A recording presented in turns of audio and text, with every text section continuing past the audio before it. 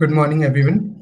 It's my privilege to present Sushant School of Planning and Development for welcoming the distinguished speakers, panelists, and audience this afternoon. Charles Montgomery once quoted on Happy City: cities should make us happy by fostering emotionally intelligent design and creating closely connected communities with the benefits shared by everyone.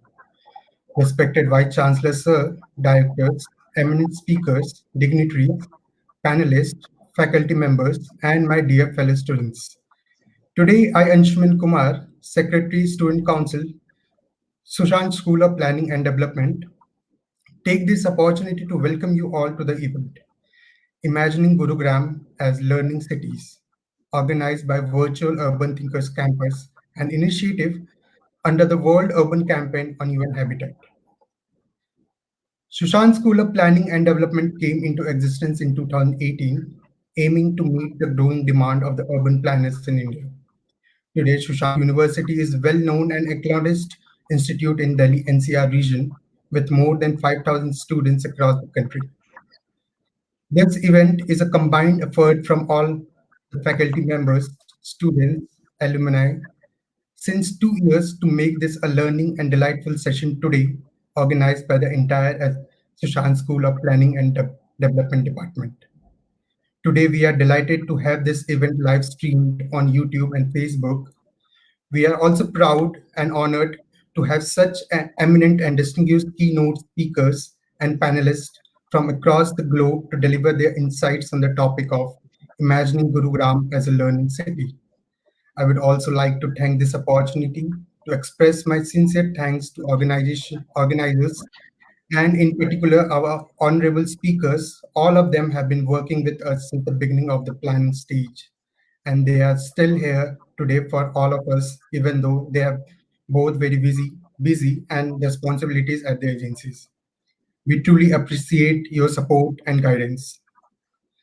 I hope today inspire the ideas and decisions around the ways that we can collectively shape Gurugram as a learning city. I warmly welcome you again. Now I will give Garima and Sheena to the floor to introduce the honorable speakers. Thank you.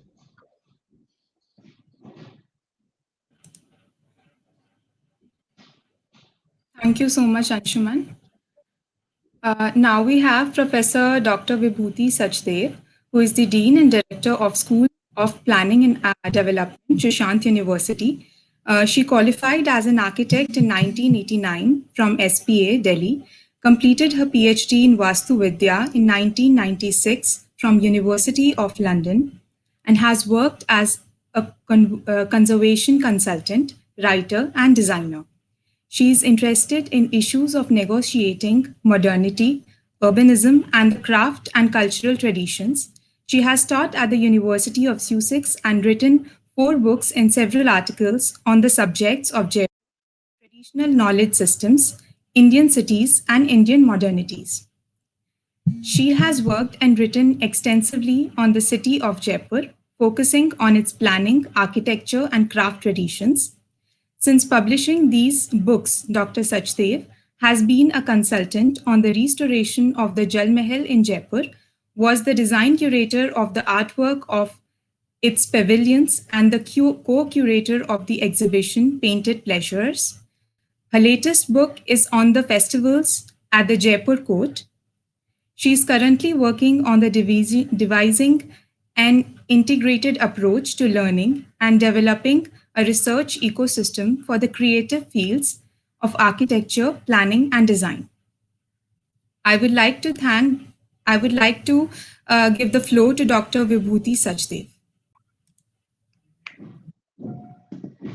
Thank you, Anshuman and Sheena, for introducing me. I'm just going to, why I'm going first is because I'll just lay out the context of what Learning City means to us, and what is the kind of agendas that it provides for us as an institution, as a as a pioneering institution in the field of planning. What is the Learning City? A learning city, as the name suggests, it's about learning is about knowledge, but learning is also about information sharing. So a city where information is shared across departments, across institutions, is something that binds the city. That is what at a very personal level, conversations are about. Conversations are about sharing information. So if you regard a city as having these mini conversations, official conversations, it's about sharing knowledge, and that's what the core of the activity of a learning city is. That information is shared freely and it's shared timely, so that action can be based upon timely sharing of information. And that is very important for progress of any city, that the information is shared in a timely and accessible manner. The other aspect of a learning city is its thread of education. Any city will have institutions that are intrinsically about learning, whether it's schools, whether it's universities. Um, Education is a thread that continues in any person's life throughout that person's life. So whether it's formal or informal, a child starts learning the moment the child is born, till your dying day you are learning. So it is about lifelong learning. It is about continuous learning, and learning in one's life is connected to one's evolution as a human being. So it is very important that this thread is uh, tracked, not just by a person, a human being, but as a collective. And when these threads as a collective are tracked in a city, the whole city learns, the whole evolution, the consciousness of the city rises, because there is collective learning of people who are engaged with this evolutionary process throughout their life. The third aspect of learning is, a city that learns. A city that learns is a city that self-learns. A city that learns is a city that takes cognizance from any situation, has learning takeaways, and evolves in that way. So that, in anybody's life, in any city's life, there are bound to be situations that are unprecedented. There are bound to be situations that surprise you, whether it's calamities, whether it's upheaval of any sort, whether it is disruption like what we are facing today in the form of pandemic. There are bound to be numerous situations in a city's life that disrupt its functioning as it was planned. And it is very important that anytime this disruption happens, that learning from that disruption helps evolve it and shows a new path in the future. And that's what a self-learning city to me is about. That a city learning itself from the situations, and that if it is processed and systematized, then it becomes sort of seamless. That anytime anything happens, that you have learning takeaways which feeds back into policies and actions, and therefore every situation helps the city to evolve. So these are the three main aspects of a learning city, and what is it? And these are actually universally applicable, regardless of the country you are in, regardless of the culture you belong to. So what is it that makes these any different in a context like India, and what is the Indian context of these universal uh, learning conditions? In the Indian context, what is of key importance is to recognize its diversity as an asset. We are diverse not only in terms of the social layering we are diverse in terms of cultural bearings, we are diverse in terms of its geography, we are diverse in terms of the needs and aspirations of its people. And and that is a huge asset for our country. Cultural diversity produces linguistic diversity, produces diversity in terms of belief systems, in terms of cultural orientations, and these are some things that we must be take into account in a big way as an asset to our country. And and what this diversity then involves is a keen sense of inclusivity, that whatever knowledge and learning that is happening is accessible regardless of the context you're from, regardless of the economic strata you belong to, and the accessibility of information and knowledge that helps each and every person grow and prosper. And that will contribute confidence in one's diversity, so that you're not excluded from knowledge sharing that is necessary for any person's growth and prosperity. This kind of knowledge sharing and learning across diverse situations also helps build trust among people. And building trust among people is very important for the growth of any city or economy or community. It is trust that binds a community. It is trust that binds an economy. It is trust that makes any nation prosper.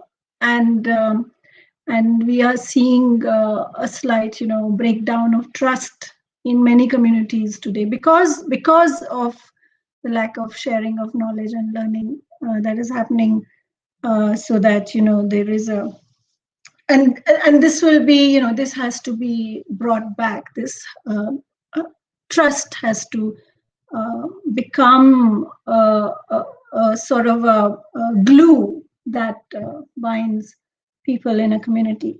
And it is this trust that will cement people into becoming care ecosystems. We have to, our policies and our initiatives have to make sure that we have pockets of care ecosystem where people look after each other, people look out for each other, people share resources in a trustful, meaningful way, people look after their environment. And once you have these little pockets of care ecosystem, it is that healthy ecosystem that will ensure that the larger ecosystem of a city, of a country will be in good health. And at the core of it, is this idea of inclusivity and trust that will bind this ecosystem. The third aspect is I want to talk about, which is related to our particular situation that we are here as participants in higher education. And higher education has a very, very important role in building of a learning city, because not just that it kind of prepares planners and designers and architects for the future. It is that sort of an incubator of ideas, where you thrash out ideas, you evaluate new ideas. It is where the next generation ideas are simmering, and these ideas once they are out in the field, that they can be implemented. So in Sushan School, in Sushan University, we have a diverse disciplines that come together in various schools, and especially in terms of the creative disciplines of planning, architecture, and design. We work very closely with each other, so that this is, and we sort of make it a habit to interact with designers and architects, because that's what planners do in reality, that they have to make, I mean, for any planning policy to be implemented in the truest sense, it has to uh, be implemented through communication with architects and designers, and so that its implementation and execution becomes seamless. So, and architects learn, designers learn a huge deal from planners as well. So this is what we call the creative cluster, and we do a lot of exciting things, urban projects, interventions within this creative cluster. The other thing that higher education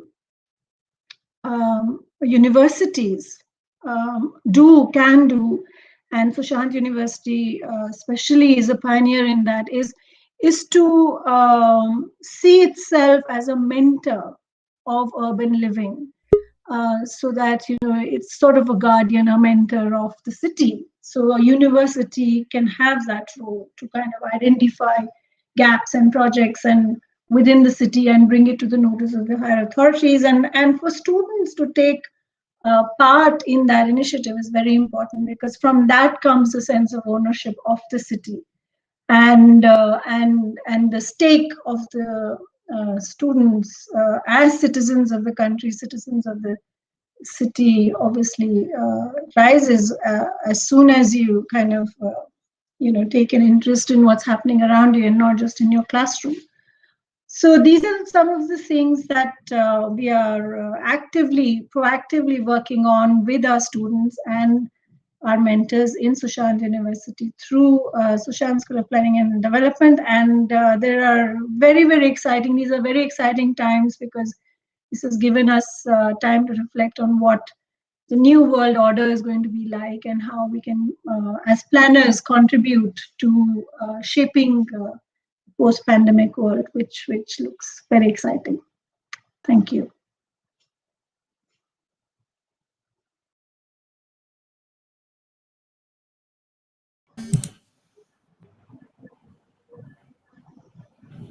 Thank you so much, Dr. Bhuti Susli. Now, I would like to welcome Dr. DNS Kumar, Vice Chancellor, Shashant University, Gurugram. Dr. DNS Kumar, a doctorate and an erudite scholar with an experience of 29 years, is currently serving as Vice Chancellor of Shashant University. Rendering his experience to students, he has worked as a professor of finance and catered to young talent by mentoring and teaching them various subjects, including strategic cost management, corporate finance, risk management, and valuation of companies. He is a master analyst in financial forensics and has pursued his specializations in valuation of companies, bankruptcy, and liquidation and recognitions. He has been conferred with the various awards and recognitions, such as Bharatiya Rashtriya Vocational Excellence Award by Sri Lakshmi Institute for Women and Rural Development, Dharawad, India in 2007, Muhammad Yunus Economic Development Award by Rural Development Organization, Belgaum in 2006, recipient of Merit Scholarship from Nijalankappa Nidhi Bangalore for being first in state of Karnataka amongst teacher children at BCom exam in 1986. Item writer for Institute of Management Account, USA, and regularly administered webinar on various contemporary topics of finance, valuation, and forensic finance. On behalf of Consultancy Training Institute, USA, Dr. Kumar seized every opportunity that came on his way and made the best of it being recognized for his efforts by renowned organization. He helped his team and organization reach its highest potential while escalating the revenue and making the places he boarded touch new horizons of the success. Now, I will give Dr. DNS Kumar the floor. Over to you, sir. Well, good afternoon to everybody. Thank you, Garima, for your wonderful words and introduction. At the very outset, on behalf of Chiranjeevi Charitable Trust, Sushant University, and my personal behalf, I extend a warm welcome to all the participants, keynote speakers, dignitaries, and ladies and gentlemen.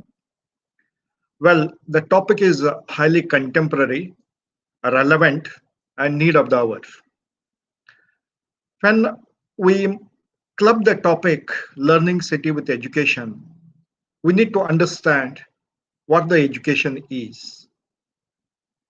There are four aspects of education. When I split based upon the views expressed by Swami Vivekananda, education is something which brings individual empowerment. At the same time, it also facilitates for social inclusion and economic development and cultural prosperity. When we see all these four individual empowerment, social inclusion, economic development, and also cultural prosperity, we will be able to see a sustainable development in maybe in province or maybe in city or maybe in a community. Recognizing all these and bit of contribution which has been made by the educational institutions across the world and in India too, some of the universities have linked the city itself to the name of the university. And if we recall such universities, maybe Stanford University, maybe Michigan University, maybe Texas University, or maybe the Singapore University. And in India, it may be Bombay University, Madras University, or Pune University, or like there's so many, Calcutta University, Bangalore University. We have so many. In other words, in order to build the cities or province or community, education plays a significant role. And therefore, universities very cautiously and consciously, derived the name of cities to the name of the universities itself. They feel the educational institutions, more particularly higher educational institutions, they feel there is an interlinked relationship between the city development and university. Because it is the university, it is the information, it is the knowledge, it is the outreach activities which the university takes for the community development, city development, province development, which starts from the educational institutions. However, unfortunately, we have seen very less interaction between educational institutions and the cities, which needs to be addressed. I understand today's and tomorrow's deliberation is going to throw light on what is the role of university in true sense in building the cities. Institutions unfortunately are focusing today in silos, but we need to break it out because education in its true perspective has to give back to the society. Giving back to the society does not mean that we only train the young students. We also have to participate in economic activities, social activities, political activities, or other developmental activities. Having said that, we can't blame only the educational institution.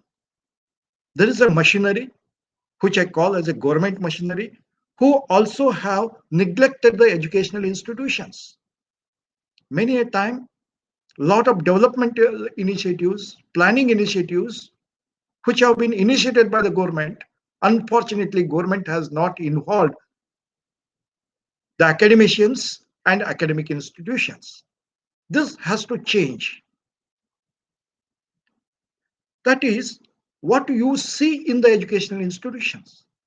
Educational institutions, they may be having so many departments, but every department has having a multiple skills and specific expertise and all. When we bring together all that expertise, we will be able to upgrade the existing ecosystem that we have.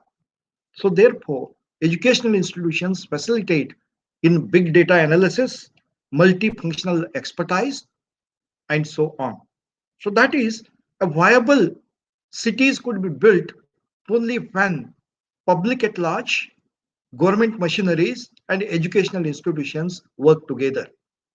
What I mean is capacity building is very essential today. And for that capacity building, many a time it may not be possible only with the help of educational institutions. The technocrats, the bureaucracy, academicians, industrialists, planners, all of us have to come together. And this is a lack. Let us take the example. Few years back, the present government announced 100 smart cities in India. But how many smart cities have kick-started? Announcement has happened from government side. Planning was not done. The perspective has been not designed. The execution is very poor. And in the execution, it again by the bureaucracy. Academic institutions are unfortunately not engaged. The community has been not taken into account. All the funding goes to again the bureaucracy and political interference is there. Academic has been totally kept aside. Then the question comes, why the educational institutions have to create the architects, planners, the designers, when the government is not interested in involving in the developmental activities? This change has to come. Then only we'll be able to build better provinces, cities, and communities. If you look into international perspective, the universities like Singapore, Stanford, Michigan, and all, who are actively engaged in, it may be pipeline project, that is the irrigation project, it may be road project, or it may be electricity grid project, or solid waste management. Academic institutions are very much engaged. We have made so many rules and regulations and provisions. If I have to give you some example, roads have been built. And who are building the roads? These are the private parties. And what is the assurance that the roads will remain for 3 years as per the norms of construction? Why don't you engage academicians who can certify the roads which have been built by the private agencies will sustain for 1 year, 2 year, or 3 year? So here requires a say by the academic institutions. And that is what the innovation comes into picture in the market. We are pretty good in replicating, but we are not good at all in innovating. So therefore, the city, the urban city, have to be created for what? In order to bring a dynamic environment wherein young minds, the students who can be engaged in the live projects, academicians who can be brought in the planning, bureaucracy which can be brought in the planning, and community which also can be brought in for execution. So this kind of atmosphere or perspective has to come. And I'm so glad to note that the School of Planning and Development, along with the government agencies or the officials, have planned this 2 days engagement and the experiential learning. I'm sure a lot of deliberations, good deliberations will happen, a lot of case studies, a lot of experiential learnings. Also students and other learners also will get an opportunity to understand, and which will be able to take it to the next level for implementation. I once again thank the organizers having given me this opportunity and wishing you all the best. Thank you so much.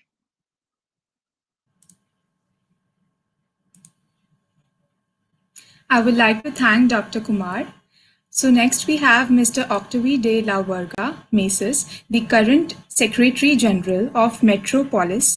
Previously, he was the Executive Director of Metropolis, Head of the Europe and International Strategy Office of the Barcelona Provincial Council, Head of the Development Cooperation Office of the Barcelona Provincial Council, and Executive Director of Orientation and Coordination Office of URBAL program. He has also been the head of the European Cooperation Council of Barcelona Provincial Council, the head of European Unit of Intermeno Oxfam Program, Information and Communication Coordinator of the Oxfam International Land, Deputy of European Coordinator of Freres des Hommes Europe.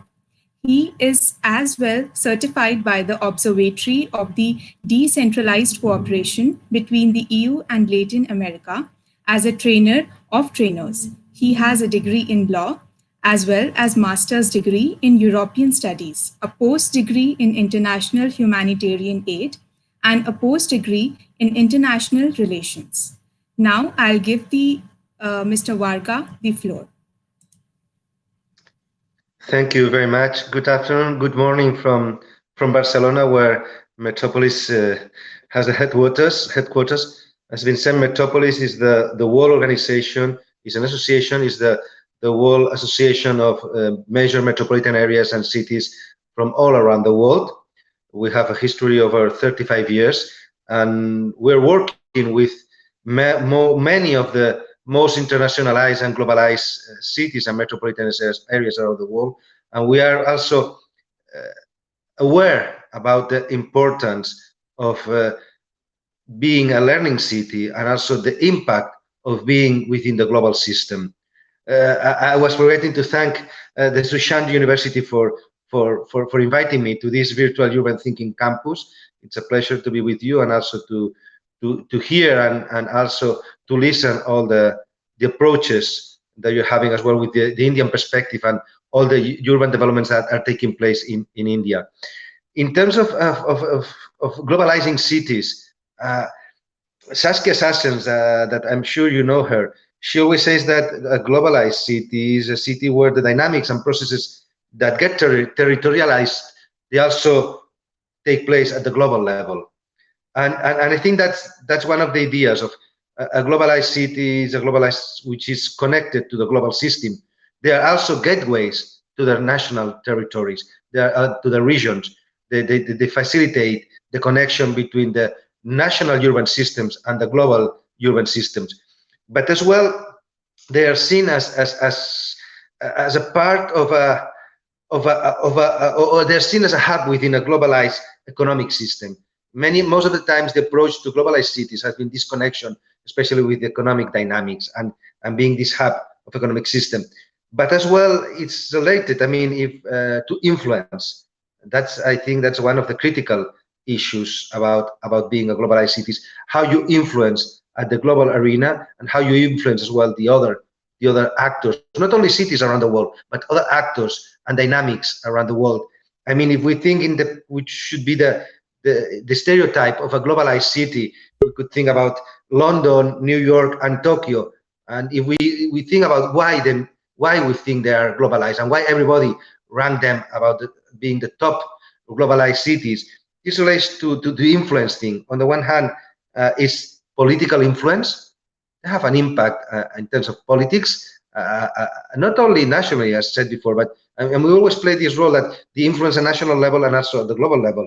Educational, they are educational centers. They have educational excellence.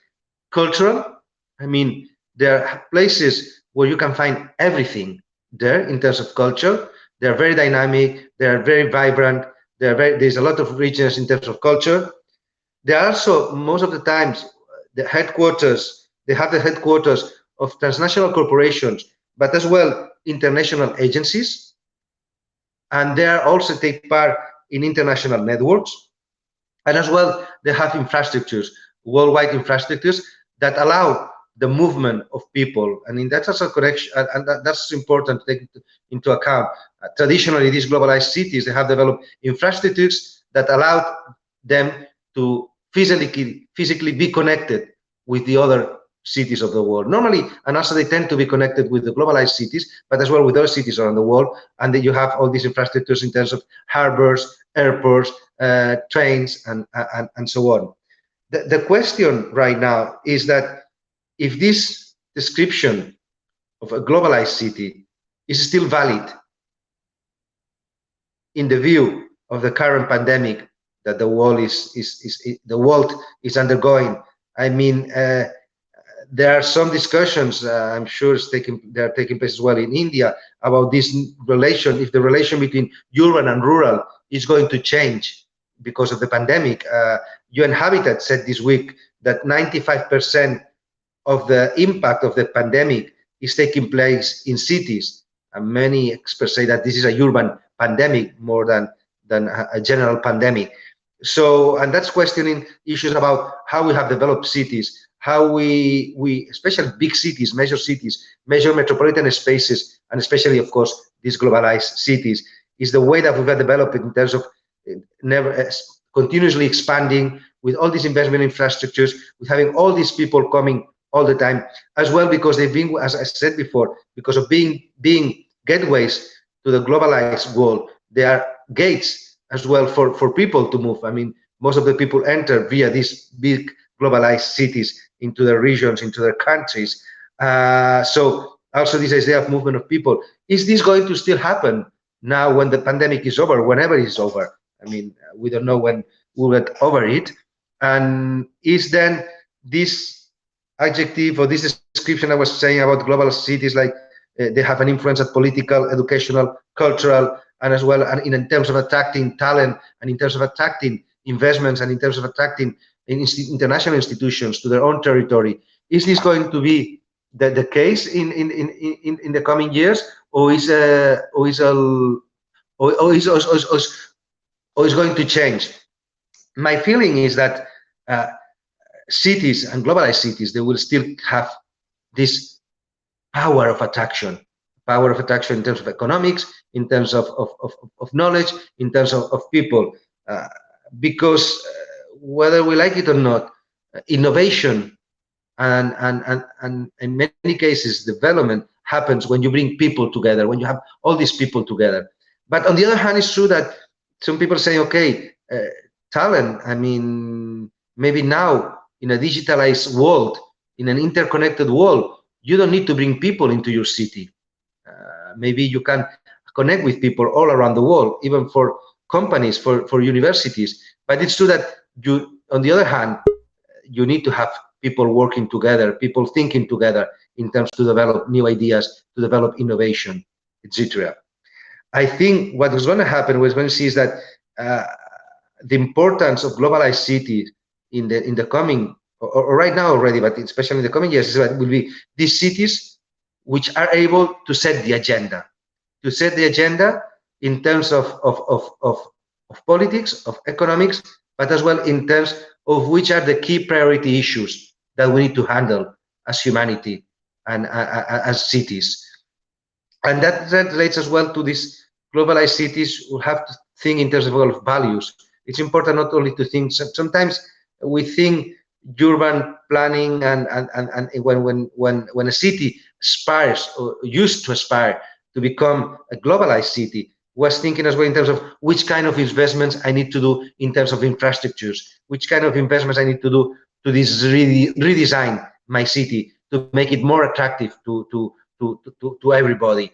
And of course, that's important, but we'll need to connect that with the values. Which kind of values we want to promote as a city to showcase our city in a globalized world? And here, I mean, there are new issues arising, and some of them have been commented in the previous interventions. One is diversity. Diversity as a critical issue to take into account. A diverse society which accepts everybody, which accepts different views, different backgrounds, and different perspectives, and that will make very strong, a very strong city if we a city that nourish and welcomes diversity. Healthy cities, and we've seen that as that's very important right now, and it's something that we are not taking really into account. So how we make healthy cities, sustainable cities, and of course there are two topics that I think will have to be taken into account as well. One is resilience, and I think in the previous interventions, resilience has been quoted. How these globalized cities are resilient if they want to be keep being global. And the other one is about digitalization. And my feeling is that we've been talking a lot about smart city and developing a smart city, and so that also we always think, when we think about the characteristics of a globalized city, we think in terms as well of a smart city. But I mean, smart city is not enough, and we are not aware about the impact that digitalization is happening. It's happening already in terms of connecting our city with other cities, in terms as well of creating more knowledge, of as well of facilitating the access of many people to resources, and as well in terms of developing businesses, and as well the investments that needs to be done in terms of digitalization, and as well in terms of having your citizens prepare to this digitalization challenge. And at the end of the day, why do we want to be a globalized city? And for me, that's something we have forgotten in the previous years when we're talking about globalized cities, is the quality of life. We're thinking, of course, of having this globalized city because it's in the ranking of the most, as said before, the city is attracting the most investment around the world, has world-class infrastructures, world-class education, and so on. That's important. But as well, if these cities, which are globalized, are not able to ensure the quality of life of the citizens, then it will be useless. And because in a globalized world, I was seeing that the capital is moving from all around everywhere. So and at the end of the day, you have a city which is globalized, but it's not taking care of an important percentage of its own population. Then we really have a problem related to inequalities, and that's happening in many globalized cities. So, and that's one of the contradictions that we should tackle right now and in the coming years, is why in globalized cities, which, as I said before in the description, it looks to nice things and it looks like they attract investments, as I said before, money, people, creativity, innovation, but at the same time, we witness as well most of the greatest inequalities, social inequalities, and we cannot escape that. And then, and the most critical thing that we need to develop in the coming years, and I think this is a new path, a new pathway, is knowledge and information sharing. Only those cities that are well connected, but also they are also to create knowledge, but as well to exchange this knowledge and be able to keep on learning all the time. And that means that it's not only about having people at the university. It means as a society, as a city, all the actors are able to learn continuously and to connect with the global learning, with the learning that's happening in other places. That's going to be the critical point in the coming years. And how then we adapt our city and we transform our institutions and what the way we work in order to be able to be a learning city. That's, I think, that will be the most important thing in the coming years. And I think that's all from my side. I think that it's important, as I said, I'm sorry, I'm just being iterative, but it's very important to say this about a global city in the coming years will be a city that has values. These values can be shared with other cities around the world, that is able to set the agenda politically as well at the global level, and also is able to share learning and be able to influence and to contribute with learning in the global system. Thank you very much.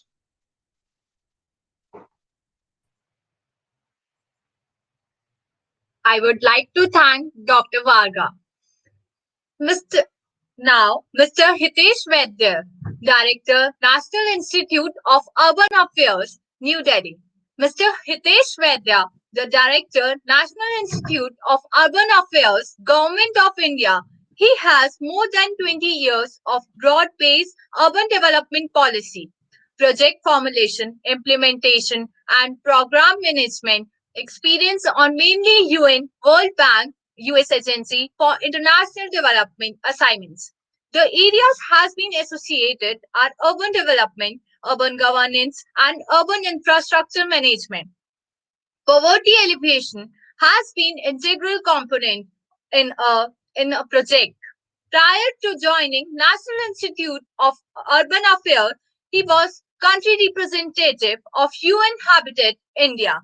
He was intensely involved in supporting an ecosystem to design and roll out of urban flagship missions in India, such as Smart Cities Mission of India.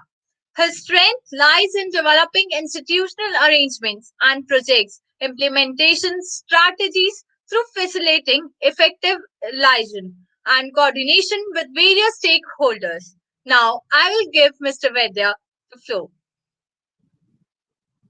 Good afternoon, everyone. And first of all, thank you for giving me an opportunity to talk to. So thanks to Chance School of Planning. Thank you, Dr. Kumar, Vice Chancellor of Chance School of Planning, Dr. Vibhuti, and Mr. Octavia. And I am the last batchman, so I hope I keep up to the expectations which have been set up by the previous players. But before I start, first of all, I want to congratulate Sushant School of Planning for organizing this event one day prior to the World Cities Day, which we are celebrating tomorrow. And the main topic, which is very, very close to the topic which we are discussing, and the topic of World Cities Day this time is valuing our communities and cities. And I think this topic, imagining Gurugram as a learning city, is actually valuing our own city and our own community. So thanks for organizing this uh, event, and I think this will uh, be a great success to really start thinking what is that city we want to make. But before that, and I think it's very relevant that I should read few lines from United UN Secretary General Mr. Antonio Guterres' message, which he gave it for this World Cities Day, and I think it really talks about the topic which we are discussing today.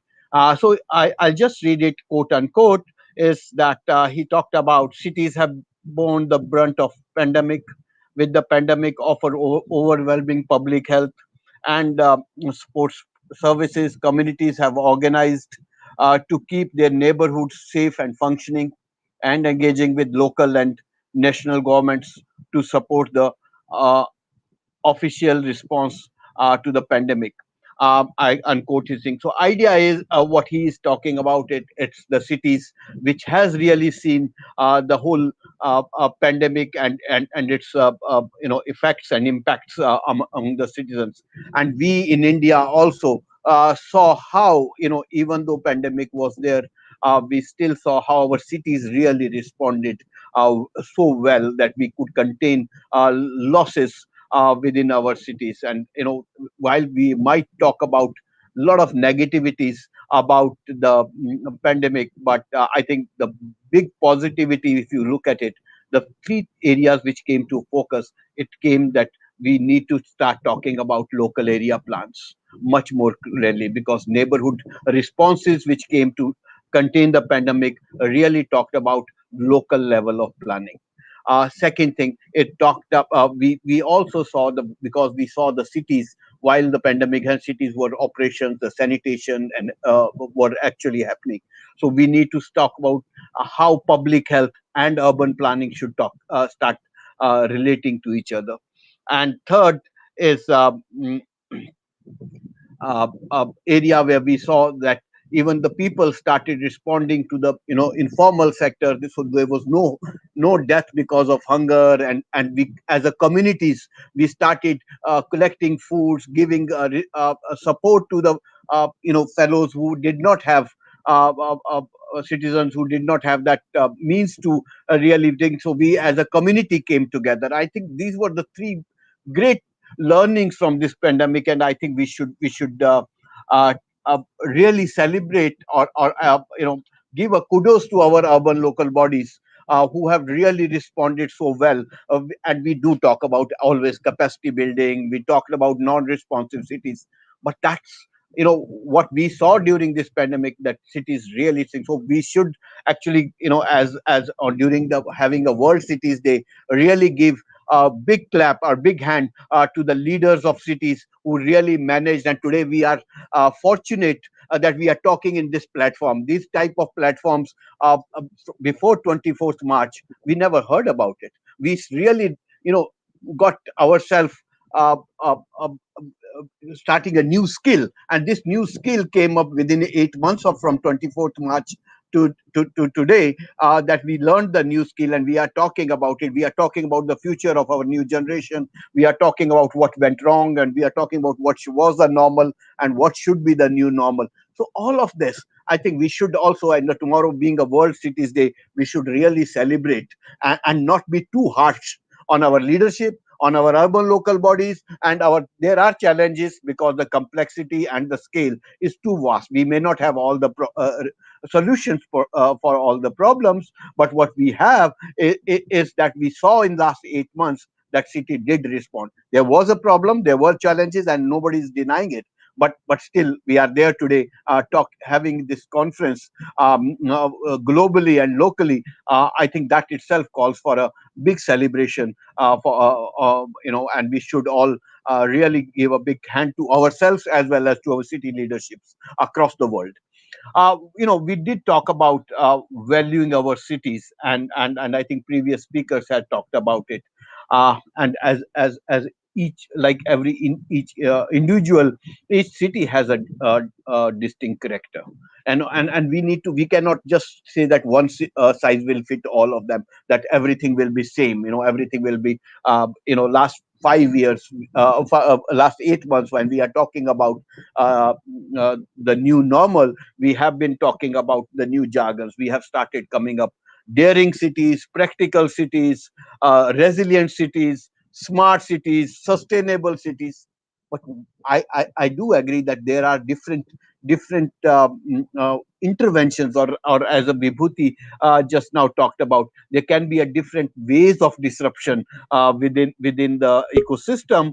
But all of these disruptions really call for a very value added, which last speaker talked about. What is that? For whom we are creating these cities? Who is the person who is going to stay in the cities? It's for the citizens. We all practitioners. We all, and no, none of us have solutions. If I say that we have a solution, India has a solution, or Brazil has a solution, we all have to learn from each other. We all have to build synergies from each other, and that's the way the global city or a global frameworks will emerge.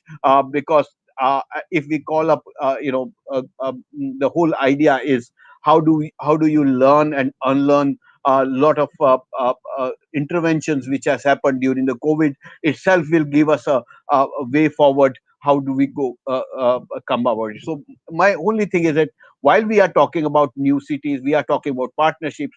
Each city has to identify its own USP, its own culture, and that USP has to be aligned within the culture of the learning within the city, that we need to define what is the growth system we want to build in. And and as I said, that we can use different interventions, but the success will be realized only when we see this in actioning. And how do we action that? How do we take this forward? And for me, like, learning from last 8 months is five things which I can say that is the way we could really action our vision of a learning city or a practical city, whatever we might call it. And one is, how do we really harness the strength of data? How do we, and I think previous speakers talked about increase information. I'm not saying only information, but how do we increase information that it becomes a tool to make the evidence based planning? And it has to be accurate information, it has to be timely information, it has to be relevant information, so that we can make informed decisions. And I think that was what we during this COVID, when we started, earlier was just the information flow, number of people dying, number of people in the hospital, number of people movement there. But when we started looking at spatially this whole information, saying which are the hotspots, which are the area which are more containment zones, which are the areas which are really good, and we started designing our strategies based on that information. I think we could really contain this pandemic and its impacts much better than what it it could have been otherwise. So I think that's what it has to be. And I particularly think this culture of learning, which we have learned in last 8 months, need to be now institutionalized and imbibed within the DNA of our local bodies. And that's the challenge. How do we really, not leave it that this was a pandemic, the pandemic is over, we move again, but how these learnings can be imbibed within the culture of organization. I think that's the challenge which we need to really think about. Second thing which I talked about, partnerships. We all saw how new partnerships emerge. We saw private sector coming up. We saw communities coming together. We saw neighborhoods coming together to solve the issues and solve the challenges. And they started talking to urban local bodies. Urban local bodies, which were like, there were two, like NGOs used to talk separately, academia used to talk separately, communities used to talk separately. And this is what we saw first time, all three or four people, organizations, or all three different ecosystems coming together to resolve it. And the idea is, how do we harness that, strengthen this collaboration and convergence of different ideas together? What type of platform can be developed at the local level, so that learning, which I think Mr. Kumar very well nicely said, how do we share this information? How do we say that what is the stake of Sushant School of Planning in the city of Gurugram? Because if you look at it, we have a school of planning in Gurugram, but if school of planning would not have happened in Gurugram, but it would have happened in Faridabad, will Gurugram make any difference to Gurugram?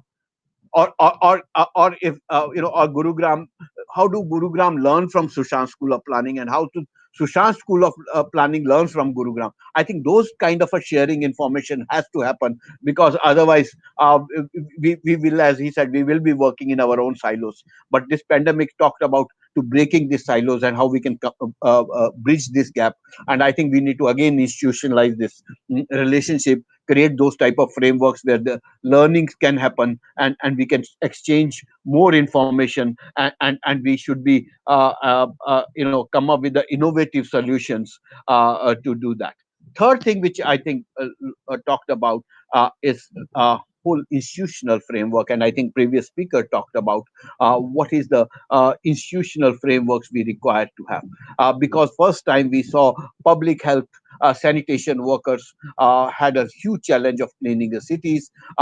We had ASHA workers who were going house to house, and trying to find out, giving a PPE kits, or trying to give some kind of advice to the citizens who are, how do they manage their house, how do they not come out, even keeping a database. So how do you really create a local level institutional frameworks where public health and the urban planning can start talking to each other? And I think this is where we need to start thinking. In India, we have been uh, uh, talking about 74th Constitution Amendment. I won't talk about it because it's a global thing, but which is talking about decentralization, devolution of power. Unfortunately, it has not happened the way it should have happened. But I think this gives us a scope to revisit and go back to the drawing board and say that, okay, if this not happen, what are the now the new solutions? And government of India has already taken I think steps, and they are already looking at this type of innovative methods, to look at, to see how we can make our urban local bodies much more successful. The second thing is the communication, and I thought this was one of the area which was very, very thing, that urban local bodies first time we saw in Delhi itself started communicating to the citizens. And I think that communication link need to be really, really stagnant. How cities and citizens start talking to each other. Right now, the cities and citizens, the discussion point is only when we have a master plans which comes to the either public consultation during its preparation in 20 years, or when the citizen go for his services from citizens. When that, but what should be the dialogue? How should we really manage things? And that interaction, that platform of civic innovation or civic collaboration has to happen much more strongly. And that's where we can make the cities as a learning cities, or a daring cities, or whatever cities we want to call of them. Lastly, I'm talking about, and other people have also talked about, that we should recognize that we have a heterogeneity of local communities, and how do we work towards bringing that different communities together. How do we make on this inclusive governance? How do we make it equitable solutions or innovations? I think that's the challenge. And in my thing, whatever action we took, whatever route of disruption we might take, we have to have four things which has to be very, very clearly identified. And these particularly feel is whatever action has to be, it has to be result oriented. We need to come up what is the result. The process is not important, the product is important, which we have realized. So process has to be lead to the product. So what are results, what are the impacts? We need to really look at impact oriented. We need to not look at a pilots, small pilots, but how these pilots can be scaled up. So whole scale up, scalable strategies has to be built up.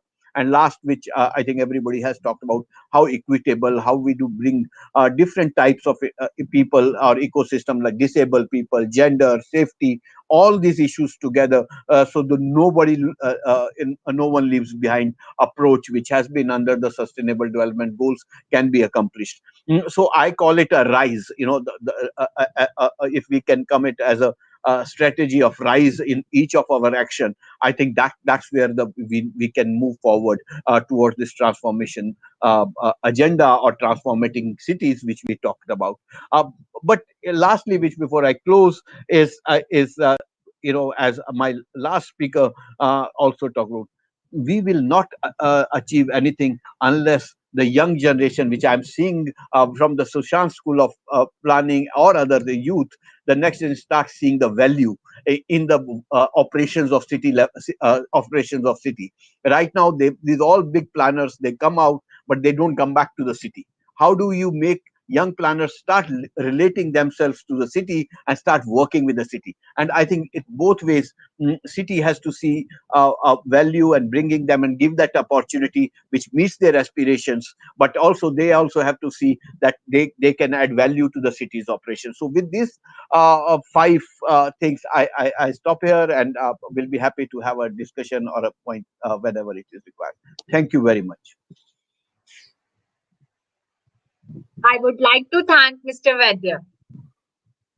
Now, I would like to welcome Mr. Arya, the President of Student Council, School of Planning and Development, to give the thanks note. Good afternoon, everyone. We would like to thank everyone present here for giving us their precious time, which is the most thoughtful gift of all. We thank the university leadership, Chancellor Sir Mr. Shankar Agarwal, Vice Chancellor Sir Dr. DNS Kumar, and our very own revered Director of Sushant School of Planning and Development, Professor Dr. Vibhuti Sachdev, for giving us this opportunity to be a part of this prestigious event. We would like to thank all the speakers and the guest speakers, Professor Dr. Vibhuti Sachdev, Dr. DNS Kumar, Mr. Octavio de la Varga, and Mr. Hitesh Vaidya for sharing their words of wisdom and illuminating our minds with their knowledge. We thank all the faculty members of Sushant School of Planning and Development, Sushant School of Art and Architecture, office staff, IT department, the whole fraternity for creating a platform that has enabled us to share our progressive thoughts and ideology. We thank our alumni for building up a reputation for us to uphold and grow. A heartfelt gratitude to all the members of the Student Council and the participants who have put in their efforts by contributing their acumen and skills.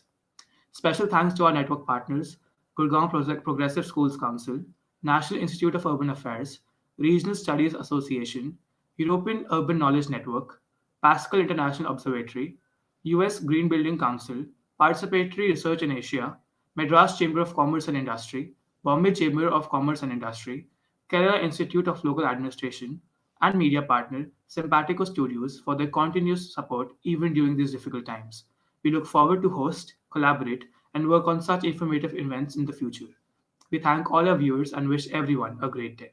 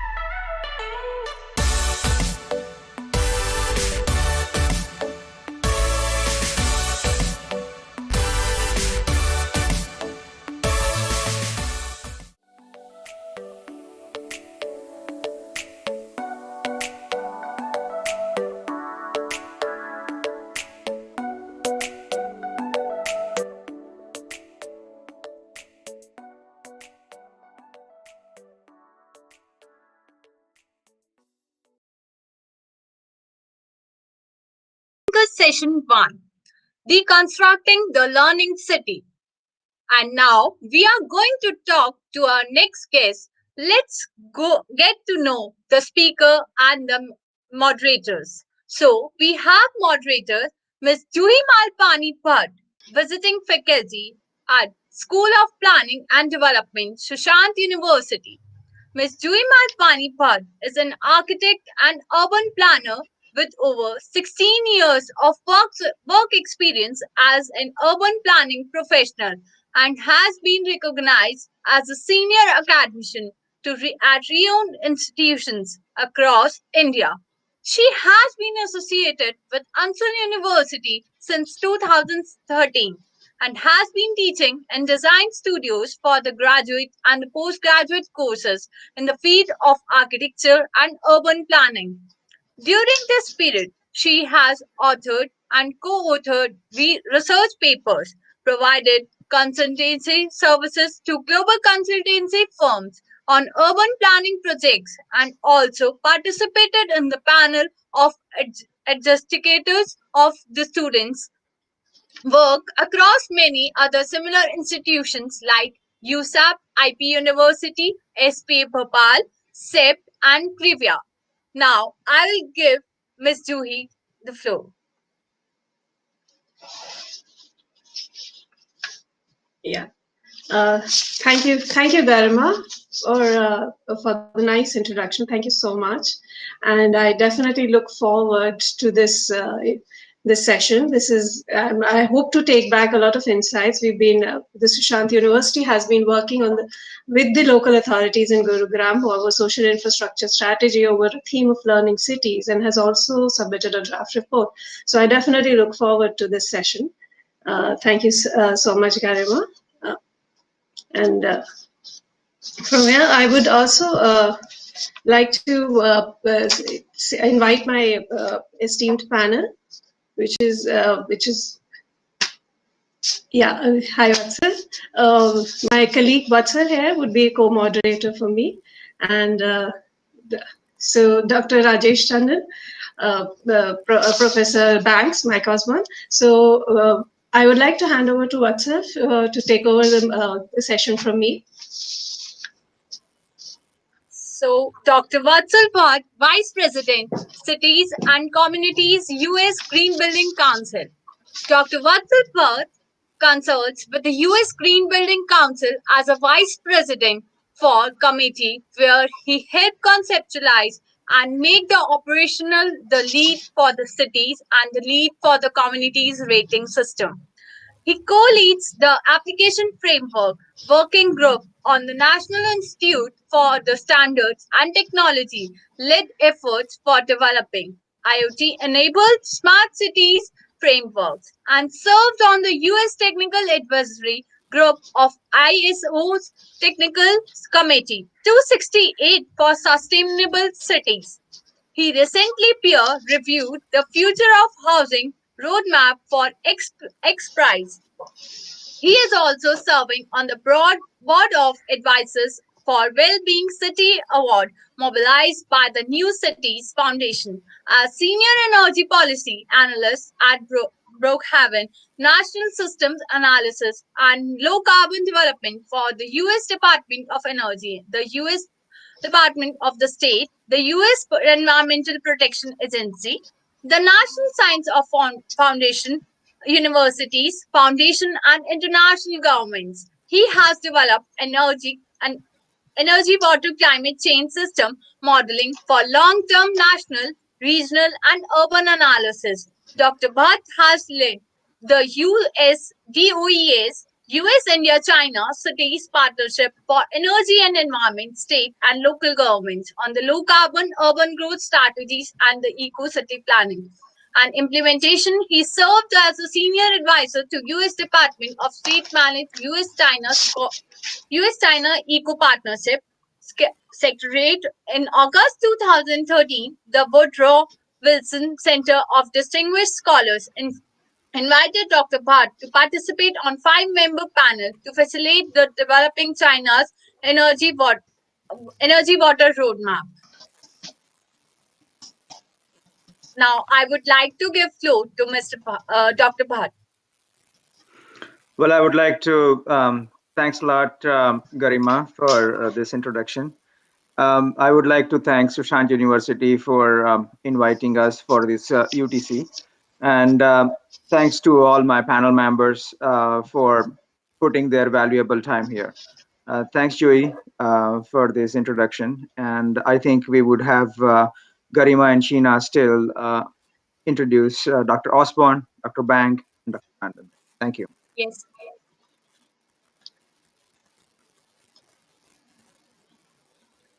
So we have now panel members, Professor Mike Osborne, Director Pascal Observatory and Co-I Center for Sustainable Healthy Learning Cities and Neighborhood University of Glasgow.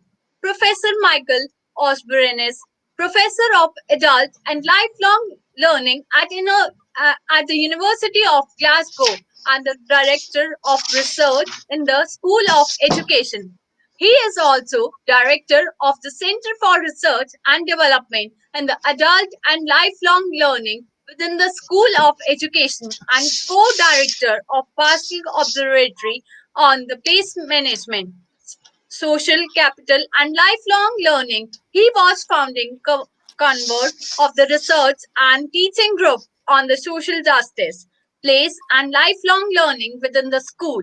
His main interests in research are the role of education in the international development, urban big data, universities, engagement with the communities widening, participation to the higher education, teaching and learning in the higher education, the VET, HE interface, and the development of the learning city and the regions.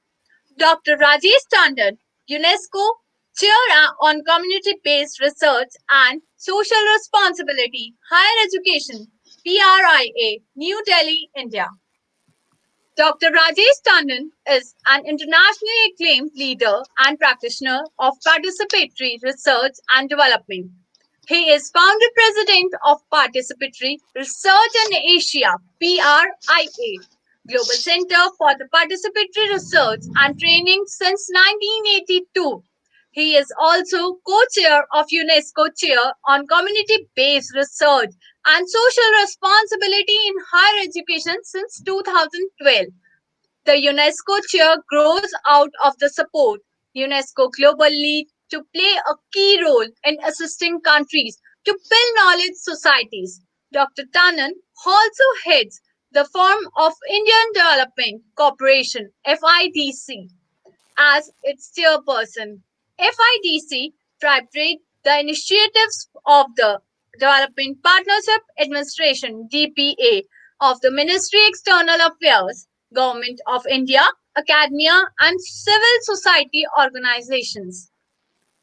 Professor Balzas Nemeth, Senior Advisor to Global Learning City, PEX Program, PEX Hungary. Dr. Habib Balaz Nemeth is a research on European adult and lifelong learning policy development and comparative education. He is an associate professor and reader in adult learning and education at the University of Pécs and the founding member of Hungarian University's Lifelong Learning Network. Millennium further research topics of his are politics, education, comparative adult education, history of European adult education and learning city, region developments in association with the Global Network Learning Cities Program of UNESCO Institute of Lifelong Learning. Balzas Nemeth is a president of UCN of 2019 to 21 period, being the responsible for policy affairs and talks. He is advice director of Pascal International Observatory for the Central East Europe, executive president and millennium. Now, floor is open for each of the moderator and panelists.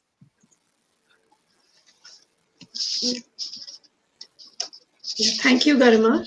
Thank you, Sheena. Thank you so much for these nice words, these kind words for all of us. And a very good evening to all of you over here. I must say, this is I'm sure, like me, or even the audience is looking forward to this panel. This panel is so enriching in terms of experience, in terms of insights that they have towards the idea of learning cities. And definitely, we do look forward to what really constitutes a learning city over here. Now, giving a background to what Sushant University has been doing in this process. Sushant University has been working with the local authorities and has worked upon a social infrastructure strategy and submitted a draft report and is looking forward to achieving and developing the city of Gurugram into a learning city.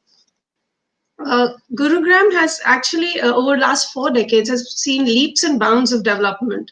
From a very small town to what it has become is a rich city, a metropolis, which is rich in its ethnicity, in terms of cultural backgrounds, even in terms of age groups. It's a city of aspirations for people. So you have a wide range of people who are coming to the city of aspirations, and the city needs to look after them, needs to embrace them, must provide an enabling environment for all of them. And I definitely look forward from this panel to take away from our research into how we can do a better job in achieving a learning city for all over here. And I would also like Vatsal to add his viewpoint to what really he's looking forward to and what the panel is expecting to do here, and actually start the session over from here. Thank you so much. Well, without much further ado, I would just get our discussion started. As Juhi, you said, we have such a very agile and upcoming new city, which has been at the center of a lot of new discussions all these years.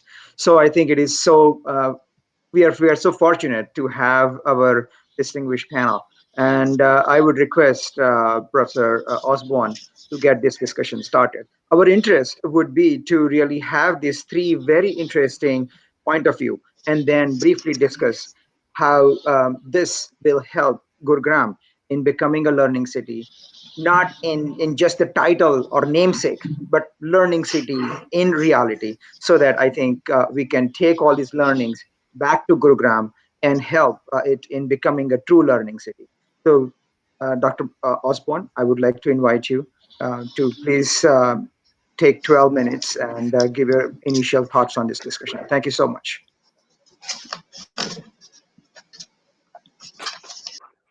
Thank you for that very warm introduction. It's a great pleasure to be able to speak at this event. A great pity that I can't be there in person, although I have visited previously.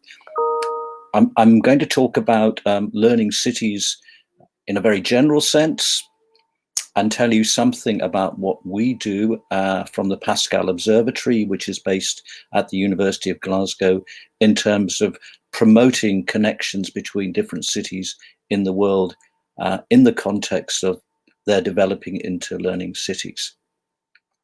So I'm speaking from Scotland. I'm speaking from the University of Glasgow, which you see in this slide. Some of you may have heard of Glasgow. It's the third oldest university in the English-speaking world. So one of those ancient universities in our terms, but also very committed to its local community. The Pascal International Observatory, of which I am one of the directors.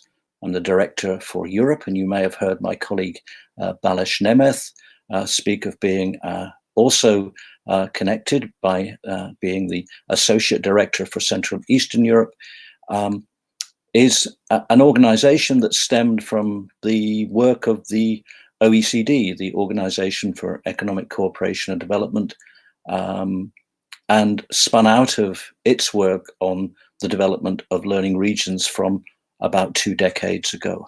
Pascal stands for Place and Social Capital and Learning. And we have 3 regional offices, the office here in Glasgow, but also offices in Australia and South Africa, and other sub-offices for each territorial area, including that which is run by Balázs in Pest in Hungary. And we will be setting up other offices quite soon, including one in Asia, because we have so many cities and universities who are working with us from Asia. Just to say what we're doing in Pascal, it's essentially summarized in these 2 points, which I've put up here. It's about enhancing the effective implementation of policies that improve the quality of life and work at local and regional levels, with an emphasis on social capital, the development of learning regions or cities, and a focus on partnership for the successful implementation of policy. Most importantly, what we do is offer a platform and processes that allow different stakeholders to cooperate with each other by providing strategic information, sharing international developments that relate to the issues of the management of place, the ways in which social capital can be enhanced, and the way in which we can create learning regions and cities. And much of that occurs through the electronic platform that we have. And that's particularly the case at the moment because of COVID-19, of course. We do organize international conferences regularly, but haven't been able to do so in recent times. So overall, we would describe ourselves as being an international innovation system, where we're facilitating collaboration between knowledge generating organizations and those who seek that knowledge, making contributions to macroeconomic, social and regulatory frameworks, creating those innovative networks that I spoke about, linking regional governments, cities, and the organizations that create knowledge. Having adequate, and I would suggest more than adequate, communication infrastructures, and in particular creating access for representatives of regional governments, as well as education and training organizations to work with each other. So the key interests that we have, and you will have determined some of that from my biography and that of Balázs, are issues such as lifelong learning, the development of the learning society, the ways in which we can create better places, the ways in which we can link people and capitalize on the development of social capital. And finally, but not least, and the thing that we're focusing on today, the development of learning cities and regions. To give you just a sample of the sorts of things we do, this was the conference that we held in 2016 in Glasgow. That was our 13th international conference. And many of our conferences have been focused on the issue of learning cities, and we called that Learning Cities 2040. We're always looking forward. And you can see the subtext there: global, local, connected, sustainable, healthy, and resilient. And that's a pointer to the fact that we're working from local levels to global levels, from global levels to local levels. We're trying to facilitate connections. And when we think about sustainability, particularly in relation to the UN Sustainable Development Goals, we're looking at a whole set of different issues, and we're particularly looking at the links between education, health, and resilience. We've been working in the field of learning regions and later learning cities for a very long time, probably for almost 20 years. We've been working on such projects, and a lot of what we've been doing has been about creating indicators and measurement techniques so that we can monitor what cities are actually doing and what the stakeholders in cities are actually doing in relation to promoting learning regions. So moving away from the rhetoric of being a learning city to the realization of that through things that we can actually measure. So here are a number of the projects, and if anyone who is listening is interested, I can give you links to all of those. So the Indicators Project was the very first thing that we did, which was part of the European Union's commitment as expressed in a program called R3L. And then we looked at the role of local and regional authorities. We created networks at European level. We created quality frameworks, and we put all of that into a reservoir of information that we called Eurolocal.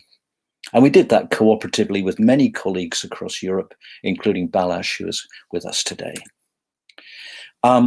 So you might say, what is a learning city? And here is a quote that comes from UNESCO, something that effectively mobilizes its resources in every sector to promote inclusive learning, revitalize learning in families and communities, and facilitate learning for and in the workplace. So it's the sense of crossing all aspects of learning at an urban level. And this next slide shows perhaps what one could think of as two continua with two what might ostensibly look like opposing foci, but in reality they do cross each other. So at one level, the focus of learning cities and certainly learning regions, when that term first was used, was the economic.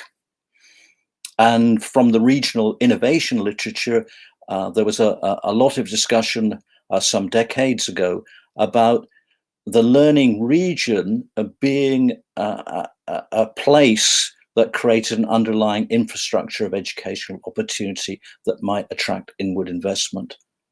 And of course, there's also a social justice focus as well, and that's particularly been emphasized in recent years. And that's really about creating learning networks that involve all stakeholders that can provide learning across the formal, non-formal, and informal sectors that create ladders of opportunities that lead to the enhancement of social cohesion and greater social inclusion for groups that have been systematically disadvantaged in terms of their opportunity. The reality is that most initiatives cross each of these two areas. At the moment, perhaps the most well-known manifestation of the Learning City framework has been developed in the last decade by UNESCO's Institute for Lifelong Learning in Hamburg. And here you see a slide which is typical of the sorts of slides that UNESCO create, the foundation, the pillars, and the roof, as it were, and which focuses on a whole range of conditions at the base for building a learning city, the building blocks, which you see as the pillars, and at the top, the wider benefits of the learning city. And this ultimately by UNESCO has been translated into 42 key features for a learning city. And some of the work that we've done here in Glasgow has been trying to actually, again, focusing on the measurement side of what we do, putting these into operationalized metrics. So in Pascal, we have a series of learning city networks where we're bringing together cities and other organizations around the world. And these networks cover, as you can see in this screenshot, which I've taken, several areas: reimagining inclusive economic futures, meeting today's challenges for a better future, the eco-well model, which we have developed in Pascal, which is an holistic model which links the economic, the cultural, and the environmental and the social together. We've been concerned about connecting urban and rural settings. We've got a particular focus on museums, heritage, and education. We've got another network which is looking specifically inclusion, and another network which is the faith-based learning city network, which works out of New York, which is focusing on the role of faith, spirituality, and religion in promoting learning in urban settings. And that's just a little map showing some of our participants in the Learning Cities network. You see a little gap there in Asia. As yet, we don't have a member of our network from India. I should tell you that quite soon we will have 2 members from Bangladesh who are just joining, Dhaka and Khulna. And so there is an opportunity for Gurugram to become the first member of our Pascal Learning Cities network, and we would welcome you if you wish to do that. And that is important, I think, because from what I can see of work that's going on in the world, much of the leadership of learning city development is coming from Asia, in particular from countries such as China, the Republic of Korea, and Taiwan.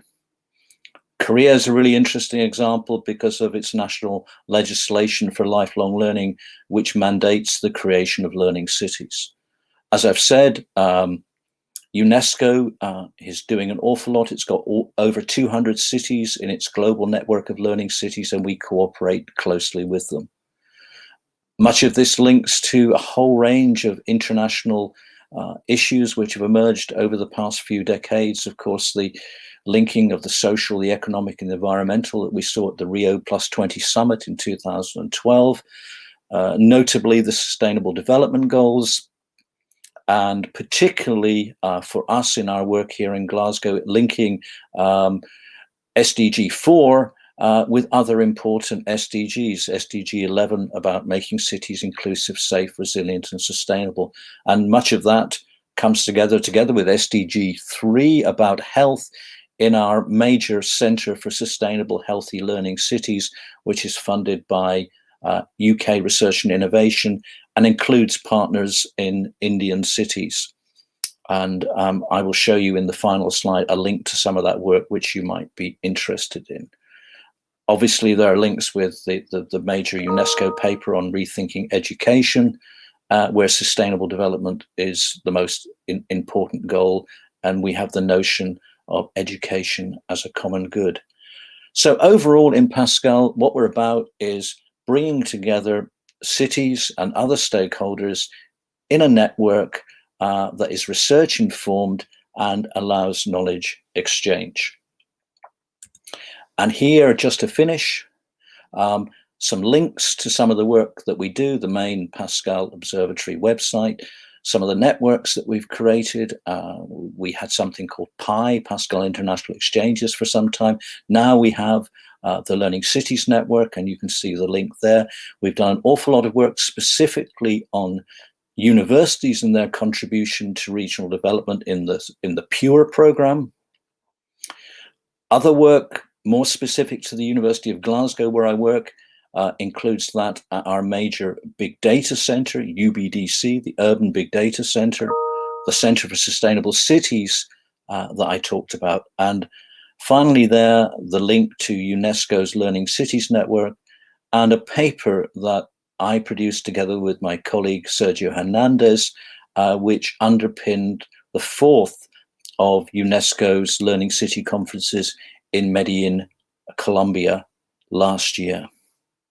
So I'll end at that point, and if there are any comments or questions, I can take them. Thank you so much, Dr. Osborne. I think we would have those questions being taken a little later on, but I'm very happy with your very visionary upfront presentation talking about the Learning Cities Network, where you tried to emphasize that it is about enhancing social capital with international innovation and collaboration. And mainly Learning Cities provide the education infrastructure to improve economic and social opportunities for people, for a social cohesion and all. And you also very simply highlighted such a vast network that you have and invited Gurugram to become its first Learning City partner from India. So with that, we are very excited. Sushant University is very excited, I'm sure. And I would hand it over to Juhi, who would introduce our next panel member. Thank you. Thank you, Vatsa. It was quite an interesting talk for me also, from Dr. Osborne, because many a times in a city like Indian city, it is understood that social interventions may not be so sounded in terms of returns and investments. But actually, that is quite a nice insight that we've got, and which defies what is understood over here. Now, without any further delay, I would like to invite Dr. Rajesh Tandon to share his views and his experiences with us on this, because he's been working a lot with the communities and universities. So Dr. Tandon, over to you.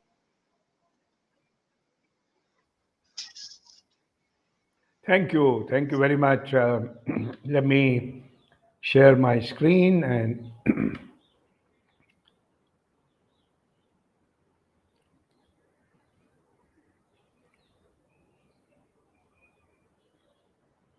no, not this. Let me see where my presentation is with me, and I have to put it to you.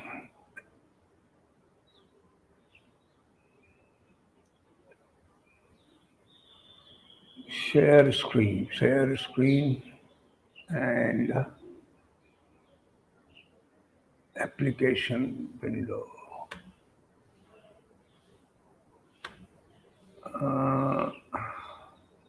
Your entire screen. Okay, I found it. My screen is so small.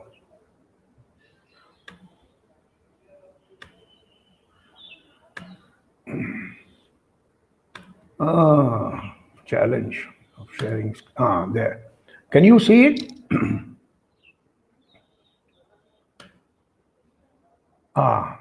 Oh, it was there. It went away. Where did it go? This is the screen, and let me share it now. Share, don't go away. Oh. Can you see it now? No, we cannot still see it. No, you can't see it? No, we can't. Oh my God. I can see it, but it is And you have a copy. You can't share it from there, I guess. I don't think Let we me have the copy. So you have the button called share screen right Yeah, below. it has. I put it in that. Yeah, well, yeah, I'm putting it in that share screen only. No, share screen. Yeah, yeah. Hmm.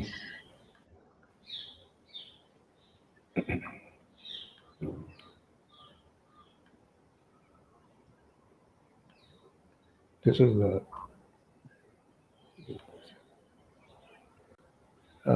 This is the. Technology. Yeah. I'm trying to. Yes. No problem. Now you Now Is we it, can see us. you can see it? yes, we can Yes, see sir. it. Oh, wonderful. Now I.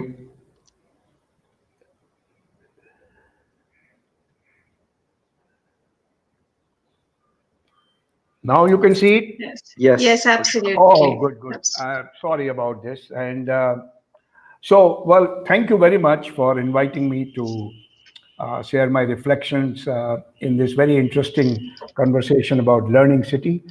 About a year ago, I think it was in February, that I was in Shushan's University talking about this idea with colleagues. Some of you were there.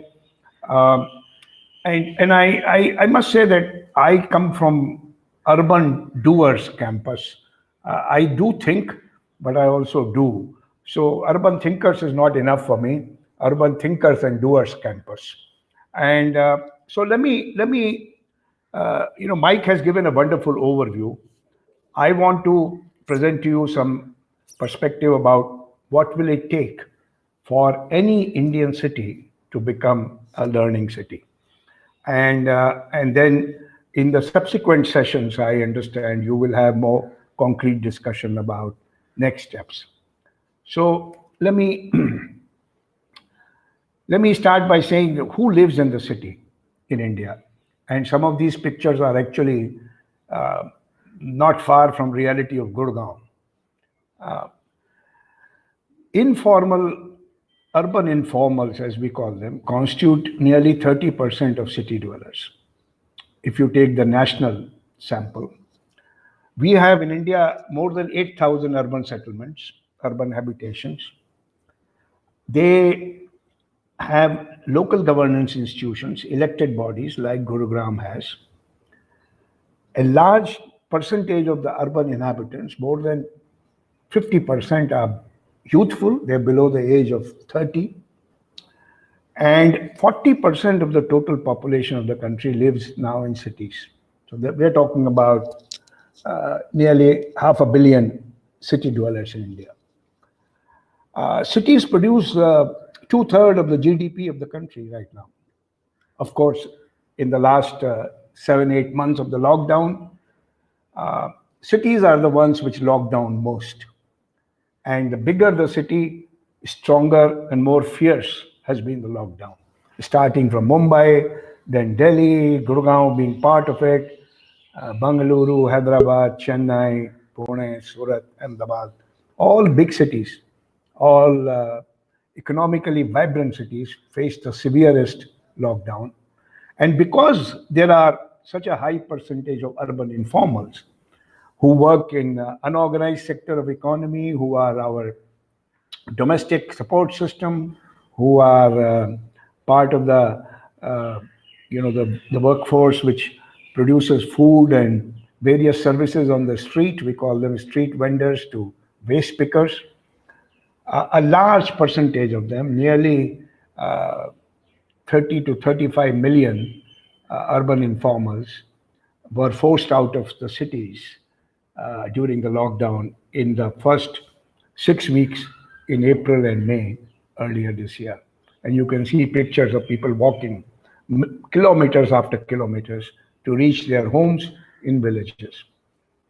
So cities right now, or Indian cities right now, are actually facing a crisis of social capital and trust. For a vast majority of the informals, the well settled, high rise living, gated community middle class has abandoned them. And therefore, when we return to operationalizing our ideas of learning city, as Mike was saying, without nurturing and reconstructing social capital and mutual trust, learning environment in the cities will not flourish. India has become increasingly unequal society. It is the second most unequal society. A recent survey was released just 2 weeks ago. 4 or 5 days ago, a report by Pratham on access to primary and secondary education showed that a large number of families do not have technology, platforms, or devices to be able to continue their education. Informal settlements in cities like Gurugram may not be visible, but they contribute nearly 10% of cities' GDP. This is based on a survey we did 4 or 5 years ago in 25 cities in India. So the starting point to remember is that there are all kinds of citizens in Indian cities. Cities represent the inequality of the country far more than the countryside, and therefore any conversation about learning cities must take into account all citizens and not just those who live in formal, gated, well constructed, and air conditioned households. Now, I'm showing you how learning in cities happens. Learning in cities, as Mike was saying, we need to look at learning from the lifelong learning perspective. And this perspective has become increasingly more important in the post-COVID context, because in order to deal with this infection, we had to learn basic preventive healthcare steps at the individual and family level. We had to learn ways in which we can do work from home. Those of us who are used to working in offices found it very difficult. Of course, a lot of people work in other people's homes, domestic workers, for example, maids, drivers, vegetable vendors, caregivers, they all work in our homes. Our homes are their workplaces. And when we told them not to come to our homes, when lockdown was total, where would they go to work? So, learning, therefore, in cities is not limited to formal educational institutions, neither schools nor colleges. I think a lot of learning takes place in life, and that's why lifelong learning is life wide and life deep. There are many institutions in places like Gurugram, which are also human resource development institutions, which are training institutions where learning occurs. Learning occurs in informal ways. You can see this woman trying to do some calculation for the amount of food she sold last week. And of course, some young boy is trying to help her in doing the calculation. In Indian cities, there are what I call tuition huts. These are coaching classes starting from grade 5 up until post-secondary. And learning also happens there. There are community meetings and community centers where learning happens. So the important thing to remember is that learning in cities is not restricted to formal institutions of schools, colleges, and universities. Learning happens in a variety of contexts. Learning happens linked to life, and learning happens for life. So learning happens for qualification. You receive certification, you gain domain knowledge, you become a professional. By the way, this woman who sells tea is a first-class professional. She has not been to Sushant Institute for certification, nor has Priya given her any certification. But she's a professional because she's been doing this job for 20 years, does it well, makes an income, takes huge risks, and continues to live despite coronavirus disruption.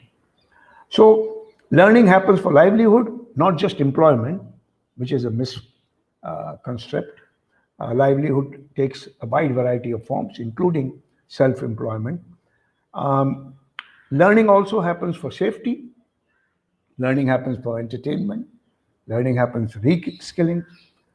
Learning, as I mentioned, was happening for COVID. And let us not forget people with disability in cities who remain invisible. Mike's suggestion that learning happens in real museums and libraries is also very important. And even though many cities have in India libraries, they have been abandoned. Public libraries have become uh, wasted spaces, and their learning resources have been wasted. And we need to find a way to revive them if we have to create learning cities. So the question is, whose learning counts? I think all citizens are learners at all stages in their life, if we take the lifelong learning perspective. So we need schools, we need colleges. There are schools being run in our cities in informal locations, like you see those kids sitting around. Of course, they're also running, each having a desktop in front or a laptop. You remember I spoke to you about learning happening through a variety of tuition huts. And the last slide on the bottom, you see on the right hand side, it's a listing. These are the tuition huts all around our cities. All kinds of tuition is going on. People are being prepared to enter colleges, are being prepared to leave colleges, enter work life, enter a competitive examination. And then, of course, there is this young girl from an informal settlement whose parents have gone to work, and she puts some charts with a brick and is trying to do some counting. So, learning places are the entire city. And this is where I think Mike's proposition of place based learning is very important. So long as we don't forget that places can be informal and places need not necessarily be formal educational or schooling institutions. Places like libraries and museums are as important as parks, streets, and neighborhoods. And in our cities, parks and streets and neighborhoods have become restricted, particularly during the lockdown as mobility was restricted. But how much learning can happen if you have open spaces which are welcoming spaces? And as the anchors of this session have mentioned, welcoming Gurgaon is a welcoming city, provided it welcomes all types of residents.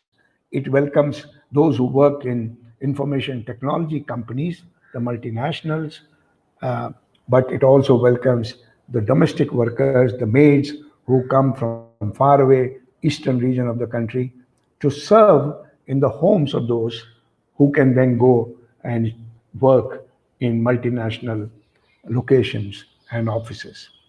So, welcoming to newcomers in cities is an important criteria to become a learning city.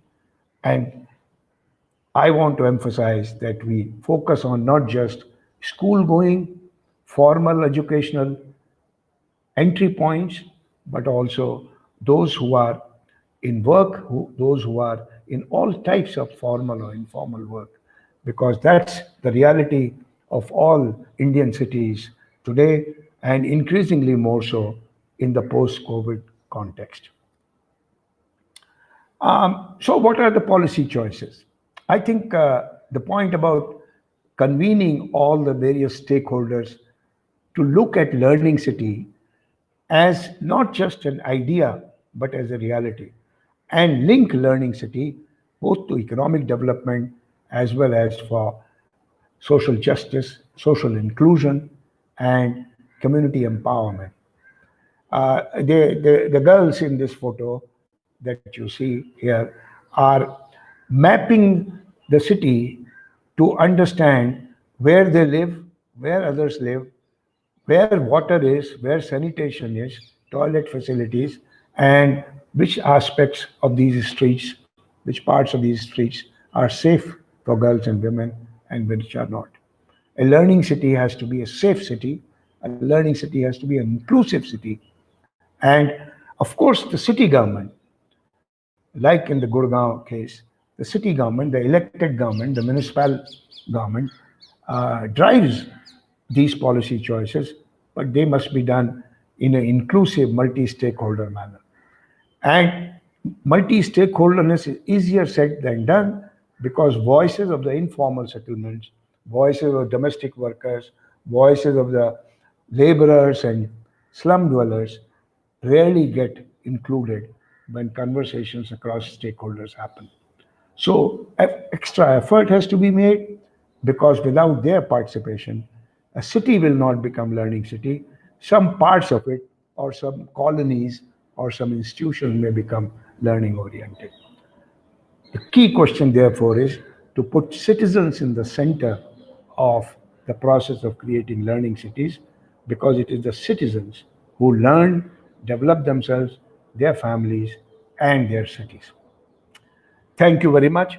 I am happy to share some links to the work that we have been doing.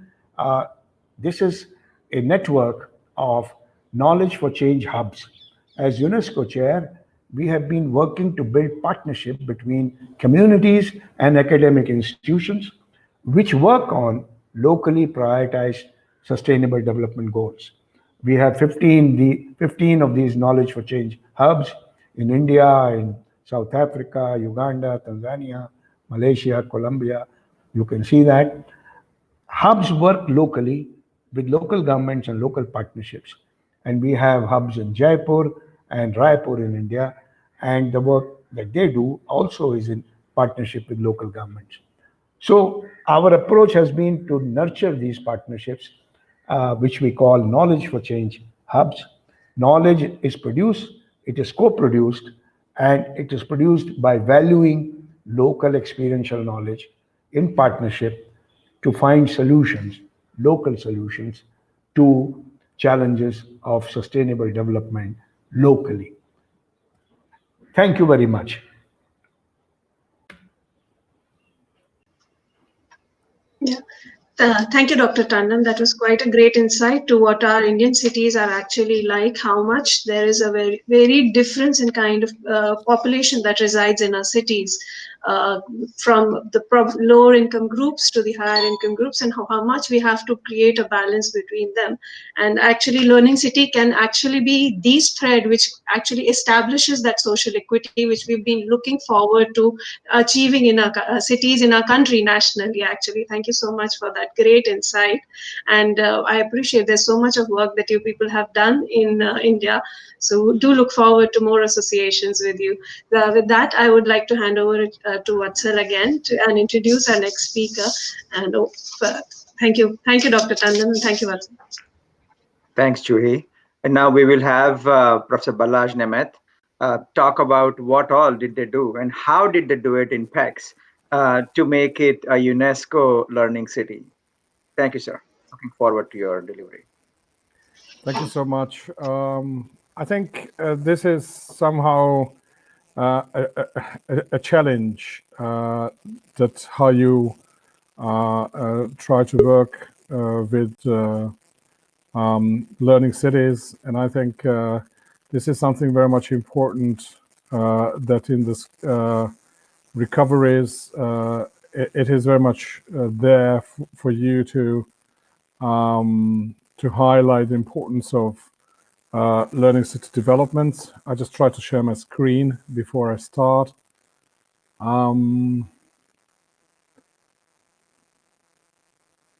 This is it. I hope you can see the screen. Can you please give me a just a reflection whether you can see it?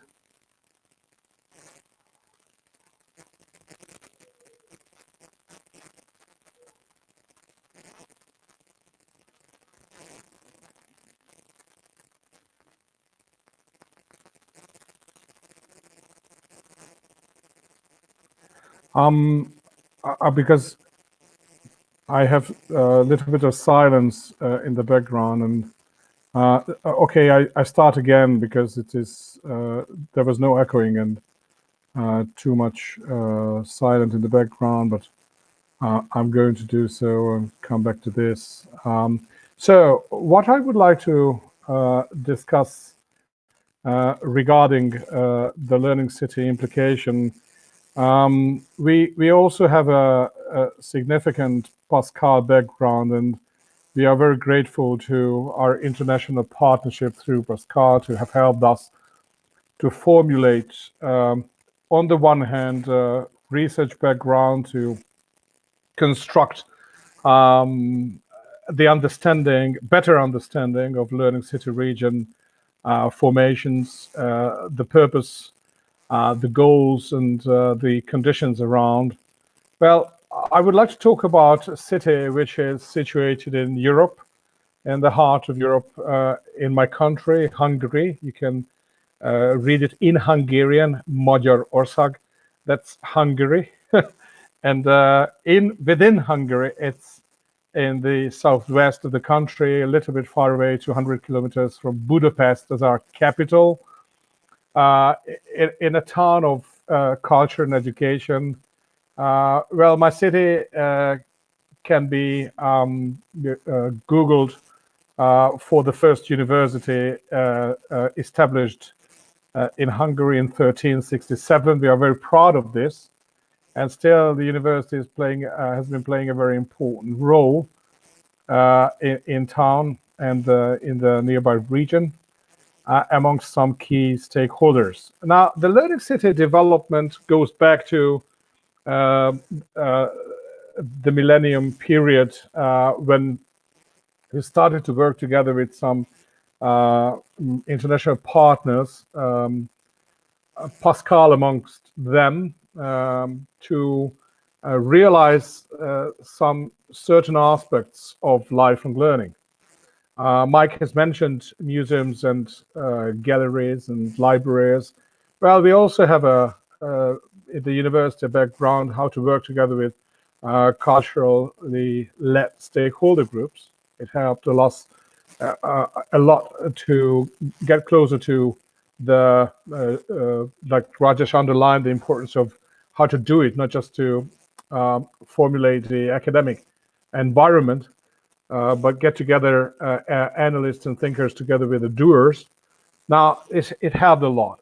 Some projects we try to establish our activities, and then we moved into some actions around 2010 when Page became a cultural capital of Europe, one of the cultural capitals for that year. And we also hosted several meetings, European meetings, and by 2012 we moved in to UNESCO's Global Learning City Initiative and started to be the part of a survey the following year, and accordingly established the Learning City Region Forum in order to step forward to make learning city developments and learning festival developments realized. We have a vision in our city still living that in order to change the character of the city, which became a challenge, is something that we have to build on the community of learners to collect and share good practices. In a region, in a country where lifelong learning is still the part of a huge challenging issue, how to change the mentality of people around learning, which is still considered for a number of adults as a burden. Now, again, our city is on a journey to move away from old heavy industries to light industries, and with some innovations in health industry, green industries, etc. And this gave us a good ground to change for emphasizing cooperation with stakeholders. with a number of challenges. I just mentioned some of them: how to shift to something new, economic structures, how to respond to demographic matters, which is very much apparent in the Northern Hemisphere. We also have a challenge of the fall in the number of skilled workers, and how to prepare young people, younger generations for new vocations, and at the same time to how to raise participation in lifelong learning with its intergenerational and intercultural aspects. To implement this, we try to support the city to develop its strategy for urban development, and now it is again the time when the city is trying to reconfigure its development strategy, and our learning city aspiration has been integrated into this, and I will have to report back upon these developments to Mike later on this year. We have a number of movements based on NGOs, and what I would like to emphasize here is that our learning city developments has been kept bottom up, which is very unusual in a number of European countries, especially with the background of former socialist environments and countries, politically speaking, in transition to move away from this past into modern democratic structures. I think it's very much important to underline the necessity to how to keep things tailor-made, bottom-up, in order to work for full legitimate structures. We have a number of barriers. We had to face a number of barriers: low culture of partnership, limited time available for those people who would be involved in the program, like, for example, how to develop a learning festival, small resources available. In countries like Hungary, in the rural communities, it is sometimes very difficult to spare good financial sources, referring to education culture, opposite to economic recoveries and developments. And there was no vision around how to build up a learning city. But then we recognize that we also have some good choices for development, because there have been a growing interest among stakeholders and decision makers how to move away from the past and to formulate something new. European funds started to help us on working these aspirations to develop platforms for learning. And there was a new need to identify some trends alongside which learning can improve knowledge and skills of our local citizens, and also to improve learning conditions, to develop provision, trying to respond to growing needs of the local public.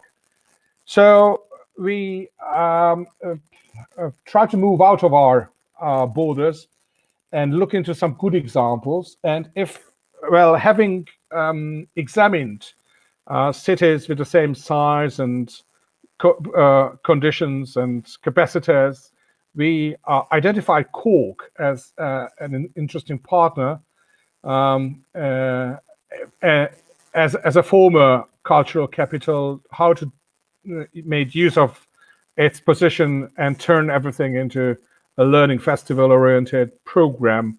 Now, if one is reading about the Cork development, Mike has just mentioned the EcoVel model. It's been used also in Cork to develop into a learning city. It's based on 4 legs: learning festival, the development of becoming a UNESCO learning city, also very significant steps in making and developing learning neighborhoods in Cork, and the EcoVel model to connect environmental, economic health and well-being. So it was a good example for us to examine. Now, we came into some realizations that it is somehow similar in the case of Page and Cork. we are not capital cities, but former cultural capitals, to build on our capacities, make use of the values of our communities, traditions. We are very much, both cities are very much culturally led. We have a lot of voluntary actions behind the development of learning festival programs and the learning city itself. And we have, both cities have good ties with Pascal and some other international platforms developing learning cities. Now, I think this is something very much important, but it's also important that pages of smaller or much smaller capacities, few inhabit, a smaller community, and Cork has got a vibrant adult education institutional structure, opposite to Page, where it is very much smaller, but at the same time rendered to vocational education training, like in many other European countries, where employment and economic recoveries are more there in the center. But if we have some potential dimensions for comparing our city developments, we also have some recognition that we need to compare ourselves to Trends International, and Pascal and UNESCO Global Network is allowing us through its clusters how to look into the impact of learning city development or on both participation and performance, to look into the matters and driving forces on collaborative actions, data collections, and so on. This is these bullet-pointed issues are still in an advanced in a status of having to be more advanced. But I think these are some very good issues to examine and to provide some further comparative studies to understand. Now, we also have some lessons when we try to identify our capacities, that we have to develop our learning city in a systemic way to keep participation of the local communities as voluntary, to develop good cases and shared with the community members, and to try working together with both state sector and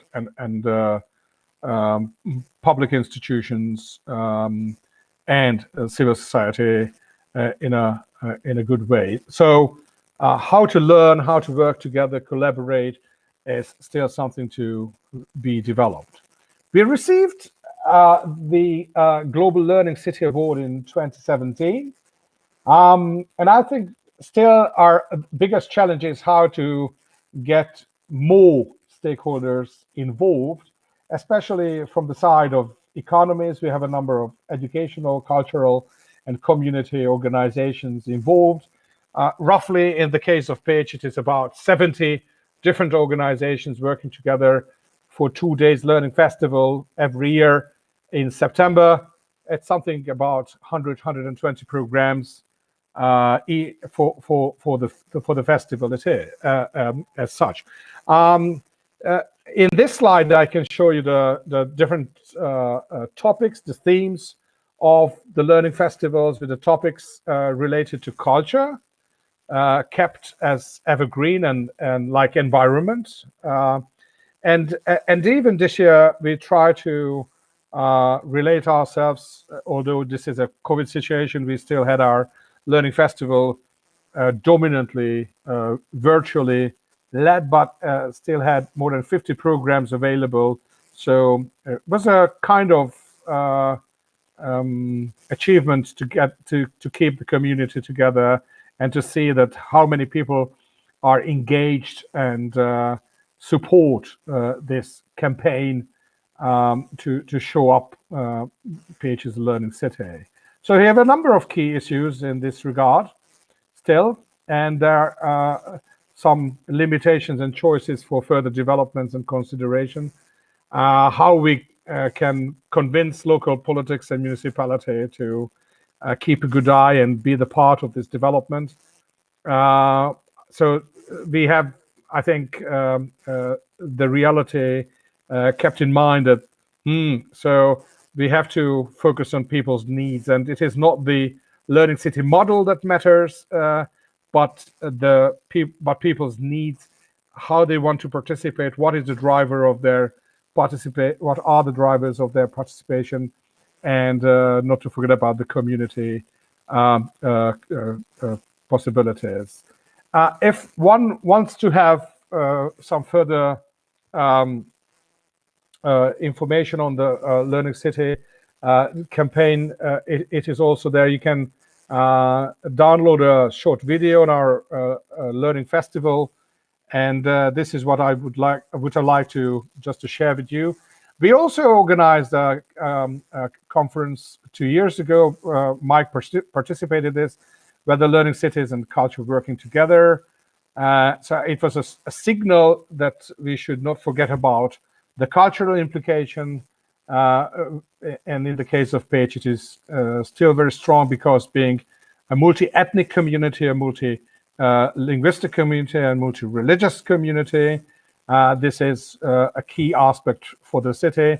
But it is still a long journey to make it developed, to understand that this is a success. And I think this is something as a message there, that adult and lifelong learning in difficult times and situation is something this to reflect. So thank you very much indeed.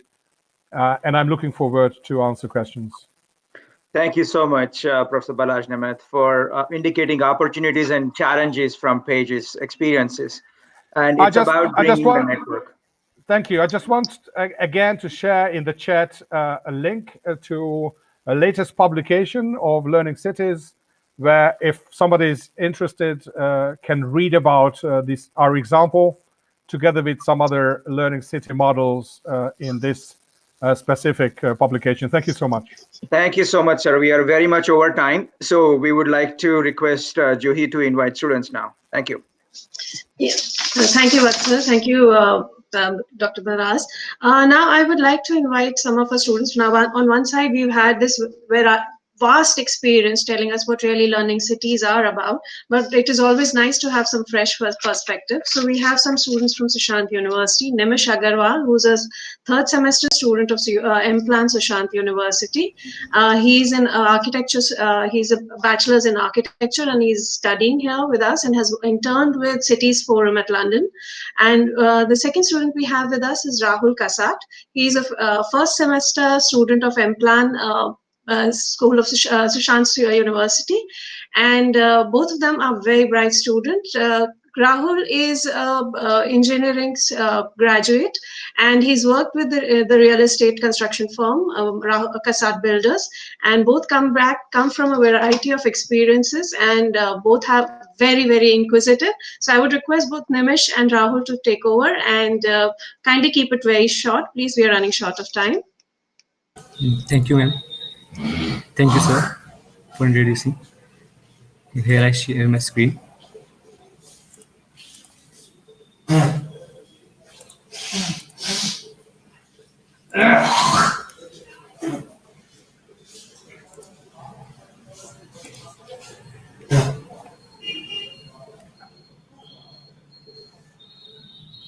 Good morning, all of you. Good evening, all of you. And here I am representing in the behalf of Sushant University and Sushant School of Planning and Development.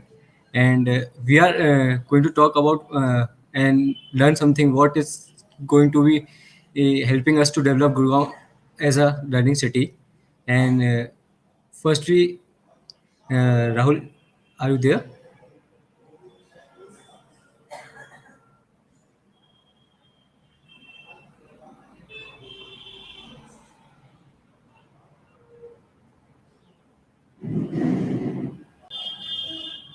Yeah, Nimish, I think Rahul is having some network issues. So can you please continue? Yeah, I continue with that. Thank you, ma'am. Yeah. Basically, first we want to understand that what is learning city. So learning city is the promoting the lifelong learning for all. It's not basically not only for the high class people or with the efficiency of having knowledge. So it's organized to resource in every sector. It is help us to strengthen learning in families and communities. It's help us to facilitate learning in and for workplaces, as many people have low income people which is not skilled. So it helps us to make them skilled so that they can work and earn. And then it is also help to develop more modern learning technologies, and by using that technology we can also develop more. Then there is always an opportunity to learn throughout life. There is no limit and no age limit to stop learning. So it is the UNESCO which states these facilities, and UNESCO Institute of Learning, Lifelong Learning. Then, what's the needs of the learning city? As we all know, the learnings always lay foundation for sustainable social, economical, and environmental development, and it's help us to acquire and to adapt changes in environment, because we have to move from one place to another. Nimish sir, Yeah. we have to start now. Okay. Yes. We have to start now. Actually, they just introduce ourselves. Uh, Okay. I So can I just start? yeah, I just represent again. Just wait. Is it visible, Rahul? Yes, yes, it is. You can start from here. I just leave here because you are not connected. So I have just started with one slide. You can continue from here.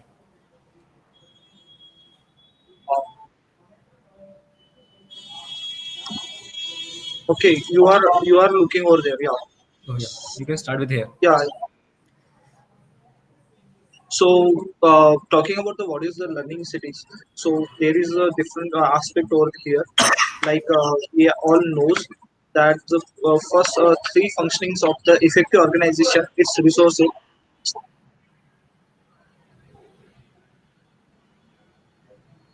Uh, Hello. uh, Yes, Rahul. yeah. Okay, I can.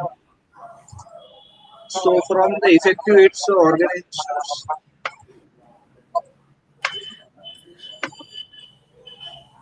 So what is learning city? The effective organization its Hello. resources in every sector. Yeah. Rahul, you can start with the what is the need of learning city from here. Okay. Okay. Sorry. It's So okay. from here, actually the need of a learning city is because of the after the retirement of the lots of people, they can engage with the communities so that they can share their knowledge with the people, the younger one. So the experiences they are going to share with the younger generation, that can be helpful for the younger generation to have the express the more into the scenario of the city, so that they can responsibly change the city into the good manner, and they can responsibly they can be a responsible citizen over here. So now talking about how do learning cities support equity and inclusion. So we can do that by promoting the educational learning opportunities for all, and offering the online learning sources which helps to develop the people with the respect to the other fields, by enabling the migrant worker to obtain the professional qualification and making them more skillful laborers, by giving them the proper education about that field, about they can have their own employment by that, and providing the career guidance to particular for the women also, so that they can have the proper guidance and they can get the knowledge, so they can build a city as well. Make the use of the culture centers that serve as the learning sites, thereby the bringing together cultures, arts, and learning. The now and creating the civics participation network that encouraging the cities to make a part in the cities decision making, and the supporting by the use of the social media and moderating the knowledge with the experience by engaging the two communities, two generation, so that they can share their experience, share their knowledges. And from here, can you share can you explain, Nimish sir? Yeah, thank you. As we are planning to make Gurgaon as a learning city, so first knowing the Gurgaon background, it's more of developed started from 1979, which is more or less a village, and as we see after 1991, the development started with a extensive range. So information technology hub it is creating and developing in a large phase, and it is one of the fastest growing urban center in India. As we see, according to 1991, after this development, they have projected for having a population of 8,70,000, which is not achieved in 2001, which is one achieved around 1,21,000. But although not achieving the population, the development do not stop. It's again and again and again developing with a efficient speed. So it has have a fortunate about 500 companies which is operational in Gurgaon. It includes American Express, General Electric, Motorola, Dell, Microsoft, IBM, and Google, which is leading companies in our country. So as a result, Gurgaon has become leading destination for India youth, middle class workers, and in the tech industry. So there is many opportunities in the city. So for developing in the phase of the city, there are some challenges as traveling in or out of the city for employment and education. There are many people who have no qualification, but they want have some earning. So there is this is the challenge. Unemployment, which include youth. There's language barrier. There is no education and skill development facilities for economically weaker section, which is a major issue with most of the countries, and our country is facing same issue. Lack of social inclusion.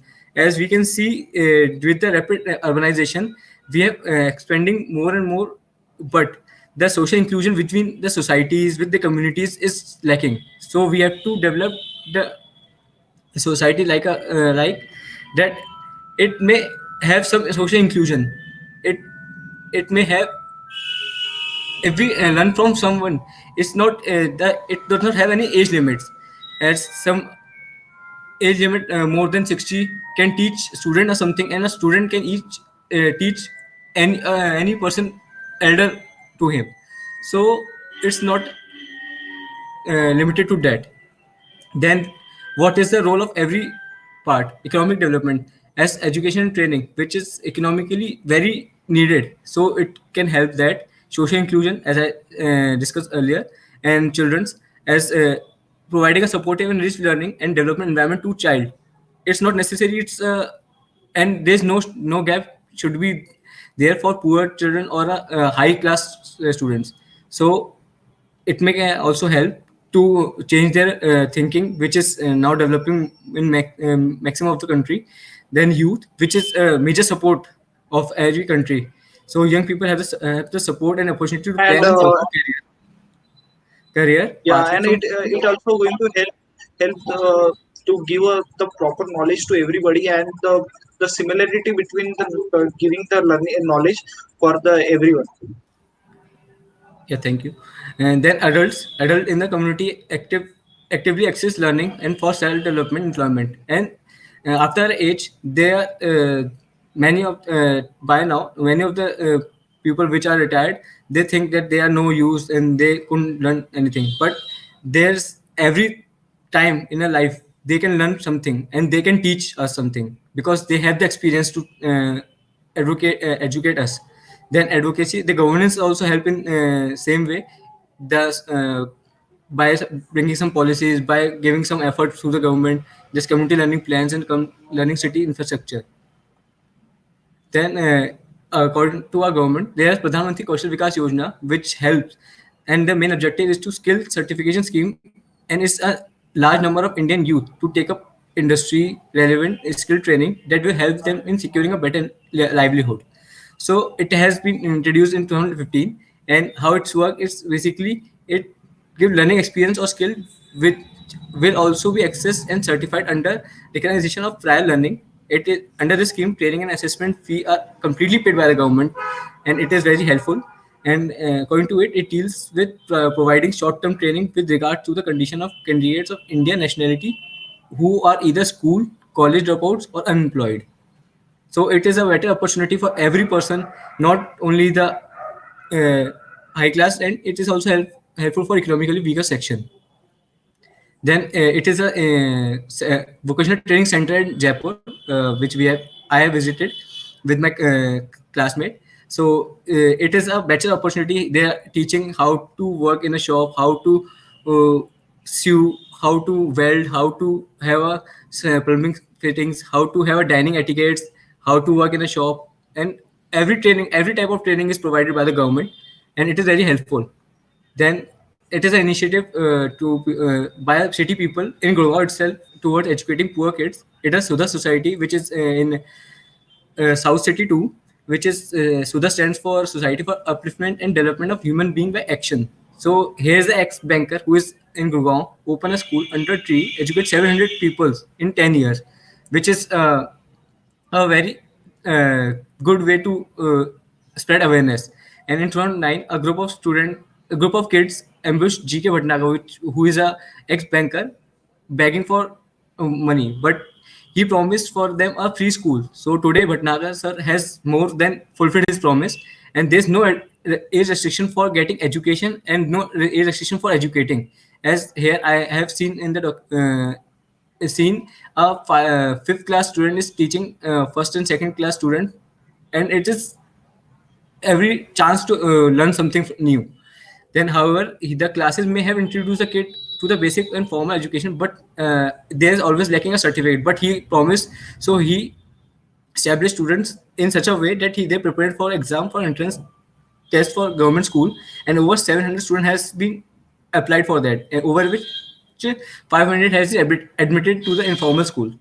So it is a better way to promote, and their motto is to achieve the objective of social justice through total development of weaker section, women, children, unprivileged, physically challenged, and undeveloped segment of the society, which is a good way to develop. Then That's a good thought. thank you, sir. Then Nimish, we need to conclude now. Yes, sir. Last slide. Thank you. Yes. Then what is the key learning we have here is economic development by stimulating job and skills, gain knowledge by adapting new skills. After these, we obviously have a personal development. Then social inclusion, which is very much needed by designing connected and environmentally sustainable communities. Respect tradition and culture, which is very much needed in the society and helps in participating in society and community life. Thank you. And I can say at the end, it's one step for a man, one giant leap for mankind by Neil Armstrong, which states many things which we are going to learn in future. Thank you, faculties, for supporting us and working for us. Thank you, Nimish, and thank you, faculty. Rahul. Thank you so much for your presentation. This was quite an insight of how the youth thinks about how society should be more inclusive, about how we can actually create, and through your experiences and through your learnings from visiting various places, that has been quite nice. Now, I would like to hand it over to Vatsal and bring on the panel so we can conclude. We're running short on time. Thank you, Nimish. Thank you, Rahul. Thank you, so I would like to request each panelist to conclude this discussion by one-liner, please. Your broader thoughts about how we can move further in this. Just a one-liner thought would be very appreciated. Thank you. We'll start with Dr. Osborne. Thank you. One line then. The presentations we've just heard from the students show that you do have the foundations of developing a learning city in Gurugram. And I would just suggest to you that you take a look at some of the work that we've done in India in the Center for Sustainable Healthy Learning Cities and Neighborhoods in Madurai and Delhi. Thank you, sir. So we welcome you. Well, I think your institution and your faculty and students are ready to reach out to all others in Gurugram and build partnerships of trust and inclusion. That is the Thank you, Dr. foundation Tandon. that we need. Dr. Balaz Nemeth. Thank you very much. I think there's a good opportunity to collect and share good ideas and to look back into the realities. And I think in the case of India, and this particular city development, if there is a strong commitment and if it is well grounded, I think people starting with the learning city development must open up to local stakeholders to improve and not to forget about people's needs. This is something that might be a good start and envisages a good advancement. And I think the international partnership can help to further collect and share good ideas. Through Pascal, it can be developed very well. Thank you so much for this. Thank you. So with this, we would conclude this discussion. I would once again thank Dr. Osborne, Dr. Tandon, and Dr. Nemeth for providing us with your valuable inputs and time. I also wanted to thank Sushant University for giving us this opportunity to get together, and Simpatico Studios for hosting us and streaming Thank you. this. Thank you, Joey. Thank you, Thank everybody. you, thank you, Namaste. thank you, everybody. Thank you, thank you, thank you, Namaste. Thank you Thank so you. much. Thank you. Thank you. Thank you.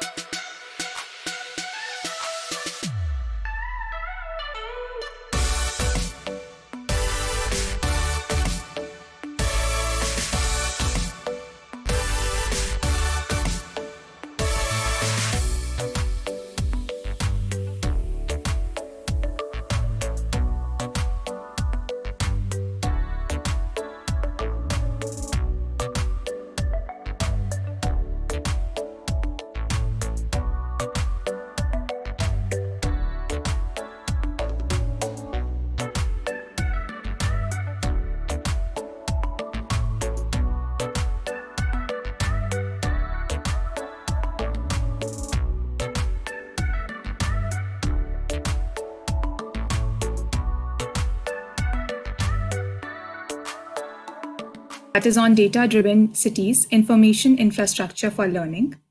So now I would like to introduce the moderators and the panel members. The moderators are Dr. Prab Bedi. Dr. Prab Bedi is a geographer, regional planner, and geospatial technology expert. Having over 20 years of experience in planning and geospatial technologies, she has served as an advisor on various regional urban environmental projects with national as well as international organizations. She has been associated with academics since 2002, being intensely involved in studio projects and thesis research. Her scholarly interests are eclectic, currently being urban legislation and governance. She has published widely on geoinformatics and urban studies situated in the geographical context settlements of Global South. She currently engaged as the program's head of Sushant School of Planning and Development, Sushant University. Next, we have Ms. Kanupriya Diol, Assistant Professor, School of Planning and Development, Sushant University. She did urban and regional planning with specialization in infrastructure planning, worked on the projects and management techniques for the mega project and various cumulative and environmental impact assessment reports. Over a year in Sushant School of Art and Architecture, she has been associated with the planning programs. She was also the part of Master Plan Development Plan Studio, which focused on the formulation of master plan for the city of Dehradun. We have Mr. R. Srinivas, Town and Country Planner, TCPO, Government of India, New Delhi. Mr. R. Srinivas is a senior town planner at the Town and Country Planning Organization, Government of India. He has been working in Town and Country Planning Organization since 1991. He has done his post-graduation Urban and Regional Planning from IIT Kharagpur and Professional Masters in Urban Planning and Management from IITC, Netherlands. He has been heading the Metropolitan and Union Territories Division and is responsible for rendering technical advice and assistance on various issues pertaining to planning and development of Delhi NCR and Chandigarh, advising and assisting the Town Planning Department of Union Territories related to urban development activities, attending to matters pertaining to World Bank and ADB-assisted urban development projects. Next, we have Dr. Simon Jose, Professor and Associate Director. Professor Simon Jose, Professor of Urban Futures in the Department of Urban Studies at University of Glasgow. His research interests encompass urban governance, smart and sustainable cities, and the use of data in policy and planning. Simon is Associated Director of the Urban Big Data Center, a research hub and national data service co-founded by the UK's Economic and Social Research Council. He is member of British Standard Institutions Smart and Sustainable Cities Committee. Next, we have Dr. Sultan Singh, Head of GIS GMDA Gurugram. Dr. Sultan Singh is the Dean and Professor of Physical Planning in School of Planning and Architecture, New Delhi. He has postgraduate degree in planning with specialization in urban and regional planning from Department of Civic Design, University of Liverpool, England, UK. He has done PhD in analysis in the planning function, a case of Metropolitan District of England. Now the floor is open for all for the discussion.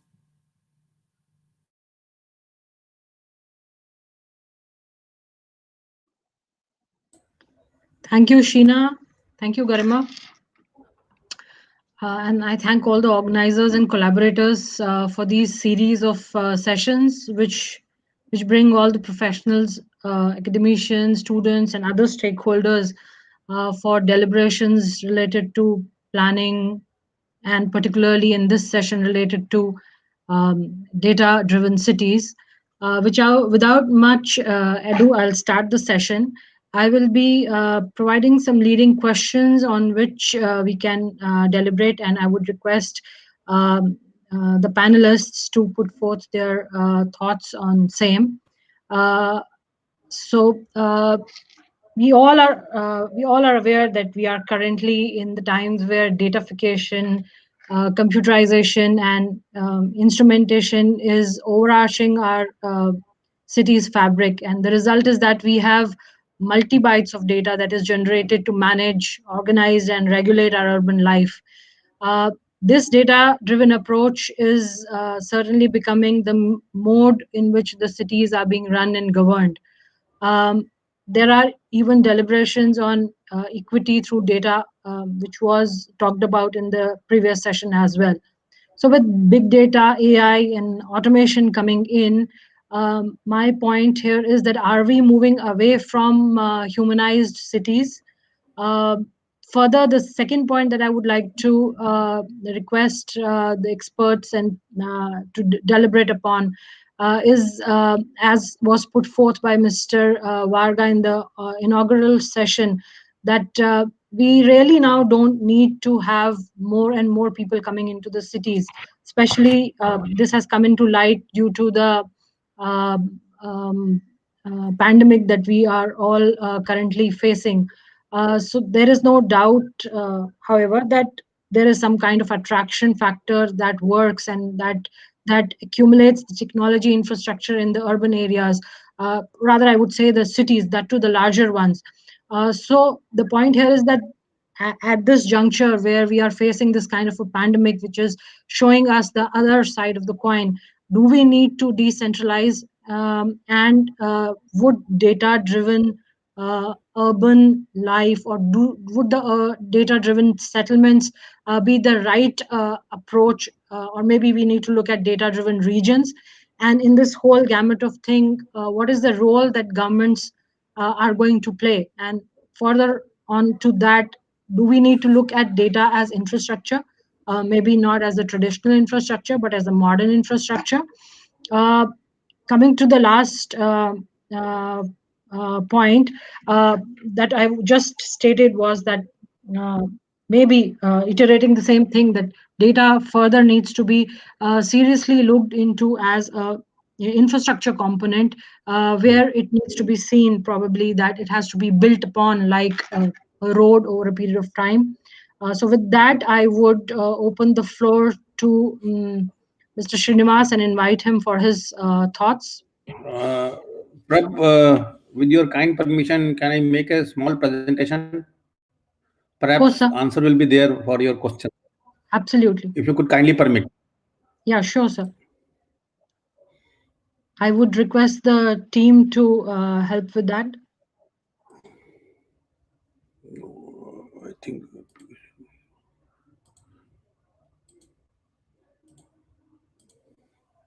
I think everybody can see the screen now. Hello, Prab. Hello. Yes. You can see the screen. Hello. We can see the screen. Prab, you can see now. Yes, sir. We can see the screen. You can put it on slideshow mode. Yes, yes. Yeah. Just a minute. I'm struggling a little bit.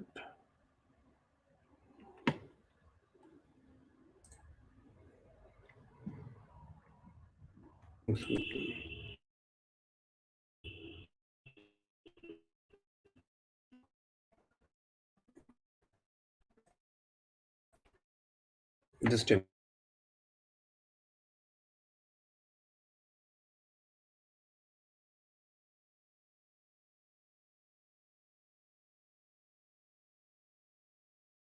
like to thank Sushant School of Planning and Development for giving me the opportunity to make a brief presentation, and then definitely we can further discuss on that.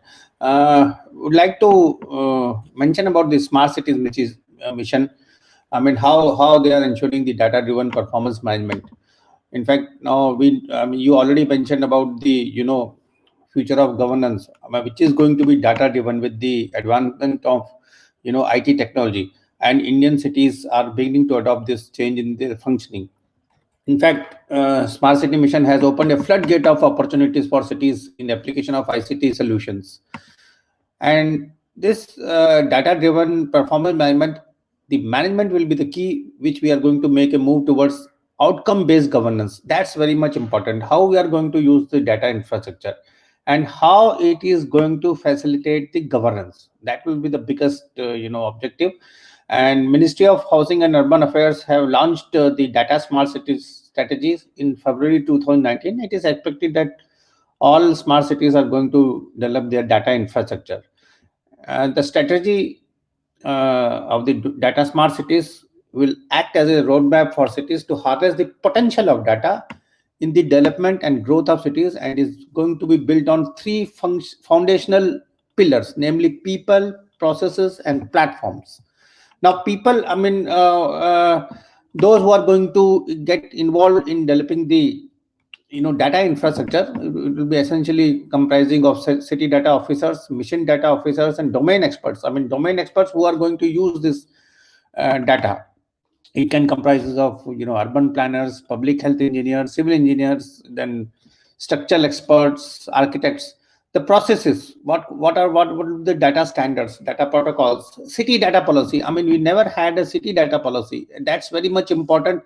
In fact, especially the urban planners or the student of urban and regional planning, when they go for field visit and then they collect data, sometimes it becomes very difficult to collect data on certain aspect, especially the disaggregated data. It becomes very difficult to you may get aggregated data at the city level, but once you go for disaggregation, if you want to get data from ward level, that becomes a big challenging task. And of course, city needs to have a data policy, and smart cities are working on towards the formulation of data policy. Then quality compliance. To what extent the data is available, to what extent the quality of data and the authenticity of data. These two aspects are very quality of data and authenticity of data. That will come under the quality compliance. Then under the platform, open data platform should be available for all, for the benefit of the citizens. Urban observatory, which is being monitored at the central level. Ministry of Housing has got urban observatory, which we are going to witness large sharing of data, both spatial as well as attribute data. And of course, and Indian Urban Exchange, this has been just inaugurated. Now, what is that Indian Urban Data Exchange? Unleashing the power of data for public good. And essentially the design principles allows data movement across silos. You need to, once you go for collecting data, you may have a duplicity of data, you may have data being managed by different agencies. Control data sharing across administrative silos, that becomes very much important. You need to control the data. Sharing the data without compromising the privacy and security. Some of the data are quite sensitive, whether to be shared with the citizens or whether to be shared with the users. That has to be, that has to be part and parcel of the policy. Compliance with international and domestic standards, that has to be ensured. Reuse of software apps created elsewhere in order to make more cost effective. Cities can benefit from lessons learned in other cities. So 100 cities, they are using both spatial attribute data, but how they can share the experiences will be a big challenge. And of course, under the Amrit mission, we are having GIS based master plan for almost 465 cities, where a geo database has been created. Ground truthing is taking place, and cities are coming up with GIS based data. GIS based master plan. Now, benefits of Indian Urban Data Exchange cities: new approach, new application across data sources, no vendor lock-in. It will, of course, reduce cost because of solution portability and modularity, and improve choice of vendors. Data providers, monetization of data previously not utilized. While conducting the surveys, you may get plethora of data, but how we are going to utilize that? Some data have not at all been utilized, and that may affect our decision making process. then ability to combine data with other sources to create innovative new services. Of course, software and hardware vendors and SIs, larger market opportunity. I mean, it will be a big market once. I mean, it's an urban sector which generates huge amount of data, and it will become a huge market opportunity for both software, hardware vendors and SIs, and lower cost of development because of open source platform. If it is available for all the citizens and the users, it will ensure lower cost of development. Application developers reduce cost, speed of development, improve portability for successful applications, opportunity to see new applications not feasible previously. And of course, for citizens, it will ensure data-driven governance. I mean, the decision making should depend on the amount of data being available. Then greater user experience, more and more people should be able to use the data, and better service delivery, especially ensuring access to basic facilities, and also ascertaining what are the intra-city disparities in the availability of infrastructure facilities. That becomes very much important, and that's possible once you get aggregated as well as disaggregated data flow. Now, I mean, in the past 8 months, there has been too much of role of smart cities, especially the integrated command and control center. Now, how does ICC facility help city respond? In fact, during the pandemic, virtually the integrated command and control center were converted into COVID war room. I mean, it had 24/7 war room for multiple departments to coordinate surveillance, contact tracing, helplines, quarantine tracing, live data visualization, database decision making for city authorities. I mean, this has really, I mean, revolutionized the, I mean, the utility of integrated command and control center. One-stop shop for all initiatives, citizen helpline, complaint platform, counseling, telemedicine center. I mean, in fact, consultations were available online. Field visits, sanitation efforts coordinated centrally, virtual training center for healthcare and relief staff. And notable, what were the notable actions taken?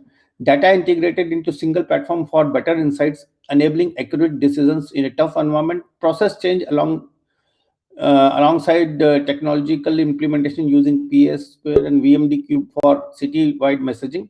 Ecosystem of partners to deliver outcomes such as public sector, NGOs, and cities response. Bhopal took HP and DPWC's help to build its integrated command and control COVID-19 tracking dashboard.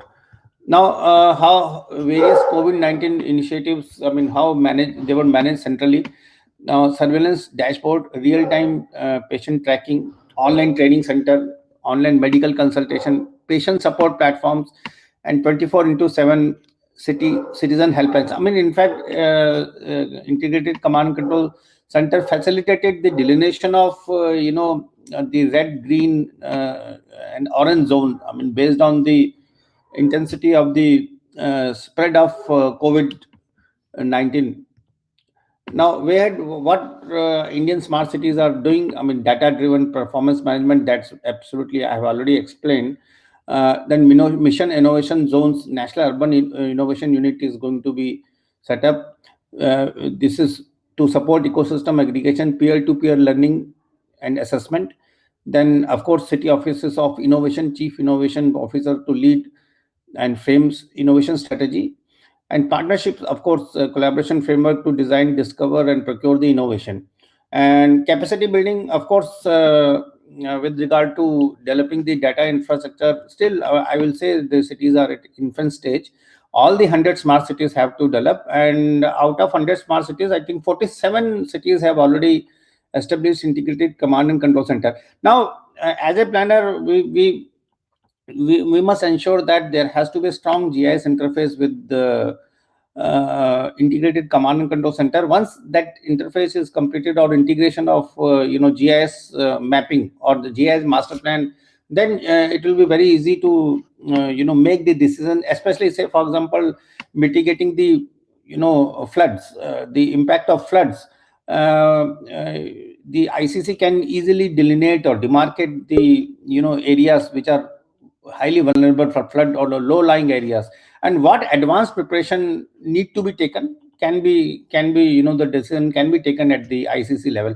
Now, Prab mentioned that whether will it lead to centralization of data, data management. Maybe it is quite, because we have to see the results. Until unless 100 smart cities they use to the maximum extent about this integrated command and control center, we have to see really how effective will be the monitoring of all the basic services. Of course, one can have a decentralized command and control center, wherein you can, if Delhi is divided into 15 planning zone, each zone can have a command and control center to monitor the delivery, service delivery, and also can be very useful to take advanced steps for mitigation the adverse impact of disasters.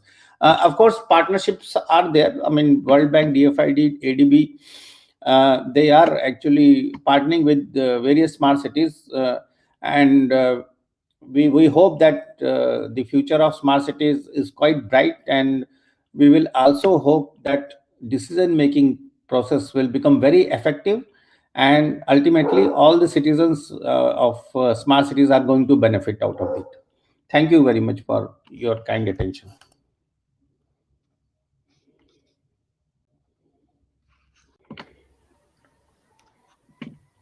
Thank, thank you, Mr. Srinivas. I think you very rightly touched the essence of the entire discussion, where you just, I think, in very three words, that's people, process, and platform, that you've concluded that what is the need of the hour and how datas and AIs are going to help us plan our cities further, and how there what we're trying to achieve through the data management and data driven performance management, smart governance.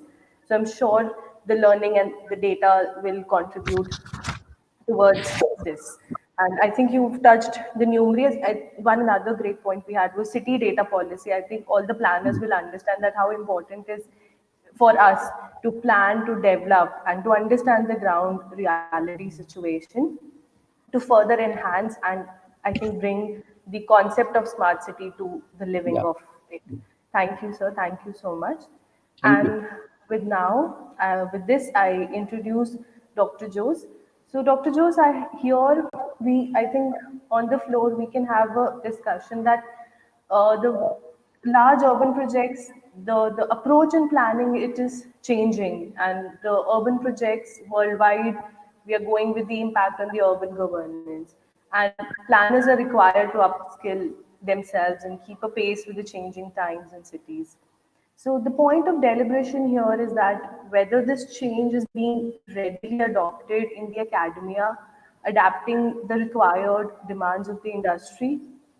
So how in academia are we into contributing or incorporating this? Thank you very much. I've only just joined the event, so good afternoon, everyone.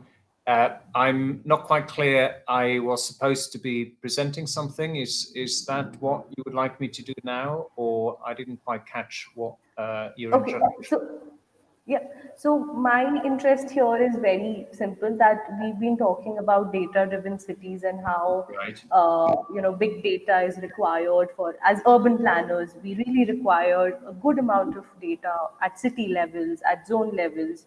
So how in academia are we contributing? How are we kind of inbuilding this skill into the new urban planners or the young professions that are still on their way to come out as professionals? Right. Well, we have an important role in universities to promote urban analytics, to promote opportunities for aspiring planners to get a handle of complex data and related methods of data analytics.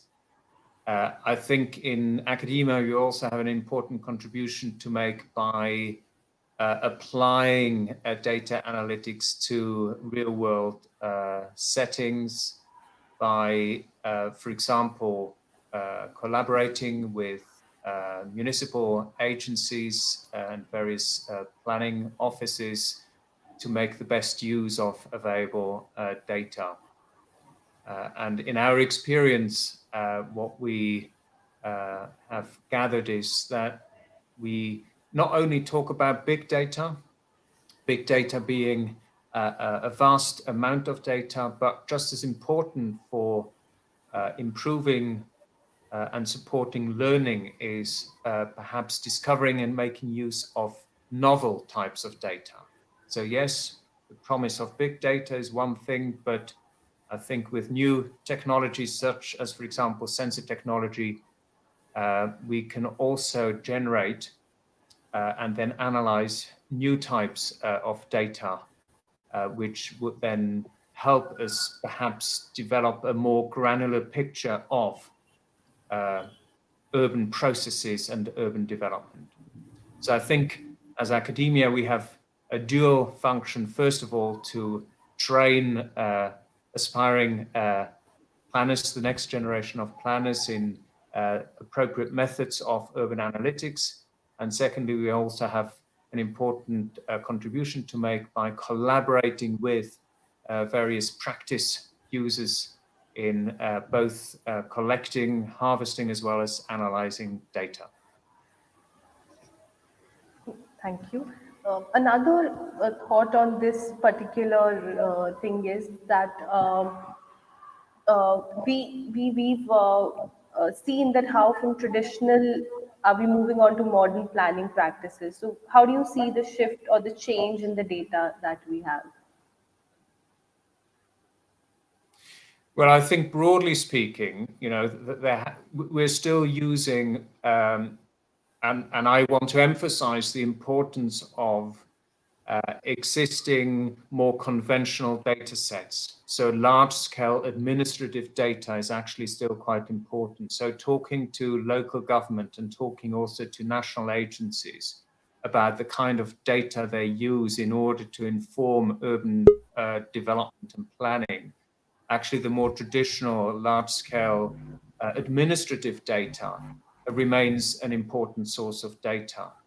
But then on top of that, you have new types of data and new sources of data coming from a variety of organizations and collected in a variety of ways. And so that adds potential information to the more traditional ways of collecting data. But as I've alluded, it also requires new methods of analysis. And in my slides, which I've prepared, and you need to signal to me when I should start my formal presentation, I make some points about how we address. I think so we can start with the presentation. All right, thank you very much.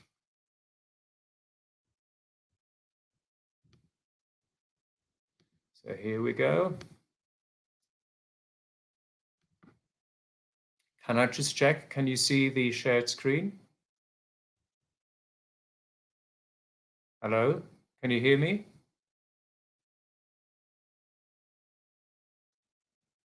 Hello?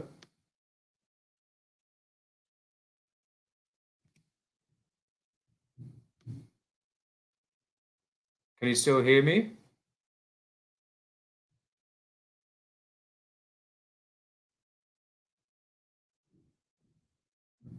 All right, okay. I couldn't hear any response. I beg your pardon. Okay, so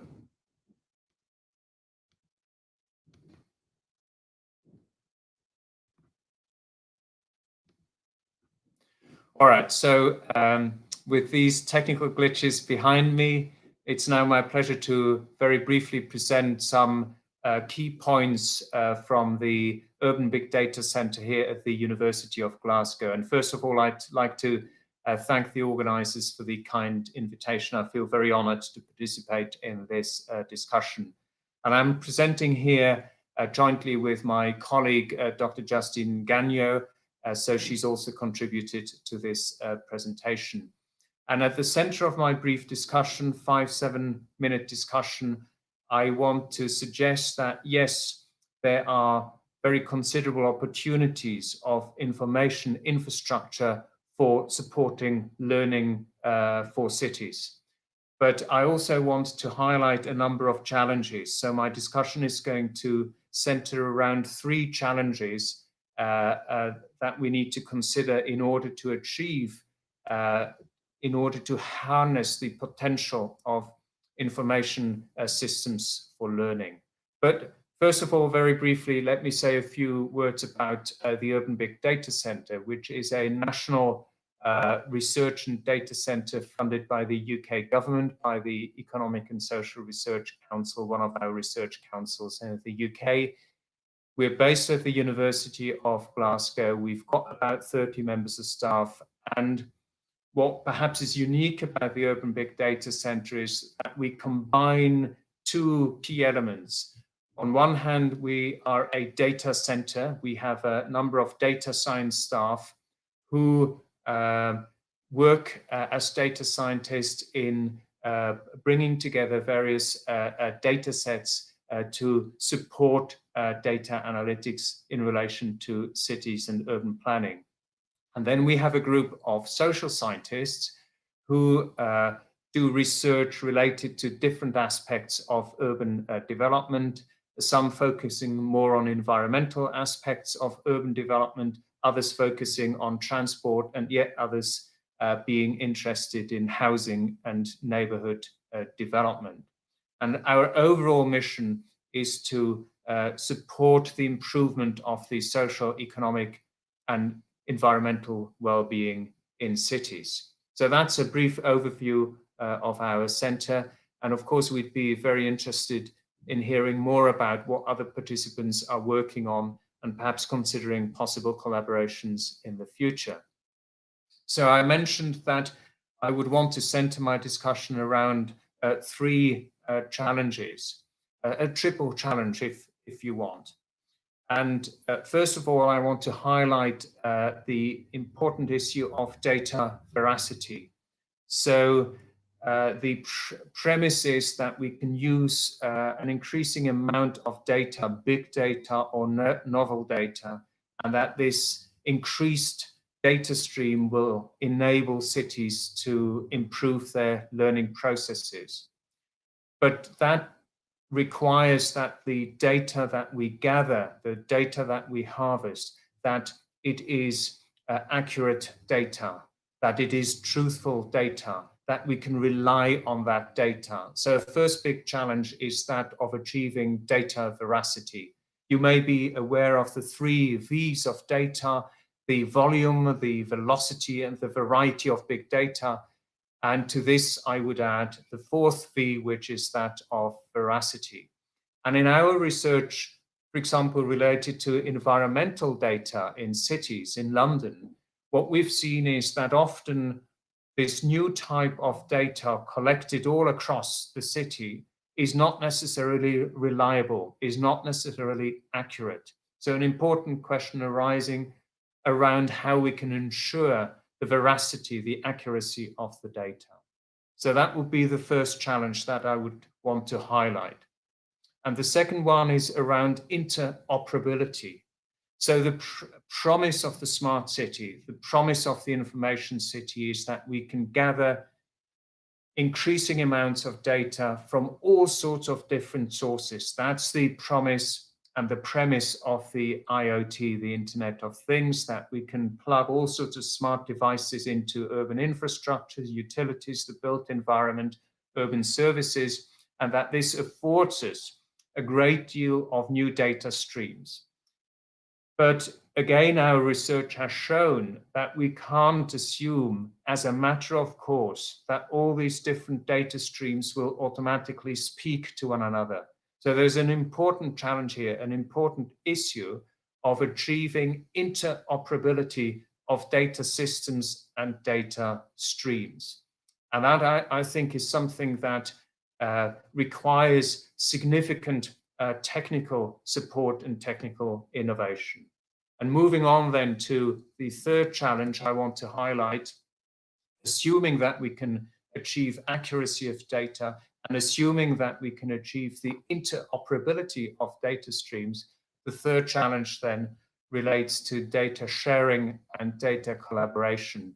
And I deliberately want to make a differentiation between data sharing, the making available of data, and collaboration, where two or more actors come together in order to use existing data or perhaps produce new data in order to use that collaboration for learning. And here we need to be aware of the difference between an in-principle commitment to data sharing. Everyone is probably in favor of data sharing, and the actual reality in practice, where often data sharing for all sorts of legal, institutional, organizational reasons, data sharing might be quite difficult to achieve. So in our own work, we've learned that data sharing can often take months or years to arrange before two organizations or more than two organizations are in a position to share data. So that's a third important challenge around data sharing, and then extending that to data collaboration, where it's not just about sharing data sets so that we can share it and learn from the sharing of data, but also collaborating around data sets, perhaps generating new data and working together in order to address particular urban challenges and learn about urban development processes. So in short, it seems to me that addressing these three challenges are pretty fundamental and important for us to be able to fully harness the opportunity of information systems for learning cities. And on this note, I stop sharing so that we can return to the plenary discussion.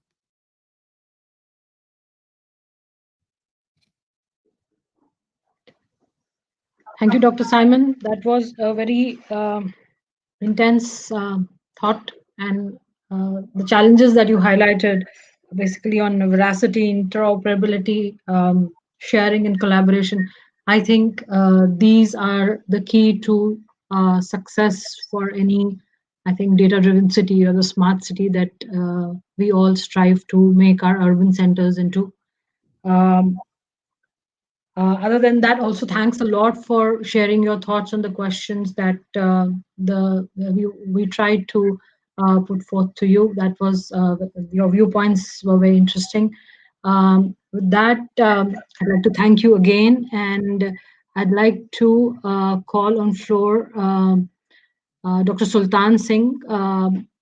Sir, the key thing that we want you to address is how Gurgaon has developed from being a small town to being a large metropolis, in which the integrated command control center is now driving and being developed into the backbone of the city, and how this also, I would like you to share your thoughts on how this top-down approach on which the data-driven cities are rested, how that would probably foray into or would merge into the planning aspect of being a bottom-up strategy, which is now being really focused upon, especially with the idea of having more and more role of people in the planning process. With that, I would like to open the floor to you, sir. Thank you all. So it is a pleasure to me. I am attracting all the disciplinary technical resources across the global. As you heard, the Gurugram is a multi-million new metro development city. So this is a upcoming development happened here. Gurgaon basically earlier we working in a multiple thought. Just I'll sharing the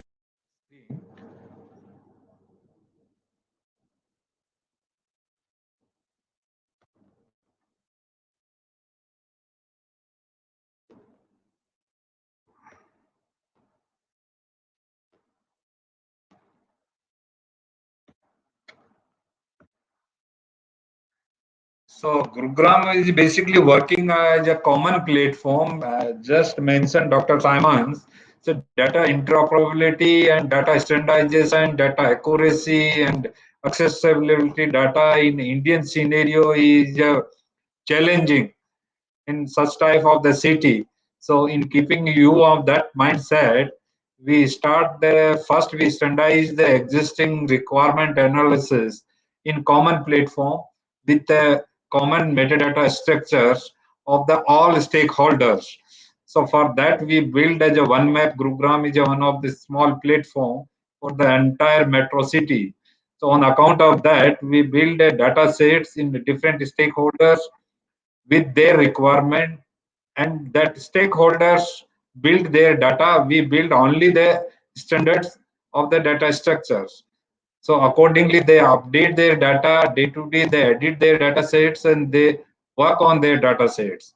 So this is a basic thought process of the Gurugram Metropolitan Development Authority. This is some of the legitimate authority of the in India. So we have the complete rights to work on that. So for that, we have the different stakeholders. On account of that, urban planning is a one of the component.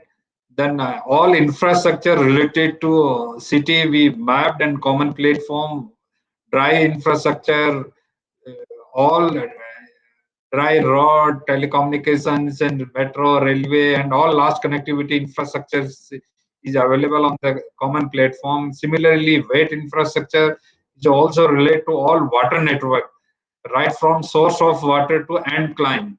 So that all network is available with the one common platform for the all stakeholders. They can use access in terms of academic point of view, in terms of research point of view, in terms of the apply application point of view. So that is available on that one.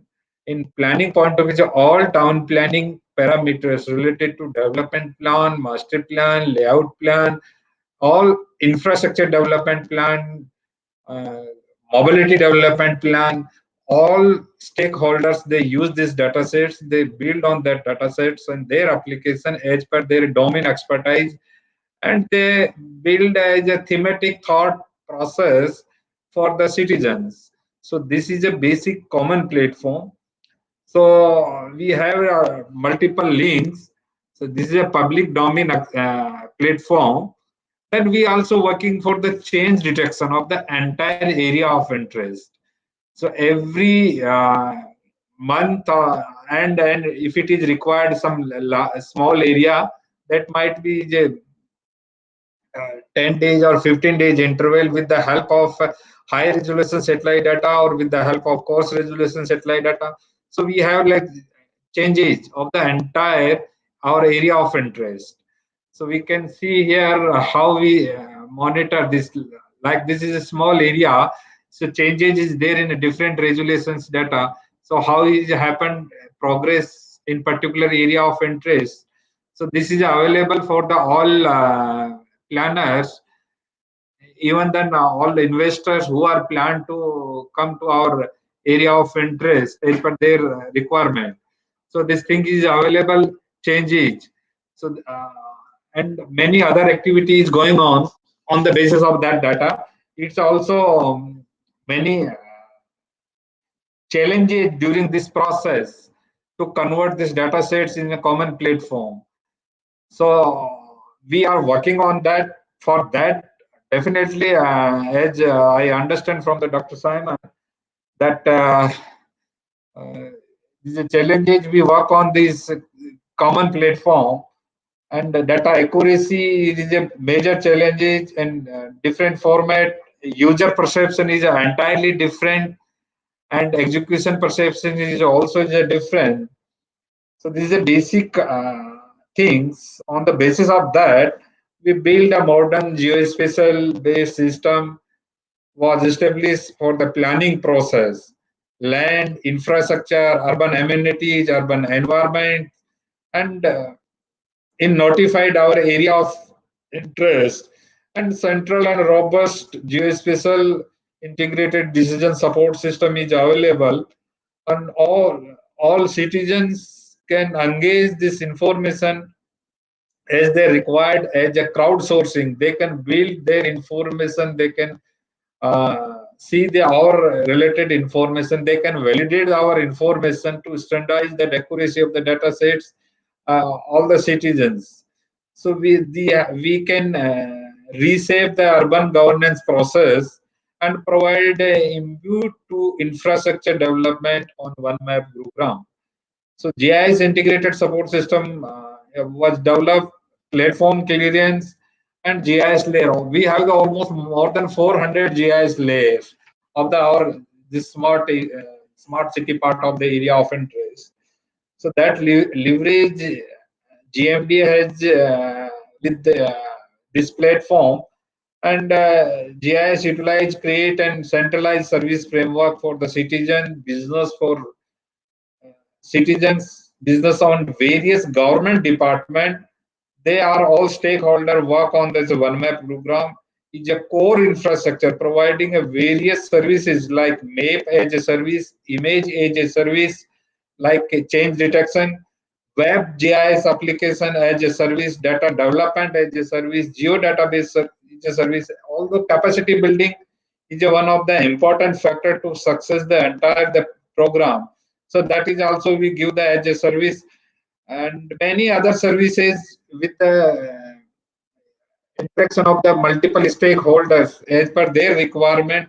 We can customize that particular requirement. So we have the complete turnkey solutions in terms of the software also. So this is a basic we are working. So we are aware of this entire things, and then we can assess our impacts on this data sets. So a lot of benefits we create.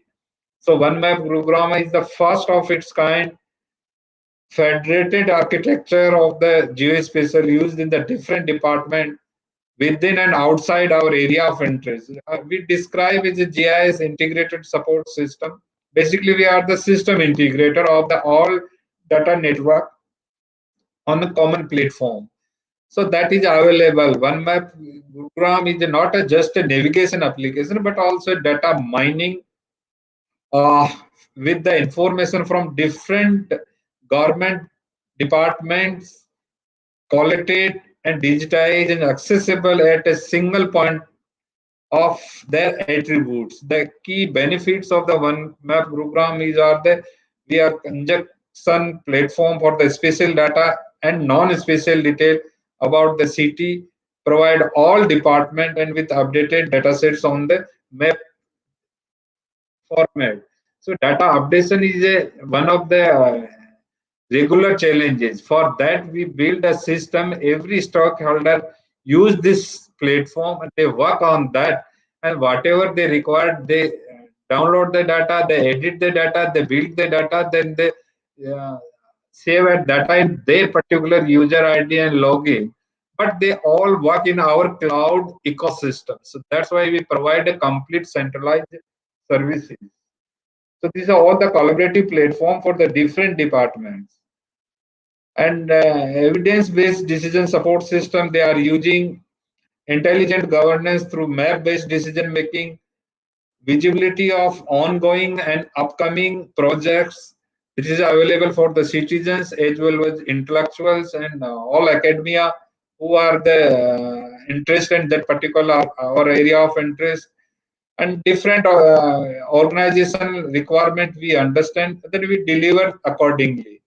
So this is a basic goal, provide the citizen engagement through visibly and their area and the one map program.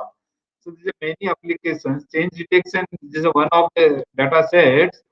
The multiple changes there, different year of satellite data we can check.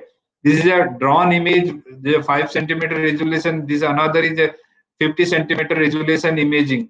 So that accordingly, the developer and planner can use these data sets.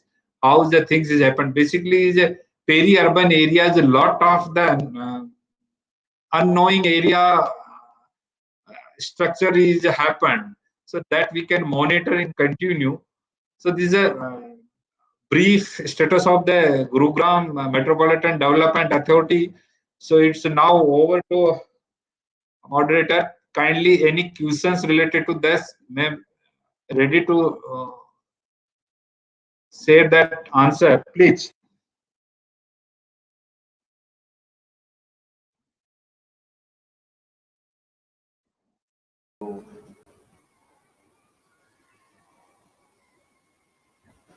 Thank you, Dr. Sultan. I think that was again, I think what we were discussing up till now, that uh, the data is required by the city development.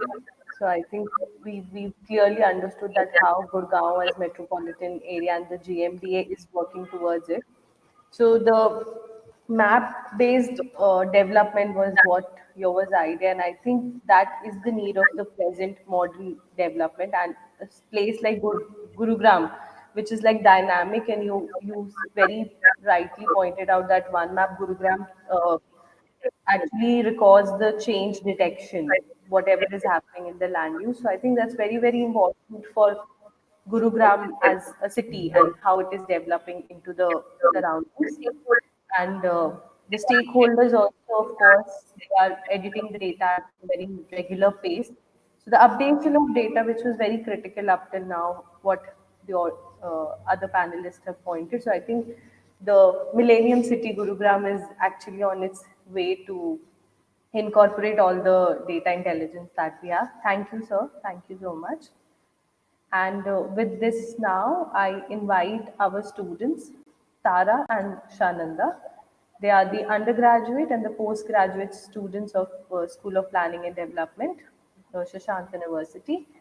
The students here, the stage is now yours, and I think you can proceed.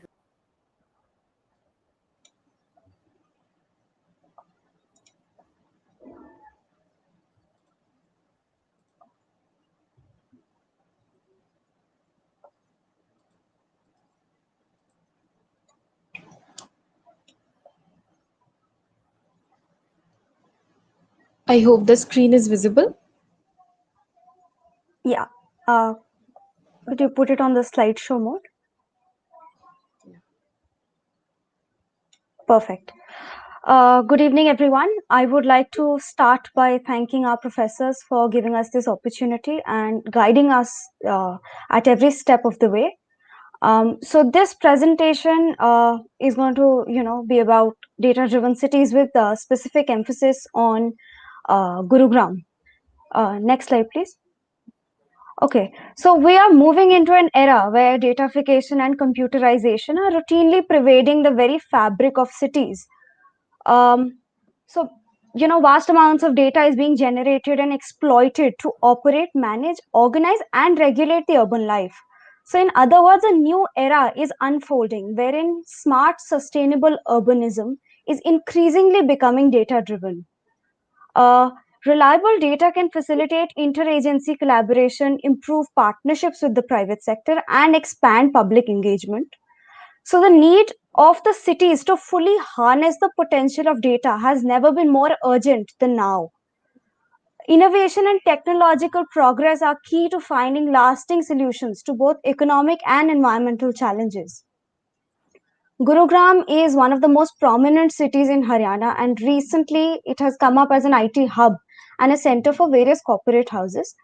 Um, it is categorized as very high on the Human Development Index with an HDI of 0.889 as per the data given by the government of Haryana. Gurugram is currently one of the top 10 highest paying cities in India for data science. Next slide. So now we talk about the data-driven urban services apps that are based in Gurugram. First, Safety Pin. Safety Pin is an app that works with a wide range of urban stakeholders, including government, to make public spaces safer and more inclusive for women. Senior World is a company which is dedicated to provide the senior citizens with better living standards. Urban Clap is a platform that helps customers book reliable home services like salon services, cleaning, plumbing, etc. One Map, as Dr. Sultan Singh sir has already explained a lot about One Map. So it intends to establish a central and robust GIS integrated decision support system with a spatial information So for this, one map was developed by the GIS division of GMDA. MobiC is an electric scooter bike sharing platform. City Furnish helps book premium wooden furniture and branded appliances. Pick My Laundry offers dry cleaning and laundry services at our doorstep. So these are the apps that are based in Gurgaon to make the life more comfortable and easier. Next, we come to the transportation services that are available in Gurgaon. We all know about Ola and Uber, which helps us book taxis, cabs, autos. Then we have the Jugnu app, which gives provision for autos and bikes. Then we have Zoom Car, which helps us rent cycles and cars. Then one of the most important, probably one of the most important apps, transportation service apps in Gurugram is the Gurugraman app, which gives us features like weather details, the pollution index, the occupancy display, where we can look into the tentative seat availability, the route details. We can even track bus location and also get information about the metro timetables. Next is the surveillance in Gurgaon. The surveillance footage that is generated in CCTVs in Gurugram helps in surveillance of traffic management, night day vision, e-challan on violation of traffic rules. And this surveillance in Gurgaon also helps for safety purposes. Then we have the integrated ticketing system, which allows a person to make a journey that involves transfers within or between different transport modes with a single ticket that is complete for the entire journey, and the modes of transport being buses, trains, subways, ferries, etc. And these can be done by usage of technologies such as magnetic stripe cards or smart cards. Then we have the hyperlocal delivery system called ZIP. So, ZIP aims to make India carbon free, and it also allows to rent e-vehicles in order to provide delivery to businesses. Then we come to an app that has been developed during the COVID time in order to monitor contract tracing and carried out by the public health centers, which helps in plug in gap and prepare a database for the information related to COVID-19 in the entire district. And this is also available in the One Map Gurugram, as Sir has mentioned earlier. Okay, so a cashless economy describes a state wherein the financial transactions are not dependent on currency notes or coins and take place through transfer of digital information instead. So, any city which has a cashless economy is a cashless city. Can we move on to the next one, please? So, speaking of cashless cities in India, Chandigarh and Vishakhapatnam are perhaps two of the most prominent examples. So, in Chandigarh, no cash payments are accepted at any Sampark center in Chandigarh. Sampark is actually a Hindi word which means communication. It facilitates easy communication of various government officers with the residents regarding different government initiatives and services. It hosts a database that contains the contact information of all the key officers, thereby helping bridge the gap between the government and the citizens. And the best part about this is that the government of Chandigarh has included small traders and businessmen in this cashless drive. Now, moving on to Vishakhapatnam. As a part of transforming the city, uh, they have a plan to organize various awareness camps among the masses. The municipal offices, hospitals, and government schools are slowly moving towards becoming cashless. So basically, since no cash transactions are taking place, I think this is quite beneficial, especially during the time of a global pandemic. So I think we can all see how the pros of going cashless far outweigh the cons. Next one. So the government of India had started the Digital India initiative in 2015 to ensure that the government services are made available to citizens electronically by improved online infrastructure and increasing internet connectivity. This initiative was a major step towards promoting cashless transactions all over the country in a very, very secure manner.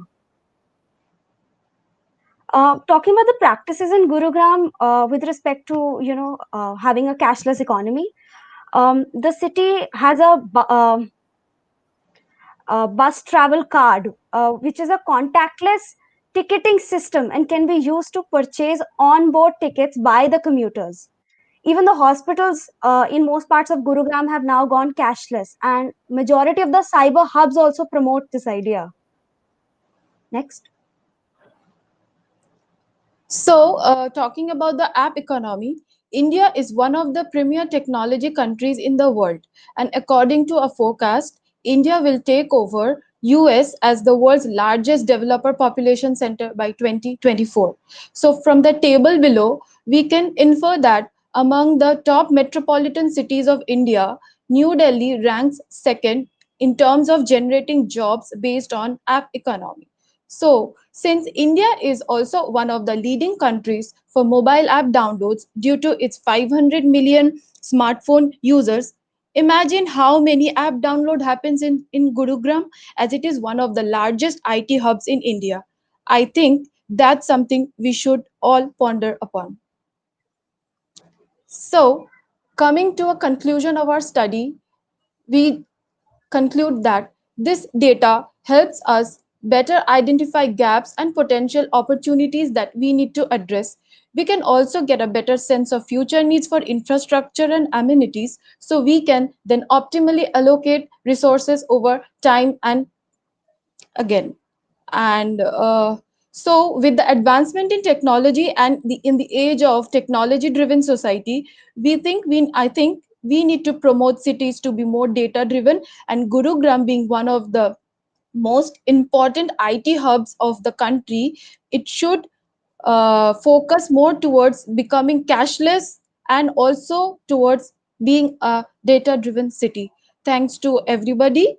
Thanks to our professors. Thanks to everybody for providing us with the platform. I now hand over the stage to Dr. Prabhedi ma'am and Kanupriya Deol ma'am for further discussion. Thank you.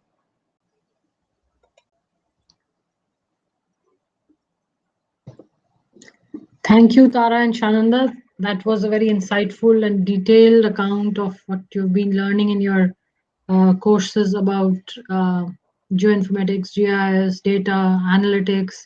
Very nice to hear you out, and especially trying to relate it to how things are actually in the real world. The way you have given an account of kind of apps that are available to the people in Gurgaon, that was very wonderful. Just a small correction there, that Treepedia is not a Gurgaon-based app. It's something that has been developed by MIT. But thank you very much. I am really happy with the details that you have all spoken about. So with that, I'd like to go back to our panel, the experts, and I'd like to put forth a couple of questions and have their thoughts on trying to correlate the data aspect with planning, because you see, we are all planners, and at the end of the day, we need to be able to use data as a tool to be able to make better decisions for planning. And as far as my percept goes, the data driven aspect, which is right now existing, at least in case of India, I can for surely say, we are still at the stage where we are accumulating the data. And because of that, we are not able to as much use it into the field of planning as such. That is why at the initial stage I had mentioned that right now, whatever we are using data for is primarily on a project basis. So my question here is: Are we moving? Is planning itself changing its scene from becoming a long drawn process, as well as a long drawn deliverable, which is typically about 15 to 20 years, to maybe about a year or two, where probably the government as well as the citizens want to see the deliverables really quickly. Is that the changing face of planning? I especially want to request Mr. Srinivas to address this.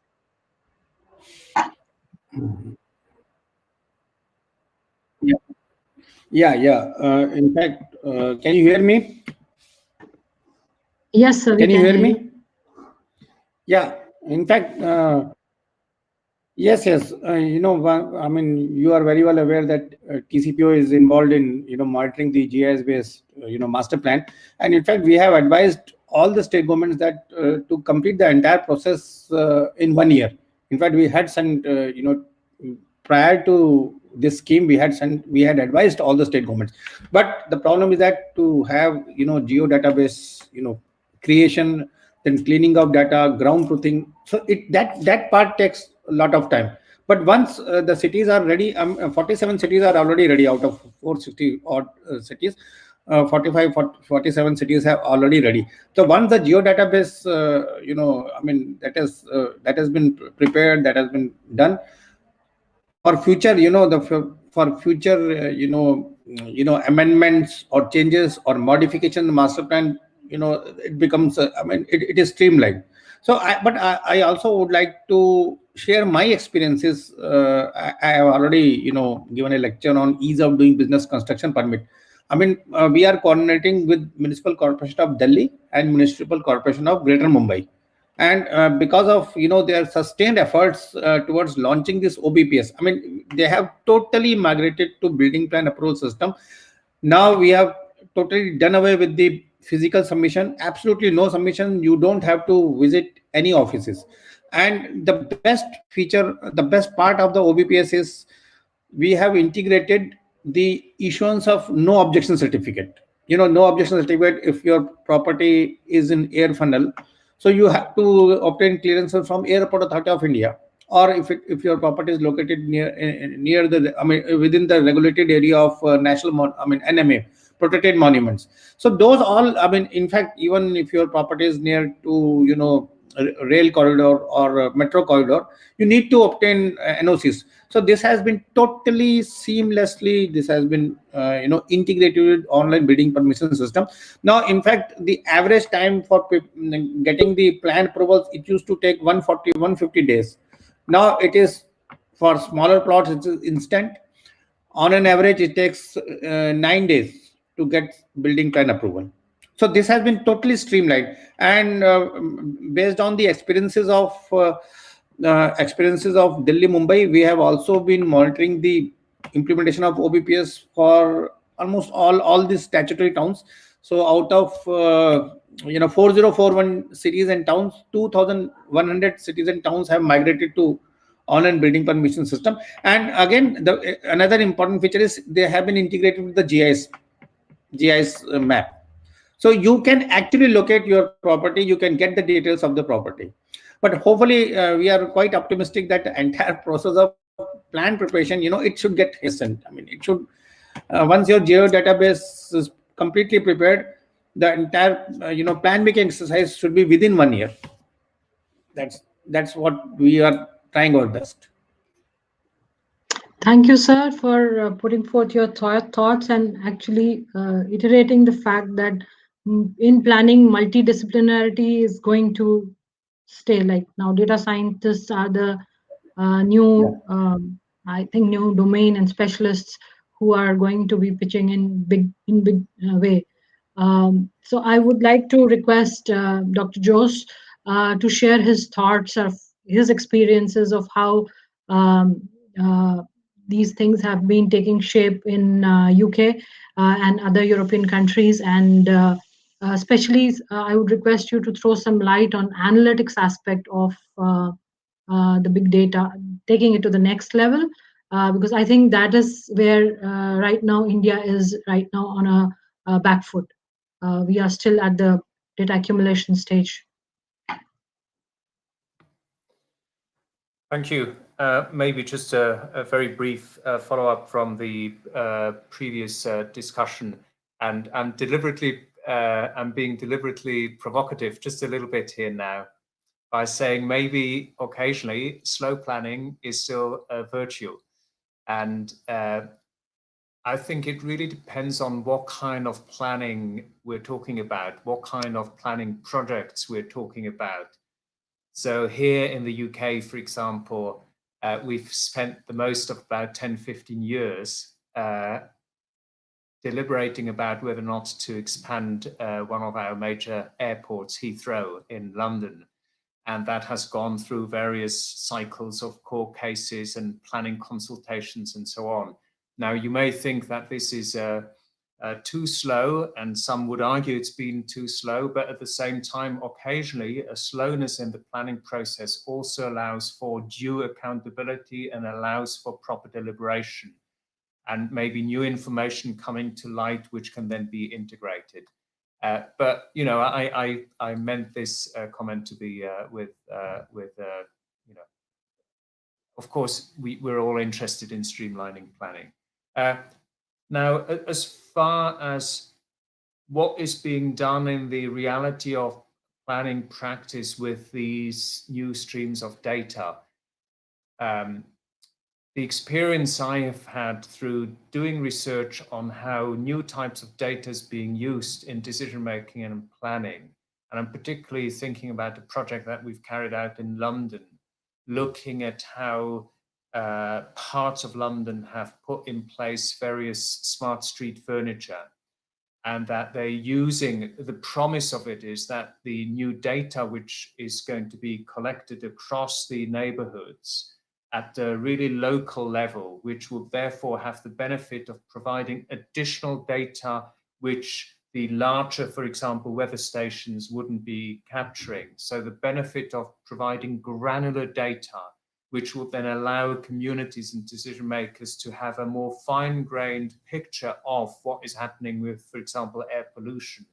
When we investigated the affordances of these kinds of smart street furniture, what we found was that the data is being accumulated, but it is not actually yet being used. So a similar kind of experience that you were highlighting earlier on. And if we're then asking why, it's partly what I referred to earlier on about this matter of interoperability, that you've got existing data sets and you've got existing decision-making processes which rely on established data streams and so on, some of it conventional large-scale data sets, administrative data sets. So it's partly about making the data speak to one another to achieve interoperability. But it's also, as we've found out, it's also partly as a result of public-private partnerships being at work here. So that you might have a private company providing the hardware and the software. So actually being responsible for the smart street furniture, for the maintenance of that.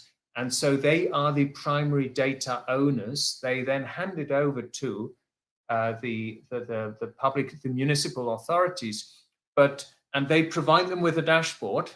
But when we then interviewed the local planning officers, they said that, you know, they were aware that there is this dashboard, they were aware that there is this data, but they're not using it. And it may be partly because they haven't been trained up to use it yet. It may be because they don't quite know how legitimate the data is vis-a-vis the conventional established data. So quite an interesting picture emerging. And I think what it does mean, as you rightly point out, is that actually it's through the training up of the next generation of planners to equip them with the knowledge and the skills that they are confident to be able to analyze and use data, that we will eventually move towards a situation where probably this new kind of data and data analytics will become more commonplace within planning practice.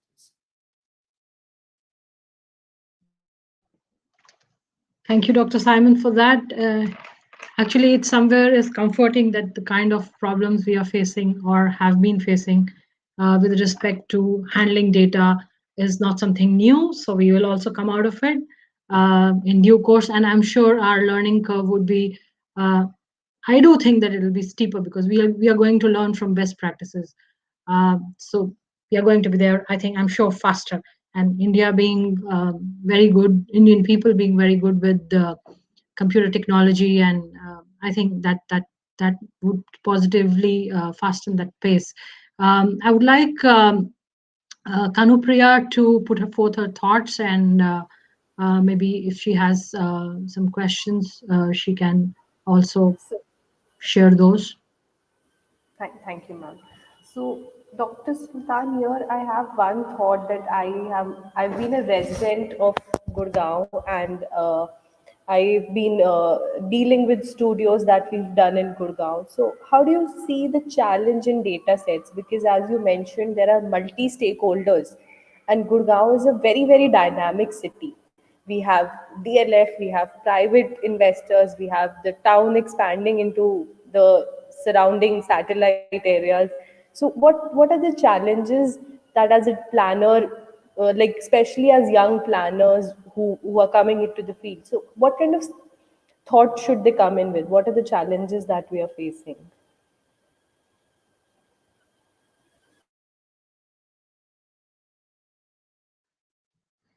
Basically, Gurugram area planners plan in bit and pieces part.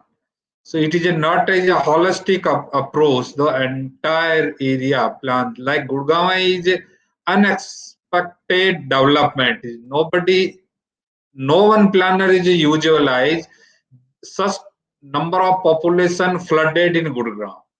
So all planner estimations is you can say is a fail, because it's a Y2K is arise in 1999 and 2000. At that time, nobody is usualized about this factor.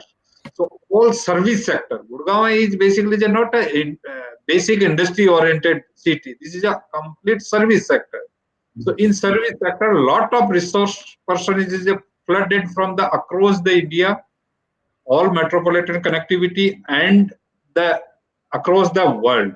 So at that time, whatever they thought, whatever they have, the different standard format data sets, they plan and they develop, and that's a challenge. So in Gurugram, it is a basic challenge is a incompatible and non-standard data sets in beating the integrations. That is a basic challenge. Then insufficient intersectoral data flow. That is one of the big challenge.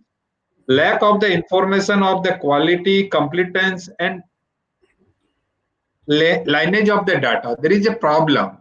Lot of data set is available within an organization. I can say like town and country planning. They have their development plan, but they have their hard copy, and they don't know which is the actual original development plan.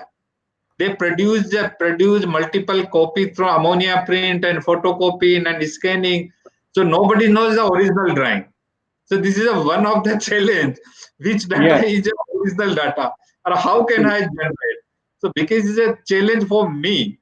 So how can I say that this is the original? Even then, who are the original town planner? Then nowadays they retired as a 20-year back. So there is an approach to those resource person. By lucky, I can say I have that connect to all that retired resource persons. They give me out of way the support which is the original data set.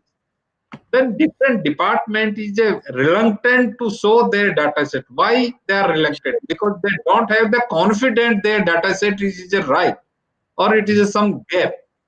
So they say, then I'll open up their Pindara box to in front of, this is all gap, any problem, that is my problem, it is not yours. So kindly you share your entire data box in whatever format. If it is the hard copy, it is this PDF file, any save file, any format. Then I build my own team to build the data sets. Then I validate the data sets, the different source of the integration. For example, like some gradient is issue, natural drainage network is there. So I have the slope map 1:50,000 scale. This is a basic planner use that data sets. That scale is an you can say is a 1976 image. Yeah. So age on today, all topography is changed. Then I build high resolution stereo data sets. Then I create the photogrammetry process. I'll take the base data of that survey of India, which is available. Some landmark is age on today is available, like validation across the railway line, some cluster there, some you can say water network. They mention the railway lines the level of that particular, not in exact meter, in sub meters. So this is a milestone for me. Validate my data set. So it's such Thank type of the you. application is there. Thank you, Dr. Singh. We are a little short on time, but I assure you that we will surely connect again on some platform soon, and we will. I'm sure we will take up some more deliberations on data and more inclusion of data and data analytics in the planning domain. With that, I would like to thank Dr. Simon Jose, Dr. Sultan Singh, Mr. Srinivas. Thanks a lot for joining us and sharing your expert thoughts on the data-driven cities aspect. Thanks again. Thank you, Kanupriya. We are the welcome to all researchers.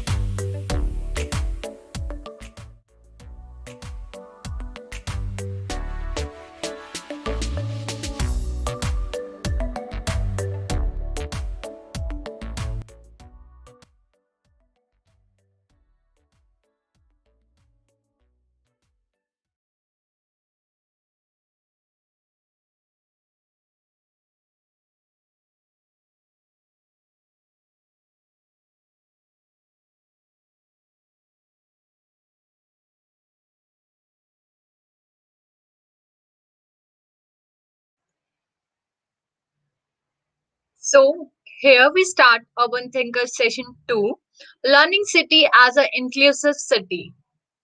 And now we are going to talk to our next guest. Let's go to know the speakers and the moderator. Ms. Kankan Kataria, Assistant Professor, School of Planning and Development, Sushant University.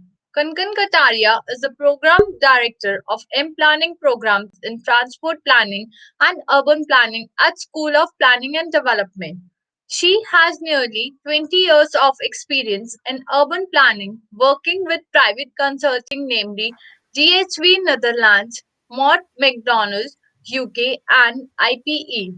She has worked as consultant for government organizations such as NCR Planning Board, HUDCO, HIPA, NIUA, as well as non-government organizations. She has been undertaken planning research projects for many international funding organizations, including World Bank, ADB, USAID, JICA, DFID, and OSAID. Kangan has also been providing training to urban planning and development officials of Haryana and has conducted many capacity in building programs forward counselors and women representatives of urban local bodies in Punjab, Haryana, Uttarakhand, Uttar Pradesh, and Rajasthan. She has been part of Shushan School since 2015. So we have panel members Dr. Kaustav Bandyopadhyay, Director PRIA. Dr. Kaustav Kanti Bandyopadhyay is the Director of Society for the Participatory Research in Asia, PRIA, and Head of PRIA International Academy, PIA, the academic vertical of PRI. Kaustav has more than 25 years of professional experience with the university, research institution, and CSOs. He has extensive experience in the citizen participation, social accountability, and democratic governance in urban and rural contexts, capacity building, monitoring and evaluation, participatory training, methodologies, and participatory research. He serves on steering the committees of Asia Democracy Research Networks.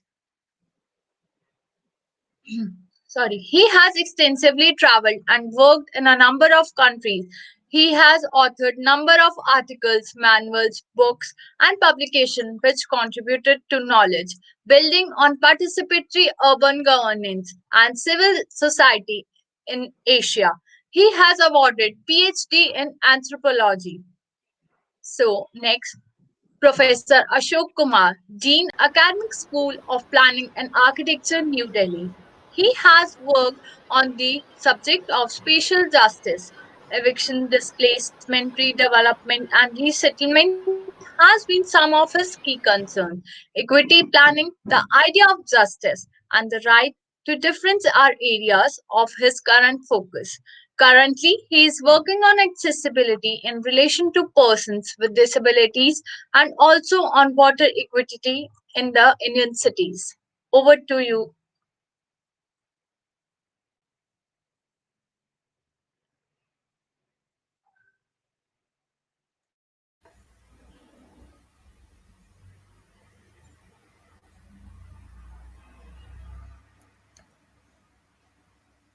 Have you handed over to me, Garima? Yes. Okay, because you muted, so I did not hear.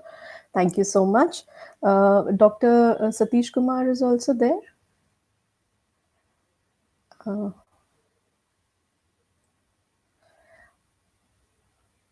Okay, I think we'll start. So, Dr. Satish Kumar will also join in.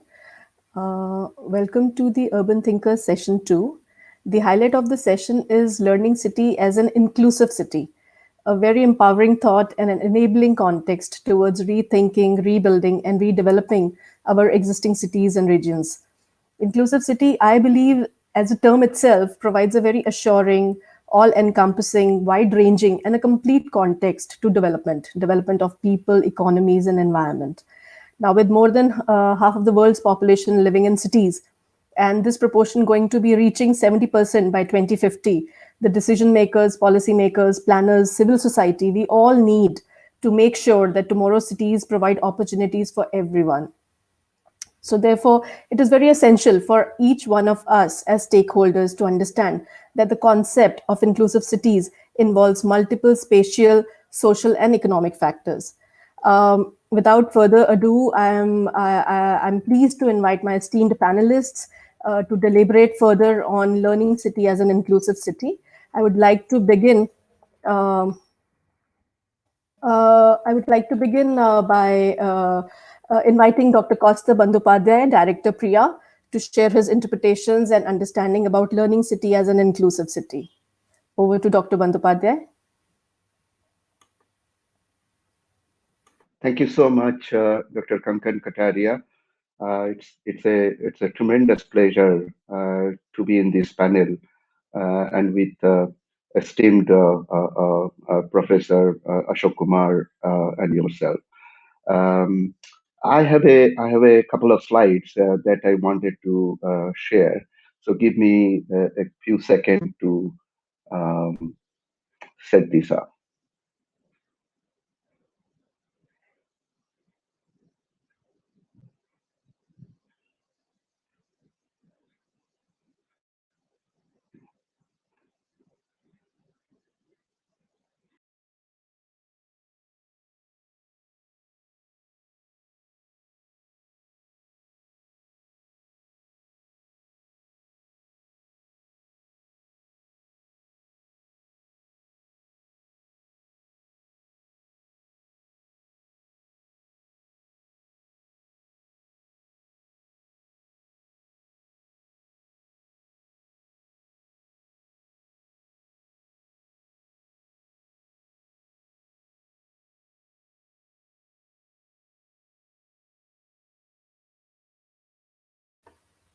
I think some technical glitch.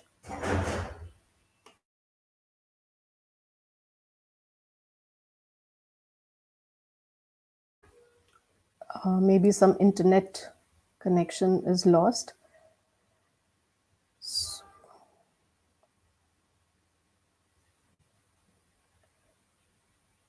So till the time Dr. Kaustav is able to join back, I would request Dr. Ashok Kumar, who's there with us, to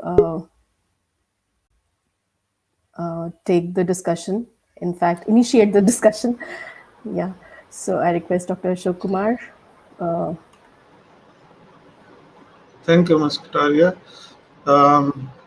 Let me also do the same thing. Share the screen first. Let's see if I can do this. Yes, it is there. Okay. Is it visible? Not to me. It is starting to show. Yes, now it is visible. You can put it on slideshow. Okay. Thank you, Ms. Kataria. My name is Ashok Kumar, as has been introduced. Today I will have a brief discussion on the idea of public engagement and compare this idea with what is happening in urban policies and planning practices. The idea of inclusivity is to practice. It is very difficult and would take a sustained effort um, from the government side and from other crucial actors like NGOs and international NGOs and even the private sector. So with this in mind, let me start the presentation. This is how I am organized today. I will talk about why we talk about public engagement, then define the idea of public engagement, talk about current urban policies, also have little discussion on current planning practices and then recapitulate some of the ideas discussed previously. So let's begin by talking about why the lens of public engagement should be placed at the center when we talk about the inclusive city. It is easier done, uh, very difficult to engage the public as well as policymakers and make the city inclusive. So let me start by why it is important that we talk about public engagement as an analytical lens. Um, Generally, it is believed that public engagement addresses complex governance problems by generating policy support. It can create momentum for public action and provide opportunities for transformations in the expectations and capacities of people. Information communication and other technologies potentially make large scale public engagements possible. Earlier, which was not possible, now it has social media as one example. What is public engagement? Public engagement, earlier we used the term citizen engagement, which implied the involvement of citizen in decision making processes of the state. These were the days when the state was very powerful.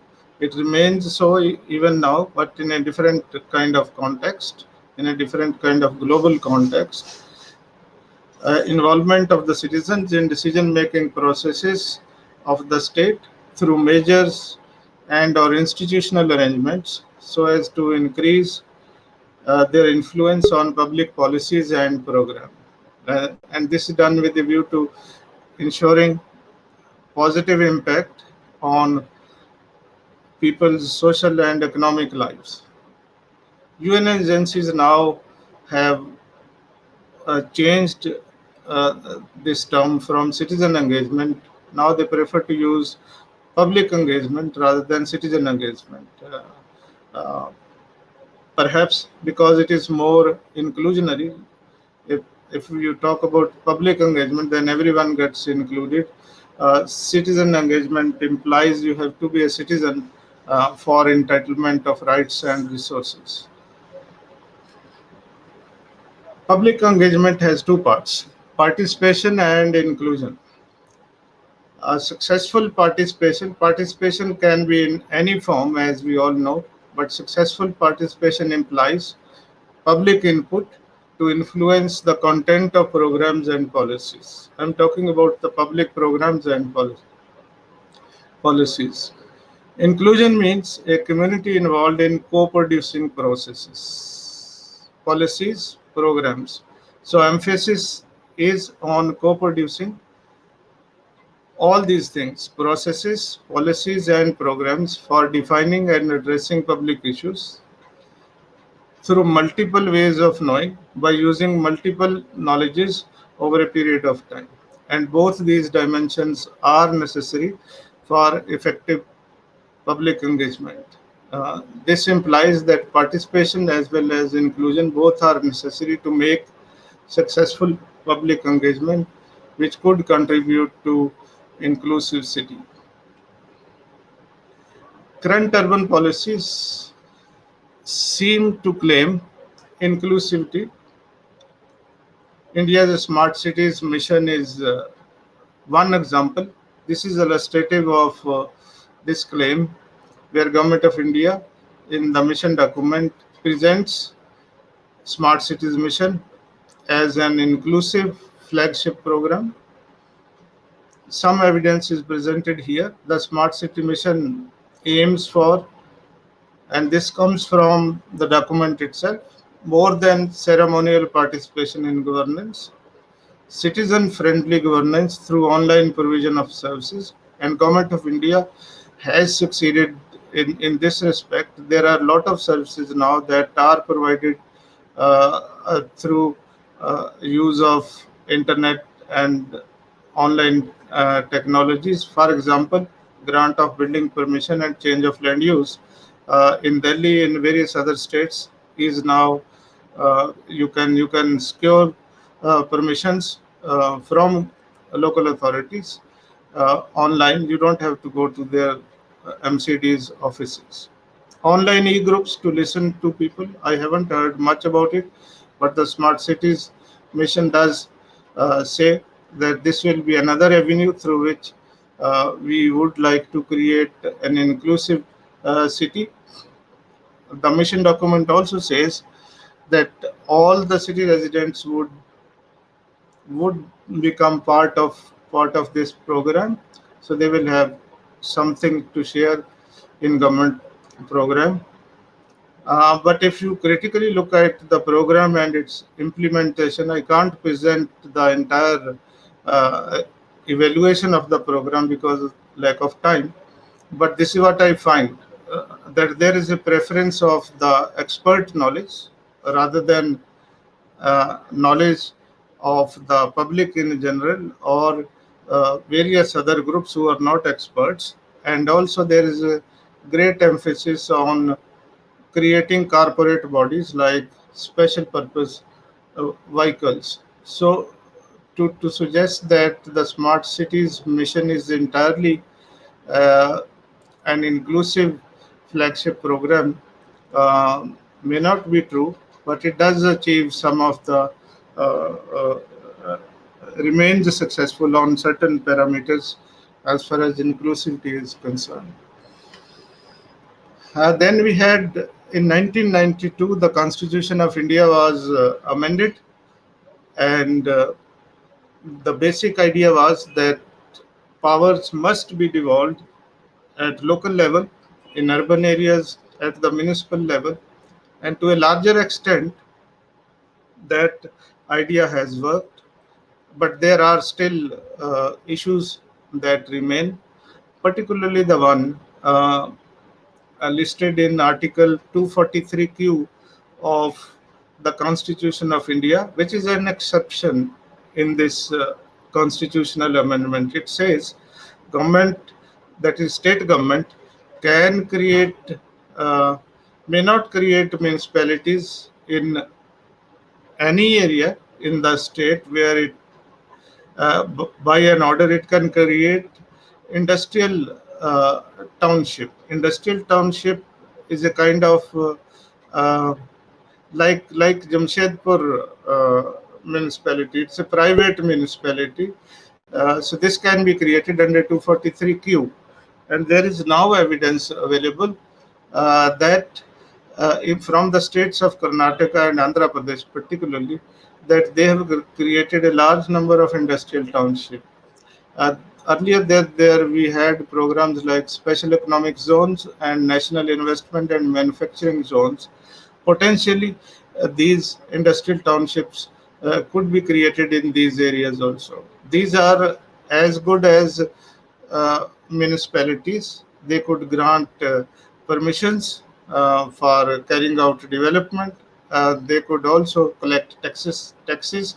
I have given one example of an industrial township, which is Electronics City Industrial Township Authority, LCTA, that was created in 2013 in Bangalore region, and this is run by private business, but this is as good as any municipality. It collects tax, it grants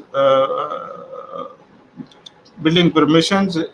It can do all the municipal functions that are listed in any state local authority act.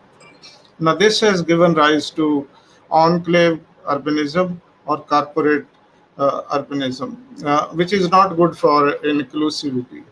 Uh, Participation of the private sector, uh, I'm not against it. Private sector has its own benefits if they participate, because a lot of resources come from the private sector. But in the case of local government, or in the case of inclusive city, uh, private sector, particularly if we create municipalities, private municipalities, then perhaps it becomes rather difficult to create an inclusive city or inclusive urbanism. Current urban planning practices are also leading us to uh, to the way where inclusivity to achieve inclusivity becomes difficult. We have been developing since the last about 20 years private townships, like Mangarpatta is one example. Most of the draft master plans got prepared in Rajasthan particularly, and even in Punjab and maybe other states also. These are done by the private sector. Private sector also from international private consultants who know very little about the city. Therefore, this also points towards um, exclusionary tendencies in urban governance. We have a potential, I write potential capital city of Amravati because it is in the courts now, and we don't know what will be its fate. But the plan for this was also prepared by a private international company. So this is a trend where exclusion appears to be writ large. Now, another aspect I want to pick up is uh, where we need to reorient and rethink is about displacement. According to UNCHR data of 2018, nearly 71 million people were forcibly displaced globally. If I come back to Delhi, in September 2020, very recently, the Supreme Court of India has ordered the South Delhi Municipal Corporation to demolish 48,000 slum dwellings from the Indian Railways land within 3 months. And there is no plan to provide any alternative accommodation. Now, you make 100,000 persons homeless, and there is no plan for alternative accommodation. And this will connect with the last point that I'm going to make. The resettlement policies that claim to provide decent housing spaces to the AWS families have not worked. They have created a situation of displaceability. This is a new concept introduced this year itself. According to an Israeli scholar, displaceability is the state of being susceptible to involuntary distancing from these rights and resources. So, like I said in the previous slide, 48,000 houses would be demolished, and all of these people, 240,000 persons, will be uh, involuntarily distanced from these rights and resources. Another idea which is relevant here is infrastructural violence. That when you demolish houses, you also demolish infrastructure. And we have seen in resettlement areas that the state is unable to provide even equivalent of infrastructure and housing in the resettlement areas.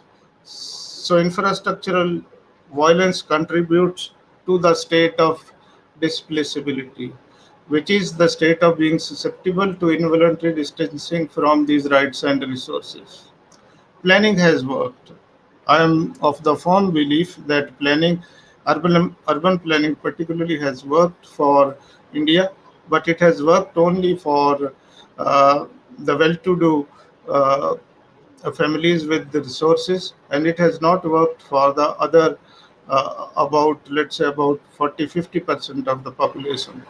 If we have to make planning work for the remaining population that has been sidelined, then we have to focus on the idea of public engagement, which really implies participation that influences decision making and co-production of policies and plans, because both are necessary for producing inclusive city.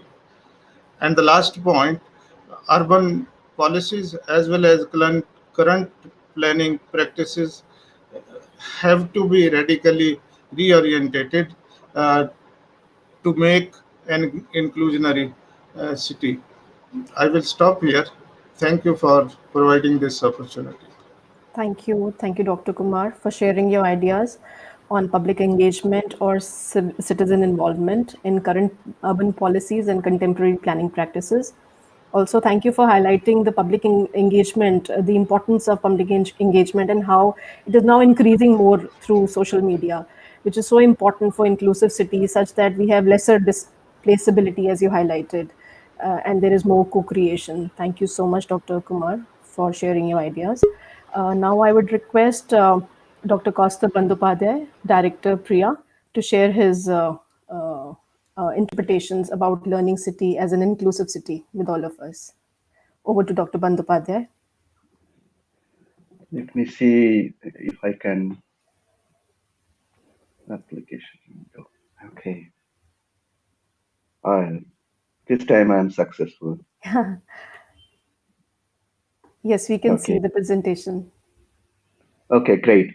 Thank you so much, Dr. Kankan. I think Professor Ashok Kumar has set the stage perfectly. He has given a kind of broad contour of the governance, planning, and public policy. I will sort of focus more on the micro side of it. And I will sort of base my presentation on a couple of introductory perspectives. The first is to acknowledge that other than the built environment, other than the built infrastructure, the most important component of the city is its people, those who reside in the city, but those who also come from outside, and they also have a stake in the city. The second perspective is that all cities are in a way divided into formal and informal. But in Indian context, we see rather a big gap between the formality and the informality.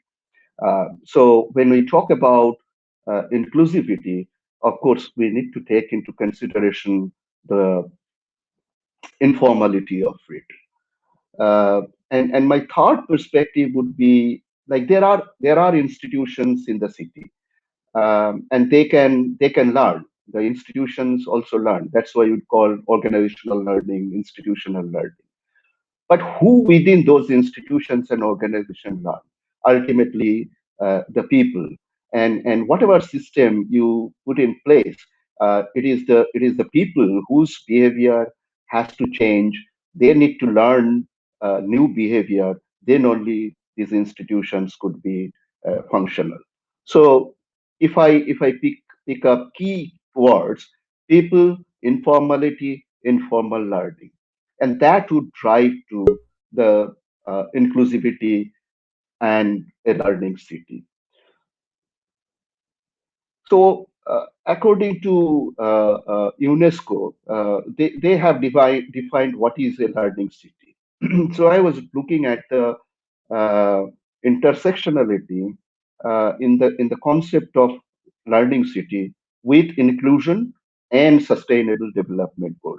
So let me first focus on what is a learning city. What are the characteristics of a learning city? I'm sure that in other sessions people have talked about it.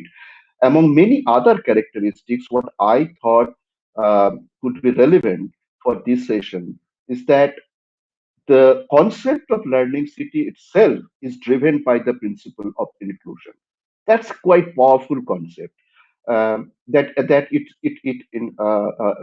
first acknowledges that without inclusion, the building a learning city might not be possible.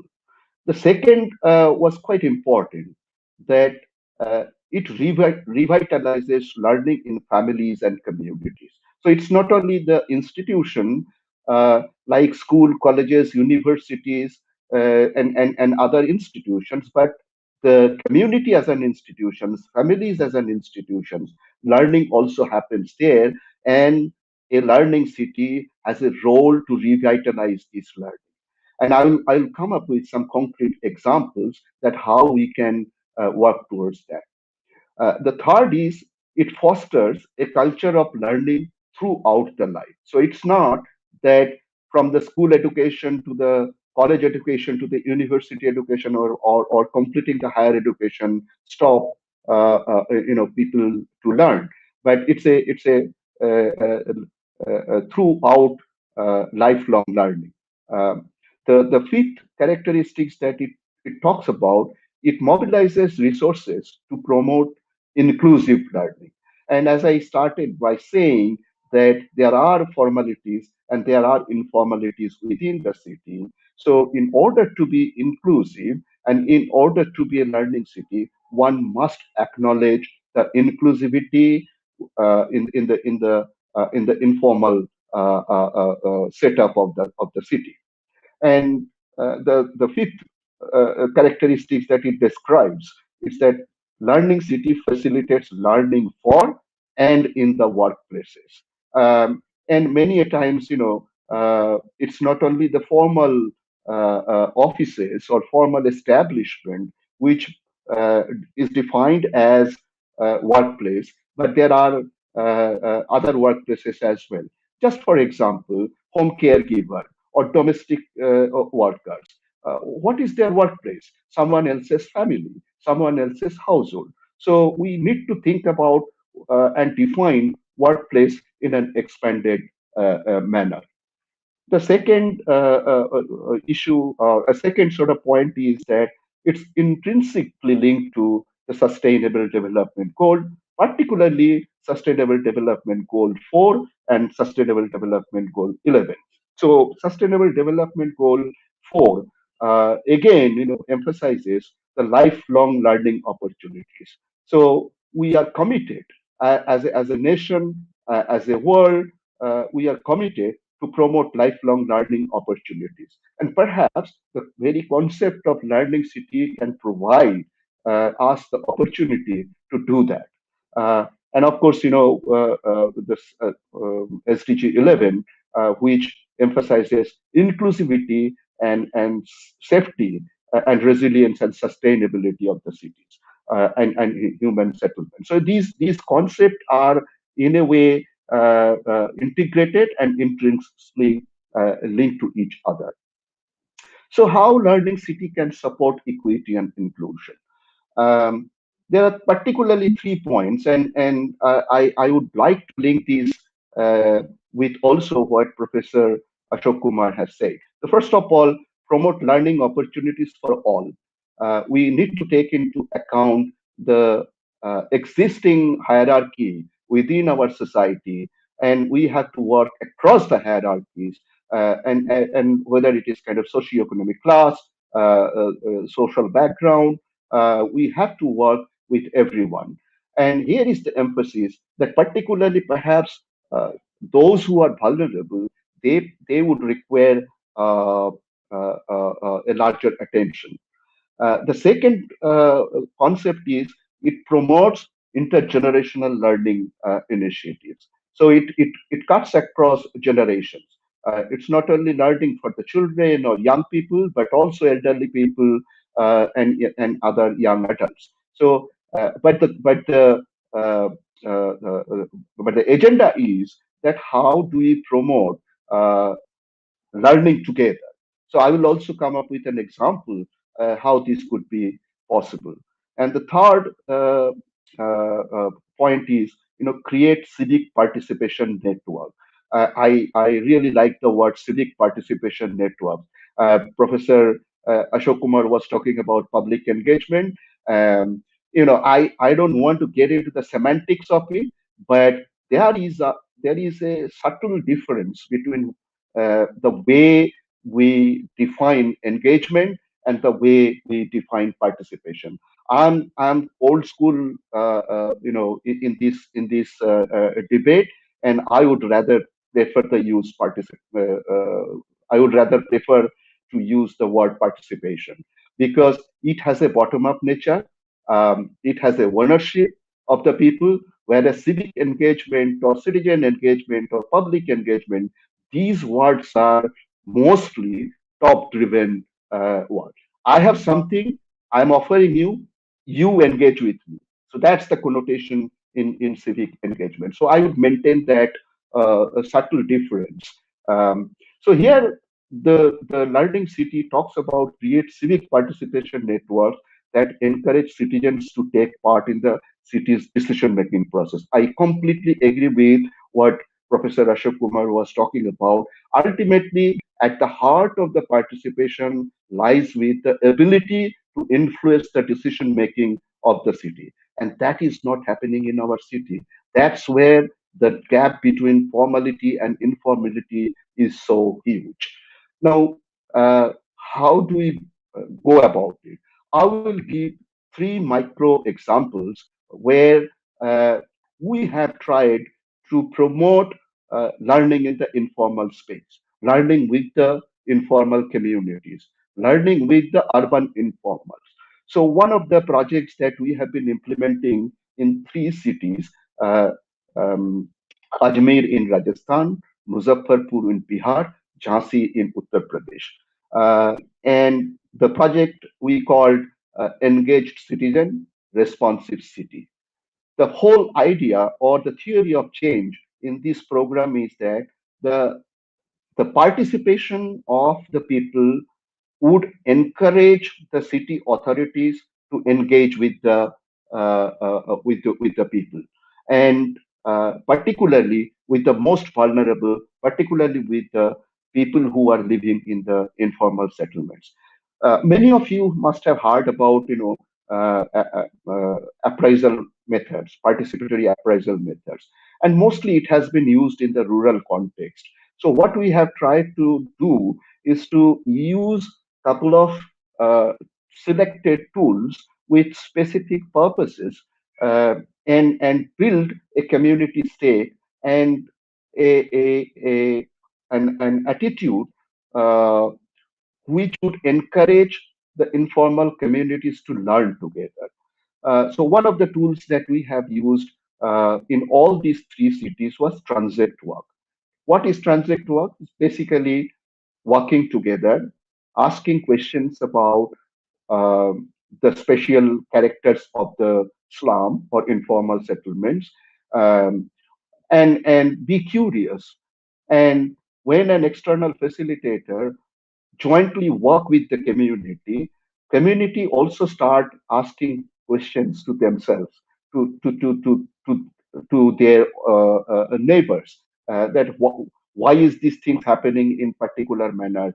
What is the topography of an informal settlement, and why it is so, so on and so forth. The second tool that we have used is the timeline tool to reconstruct the history of the settlements. The informal settlements are more or less always in flux, and new people are coming, new migrants are coming and settling in the informal settlements. So the whole process of building a timeline was to reconstruct the who came first, who settled the city, informal settlement, and how other people joined in, and there are sort of milestones in the community's life. So in a way, it's reconstructing the entire history of all those people who have been part of these informal settlements. And then finally, we also use social and resource mapping. It's not the planner's map, it's people's map. And they identify institutions, services, and what are the infrastructure available. And based on these mapping, the once we take into account that what is happening in the community, what exists in the community, and therefore visioning the community in a different way. It's a very powerful tool to envision the community.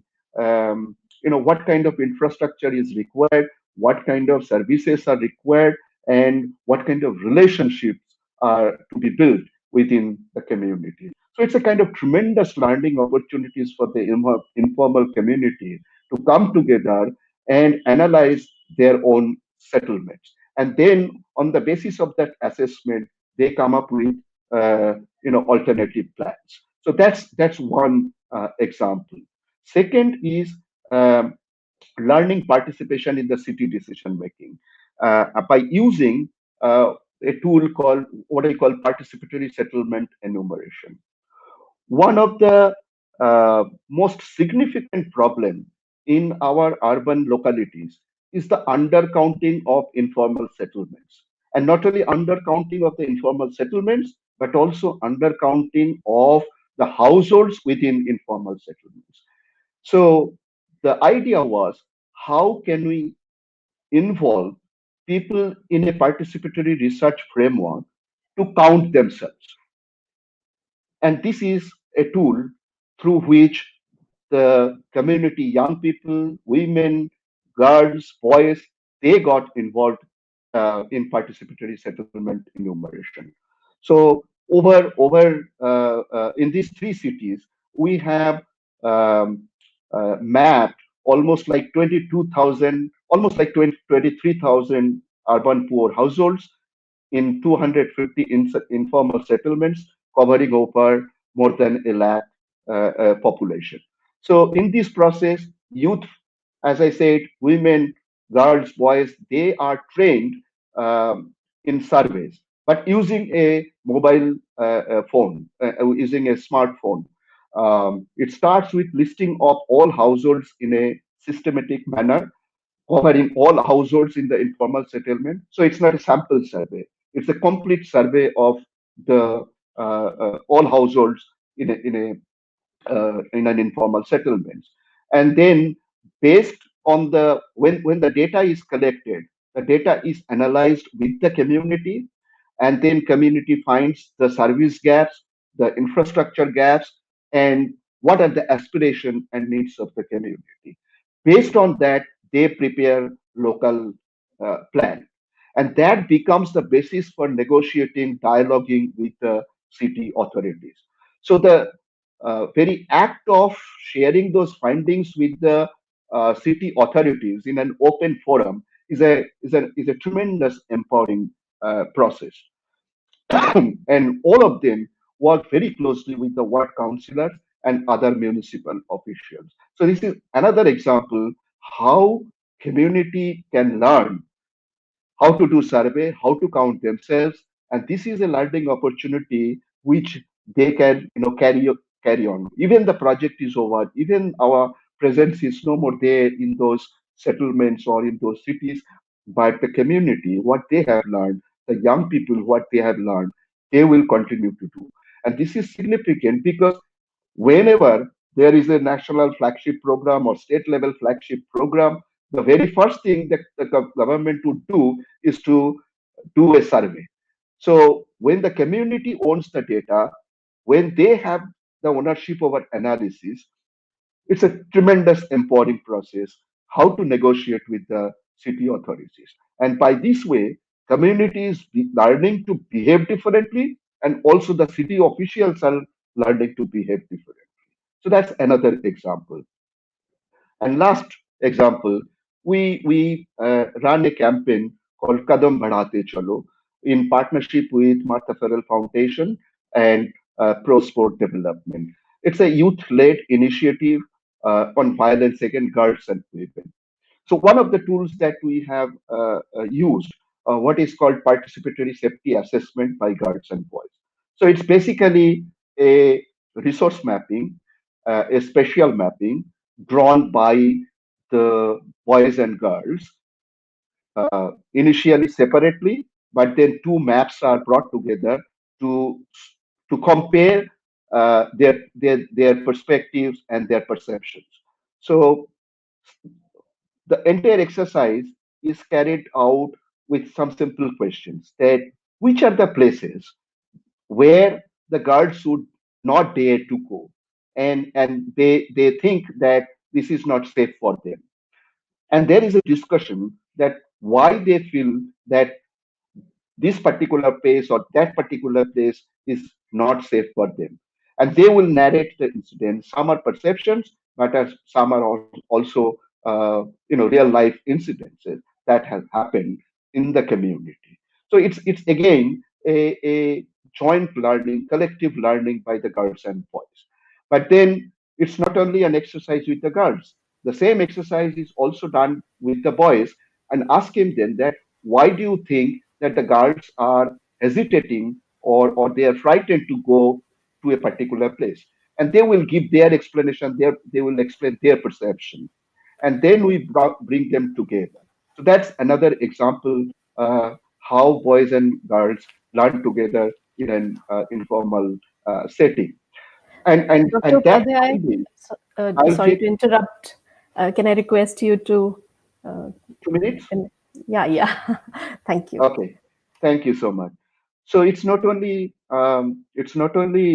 doing that exercise, but based on the findings and the learning from that exercise, they then interface with their parents, with the elected representatives, with law enforcement agencies, and other intellectuals in the city. So it's a very powerful intergenerational dialogue between boys and girls and the adult population in a city. That's a new way of learning.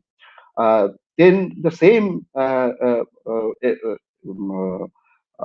initiative also used sports and arts to challenge the gender inequalities in the society. So again, uh, in a way sort of challenging all the stereotypes. Girls cannot ride bicycle, or girls cannot play football, or girls cannot play volleyball. So we have been encouraging the girls and boys to uh, play together, challenge those environment, and some of these are in a very feudalistic setting, uh, but the very process of involving the boys and girls together in an informal setting gives a very powerful message to others. So let me conclude by saying, if we need to, we have to learn from all these experiences. So when is participation and inclusion enough? So first of all, when citizens or people are informed and aware, they have the right kind of information, and the I would go to the extent that the quality of participation and inclusion would very much depend on the quality of information. And when citizens are organized, they are not individualized, they are collective. When citizens have voices and choices, and when citizens have the access to institutional spaces which are inclusive and vibrant. So it's a kind of process by which, through participation, you make institution inclusive, but institution has to open the door to embrace inclusivity in a society. So thank you so much for giving me time. I'm sorry if I overshoot my time. Thank you. Thank you so much, Dr. Kamran. Thank you so much, Dr. Bandopadhyay, for really sensitizing us with a very comprehensive deliberation on the importance of people engaging with all sections of society and how important people are. And they're actually intrinsic in making cities inclusive, and how learning is the way to make cities inclusive. And you've highlighted various good practices. Of how the cities can instill and support equity and inclusion, especially for the informal communities and informal workplaces. You've also highlighted the need and relevance of behavioral shift on processes like participatory urban appraisal, enumeration processes, civic participation network, especially in informal settlements. I think very intriguing processes, and we would definitely engage deeper into this. We will research this and put them in our studios as well. Thank you so much for highlighting all these concepts and all these live experiences that you have been undertaking. Thank you so much, Dr. Bandopadhyay. Thank I you. would like to now invite Dr. Satish Kumar, Director, Internationalization, School of Natural and Built Environment, Queen's University, Belfast. I would request Garima to introduce Dr. Satish Kumar. Good evening, sir.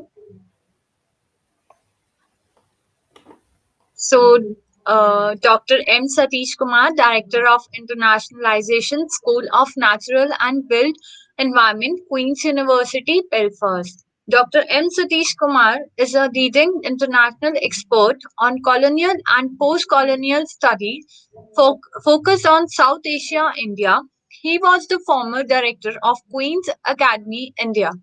He is currently the Director of Internationalization for the School of Natural Land Built Environment. He is a fellow, the Senator George J. Michael Institute for Global Peace, Security and Justice, Queen's University, Belfast. He was awarded the 2020 Belfast Ambassador Medal, the Queen's University Teaching Award in 2014, and Bhuvigyan Earth Scientist National Leadership Award in 2002. He is a member of UK and India Peer Review College and has published widely across disciplines. Thank you. Over to you, sir. Thank you very much. I'm just going to share my screen. And if you just give me a second.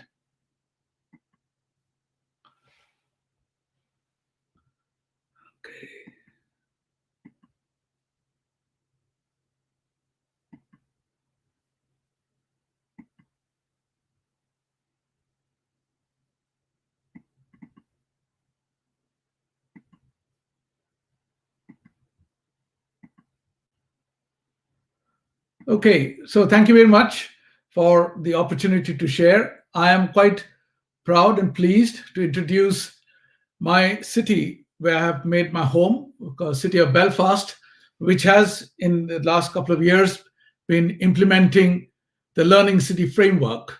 And today what I intend to do is to look at the Learning City framework to understand how the Learning City framework works. And I know Kostov has already mentioned about the UNESCO framework, but I would like to talk about the Learning City, particularly in the context of these 6 themes and how Belfast as a city has incorporated these 6 themes uniformly.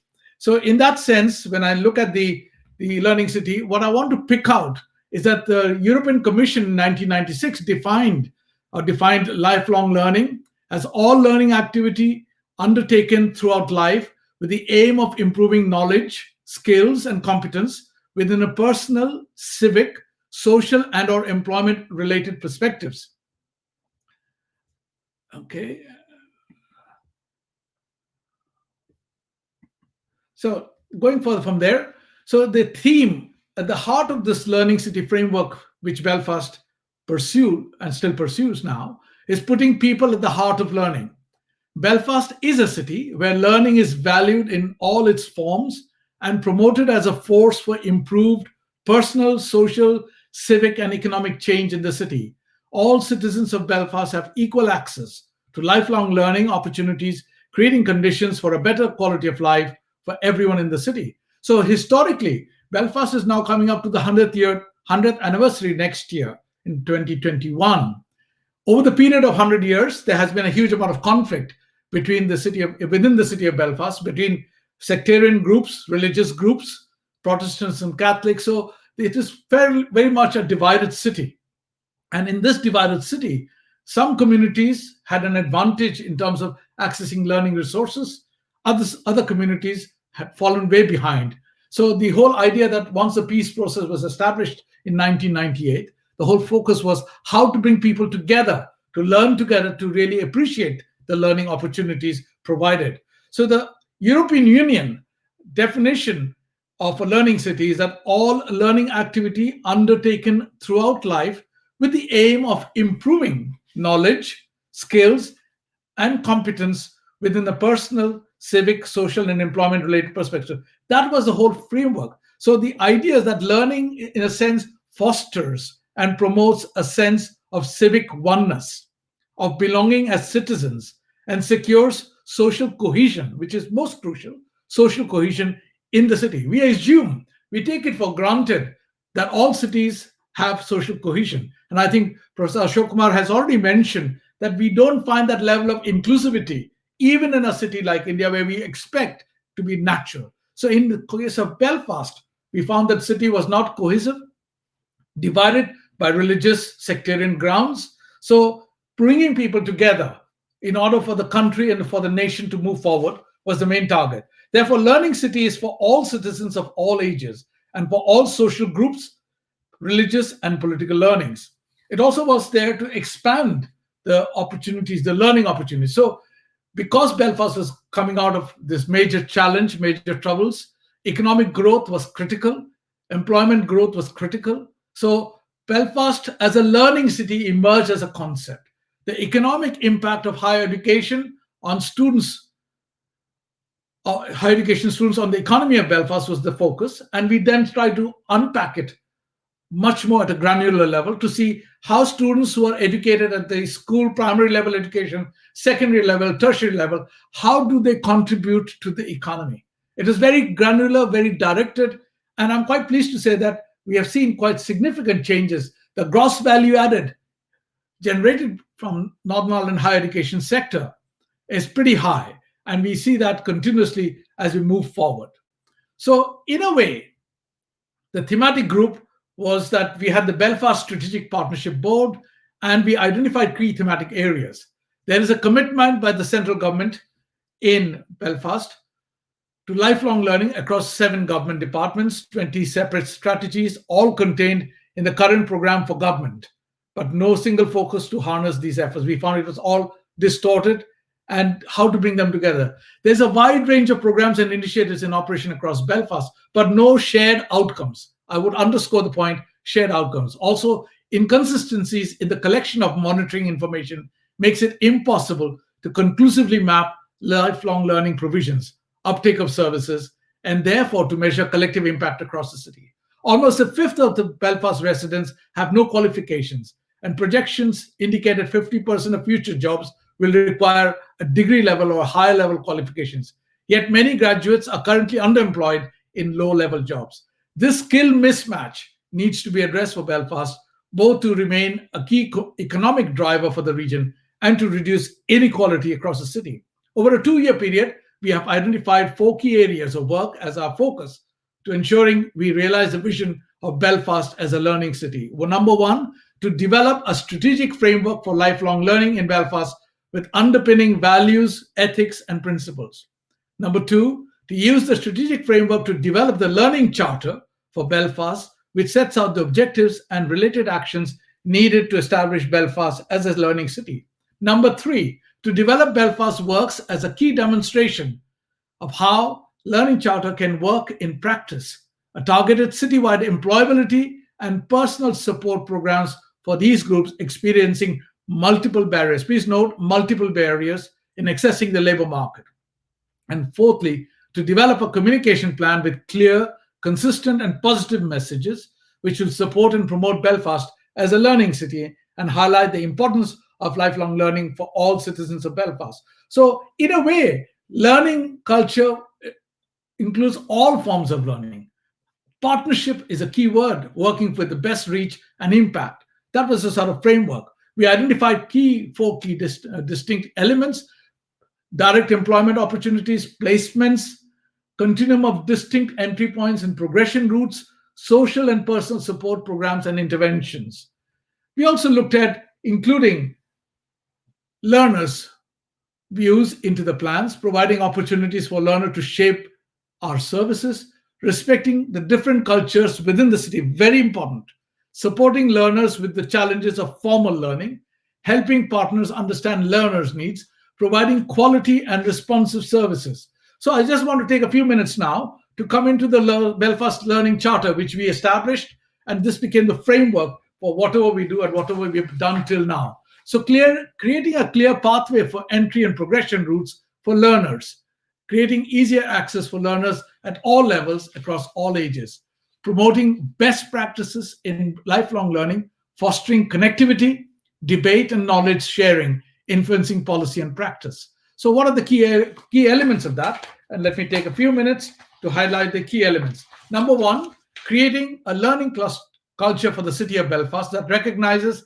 the value of all forms of learning, both formal and informal, ensuring learning is for all citizens of all age groups with equality of access and availability across the city, creating and adopting a common brand and messaging around learning in the city, recognizing and promoting all forms of learning within the organizations, developing and supporting local learning ambassadors, disseminating information of good practice case studies to increase effective learning, as Kaustav has also shown in the context of India, developing a set of shared frameworks on pathways to learning, and promoting, most important, promoting resilience through lifelong learning. That is one of the most key elements of promoting resilience. And we've seen this, how COVID-19 pandemic has destroyed some of the resilience has had in the course across the world. Number 2, from developing an inclusive, innovative, and strategic approach to lifelong learning through partnerships, working which maximizes the reach and impact of all available resources, developing and participating in a Belfast Learning City Forum, which values mutual respect and meaningful collaborations, developing and updating all information about lifelong learning continuously on the website, using available research and highlighting gaps, The next one is most important again in the post-COVID scenario, promoting where technology can enhance lifelong learning. So blended learning, connected learning, using technology to bridge the gap across the poor and the rich students and communities, and sharing that.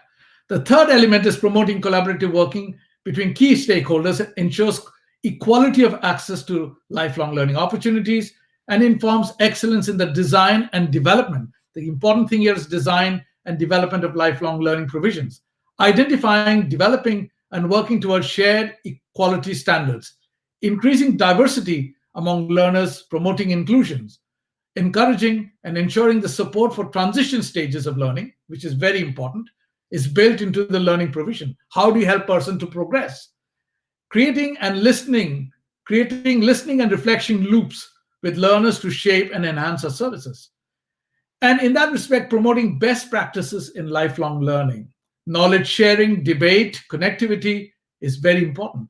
The fourth element of this charter is realigning current and future skills with Northern Ireland's economic needs, contributing effectively to the economic and social success of the city, listening to employers, asking the employers what is it they're looking for in terms of the needs for recruitment and in work support, addressing the needs of those with no or little skills or qualification, assisting underemployed to achieve their potential, sharing targets and outcomes, and advocating a living wage with the creation of real jobs. So living wage along with living learning became crucial and critical in this aspect of it. So in a way, when we really understand that lifelong learning opportunity, learning city opportunity becomes critical in terms of identifying the pathways of connections, in terms of attainment, learning opportunities, and removing life inequalities. We have seen how, despite the fact that India's economic growth has taken place over so many years, there is still 40% of the population who do not know how to read and write. And how do we provide that framework for the context, in the context of Indian cities? How to bridge the inequality, the gaps of inequality, how to enhance inclusivity in terms of learning and learning in all forms of learning. We need to recognize that India has a tradition of lifelong learning historically for thousands of years. But the fact is that we need, while we modernize, we also need to ensure that the people who are left out are brought into the framework. Thank you very much. I'll stop here. Thank you so much, Dr. Satish Kumar, for providing a very, very passionate deliberation and giving international perspective to inclusive city relating to learning city and vice versa. You deliberated on the vision, programs, initiatives, charter towards realizing Belfast as an inclusive city, which was completely divided and completely inconsistent, through it emerging as a learning city with lifelong sharing and respecting values, principles, and partnerships. Also, thank you for highlighting the role of educators in creating learning cities, of valuing and cherishing every individual and facilitating them with the realm of possibilities to grow and develop. Thank you so much for your deliberation, Dr. Kumar. Now, I would request and invite delightedly my student representatives, Ms. Elora Ghosh and Mr. Paris Mongia, who are undertaking Masters in Urban Planning at School of Planning and Development, Sushant University. I invite you to share your views on the topic. Over to Elora and Paris.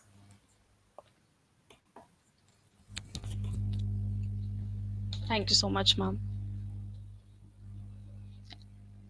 Paris, can you present the screen? You're on mute.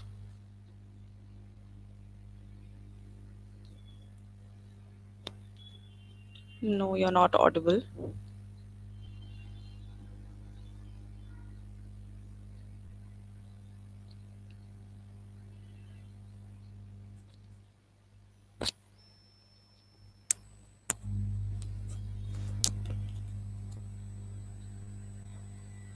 Am I audible now? Yeah, you can present the screen now. I'm sharing this.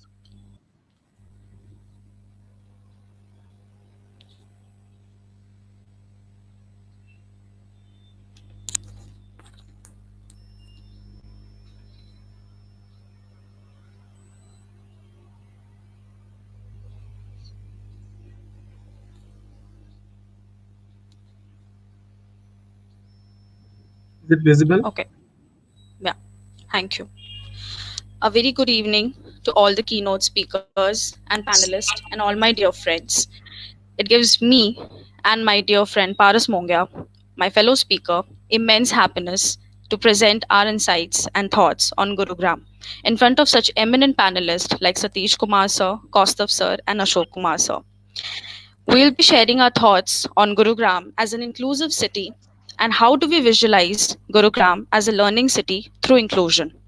We are covering quick definitions and thoughts about inclusive city and learning city based on UNESCO. Then we would like to present a small gist on Gurugram and share some comparative study and key learnings that we can adopt from other cities that are regarded as learning cities. Learning cities at all stages of development can benefit greatly from sharing ideas with other cities as solutions for issues that arise as one learning city develops may already exist in other cities. Paras, can you move to the next slide, please? Yes. Thank you. The UNESCO Global Network of Learning Cities is an international policy oriented network providing inspiration, know how, and best practice. The network supports the achievement of all 17 development goals, in particular the SDG 4, ensure inclusive and equitable quality education and promote lifelong learning opportunities for all, and SDG 11, make cities and human settlements inclusive, safe, resilient, and sustainable. The UNESCO GNLC supports and improves the practice of lifelong learning in the world cities by promoting policy dialogue and peer learning among member cities, forging links, fostering partnerships, providing capacity development, and developing instruments to encourage and recognize progress made in building learning cities. In doing so, the city enhances individual empowerment and social inclusion, economic development and cultural prosperity, and sustainable development. Now, to process a learning city, one must know what is the definition of a inclusion. Inclusion means that all people, regardless of their abilities, disabilities, or healthcare needs, have the right to be respected and appreciated as valuable members of their communities. Inclusive development is a development that includes marginalized people, sectors, and countries in social, political, and economic processes for increased human well being, social, and environmental sustainability. Now, we come to why a learning city. Lifelong learning lays the foundation for sustainable social, economic, and environmental development. The idea of learning throughout life is deeply rooted in all cultures. However, it is becoming increasingly relevant in today's fast changing world where social, economic, and political norms are constantly being redefined. Studies have shown that lifelong learners, citizens who acquire new knowledge, skills, and attitudes in a wide range of contexts, are better equipped to adapt to changes in their environments. Can you move to the next slide, please, Paras? Yes. Thank you. So now I will try to give you a small introduction about Gurgaon. So Gurgaon is regarded as among India's few cities which were built by private entities. Gurgaon's story is one of a journey of mixed success and failures. Gurgaon is a district in the state of Haryana located just to the southwest of Delhi. Gurgaon was little more than a village in 1979 when it was split administratively from the more populous and redeveloped area of Faridabad in Haryana. At the time, Faridabad had access to transportation and public utilities and was a strong industrial city, while Gurgaon was largely barren with no local government, public utilities, or transportation. Now, Gurugram is called as the Millennium City, with about 10% of the slum population of the state which lives in Gurugram. 72% of the migrant workforce lives with a shared basic facilities. In some areas, migrants are just 60 to 90% of the local population. Now, I would like to give the floor to Paras. Thank you. Thank you, Laura. So, uh, here are the few aspects of the SDG goals. So, learning cities enables individual empowerment by encouraging their citizens to become agents of the change. As we discussed, how important are the sustainable goals by the United Nations for the sustainable and inclusive growth of the cities and countries globally. So here are the two important goals for it. The first one is the Sustainable Development Goal 4, which includes the which ensures the inclusive and equitable quality education and promote lifelong opportunities for all. And the other goal is goal 11, which includes makes the cities and human settlements inclusive, safe, and resilient and sustainable. So here are the three aspects of these two goals. So the first one includes, like, the first one is green and healthy learning cities. It includes like education for sustainable development, which is ESG. It promotes this kind of development, which basically means raising the awareness among people, re- raising awareness among the people of their climate change, pollution, mental, physical health risks, and the need for the environmental protection. So, to reduce air pollution, promote sustainable mobility, etc.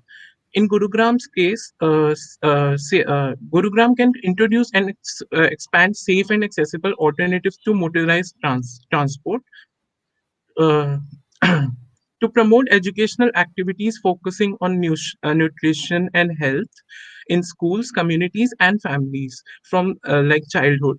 So, in addition, they can also recognize the importance of providing adequate learning opportunities in later life. The second aspect is the equitable and the inclusive learning city, so which includes basically the promotion of community education as well as intellectual and intergenerational change. It will respond to the challenges of changing demographics and helps to secure cohesive social environments. So the other, like in Gurugram's case, Gurugram with its enriching history can enhance or spread culture of peace and equality both in the city and across the country, setting as an example, thus helping to strengthen the concept of the global citizenship. So the third aspect is the decent work and the entrepreneurship in learning. Learning cities support educational and training opportunities and skill development for employment employability. So Gurugram can create enabling spaces for sustainable driven uh, business projects, innovation, and entrepreneurship by dedicating resources both to the building relevant infrastructure and financial incentives, and to establishing inspiring learning environments. To create sustainable economic development, Gurugram can provide educational opportunities for all the sectors, from business leaders to low skilled workers, and from commerce to for culture. They also strive to support good working conditions to prevent mental and physical health problems and exploitation, particularly in the informal labor market. So here are the few learnings from the learning cities. So what is like these are some highlights, which includes like what is ambitious but achievable, like what thing is crucial, which has to be there, what is relevant but it's not like compulsory, what is clear and understandable. So you can see that in the you can see on the screen the top right corner. Here is a diagram which represents the key features of the learning cities. So there are like three stages of defining the key features mainly. The first one is the pediment, then the six columns which supports the pediment, and uh, then there is a foundation, the base foundation. So mainly the pediment includes the sustainable development, individual empowerment and social cohesion, economic development and cultural prosperity. To support these, we need six types of support systems in the form of pillars. These Paras, pillars can I request you to conclude now in a few minutes, 1 or 2 minutes? yeah, ma'am, like Thank you. 1 Thank minute. you. Yeah. Yes. Sorry for that. These are the key features of the learning cities, which you can see also. Here are few examples of the case studies from like we have found out globally. These are the four main case studies which helped in promoting the sustainable development goals and promoting education in their cities. The first one is Chengdu, China, which is the first city in China to draft the implement local regulation on the promotion of community education. Then there is a city, Hamburg, in Germany, which basically includes the policy, which is the ESD 2030 policy, which includes the school and vocational training research institutions. There should be these institutions in a city. So there are other. So I would like to request Elora, and now Elora will take us to the conclusion of this presentation. So Elora, you can continue. Thank you so much, Paras. So I would just quickly conclude by giving some few recommendation approaches which can be done for Gurgaon. So we can have expanding access to early childhood care and education, and we can expand access to education from primary to the tertiary level. We can end the hunger and ensure access for all people, in particular the poor and people in vulnerable situations, including the infants, to safe, nutritious, and sufficient food year round. We can support the positive economic, social, and environmental links between urban, peri-urban, and rural areas by strengthening national and regional development planning. Learning and educating stands of utmost importance for a progressive country like ours, and with growing expectations of a millennium city, itself stands as an important criteria that cannot be overlooked by us as the youth. And we can strive to deliver some holistic approaches as future urban planners and shall give the best platform and organizations as learning spaces for everyone as an inclusion, irrespective of gender, age, and caste, and make it a place of the millennials. Thank you so much. Thank you, Elora. Thank you, These Paras, are, for sharing. Yeah, thank you, thank you ma'am. so much for sharing your views, your recommendations. You really added essence to today's discussion through the case of Gurugram as learning city, as an inclusive city. Um, um, Before ending, I would once again request each of my panelists to conclude today's session with their closing remark. I would request Dr. Ashok Kumar first.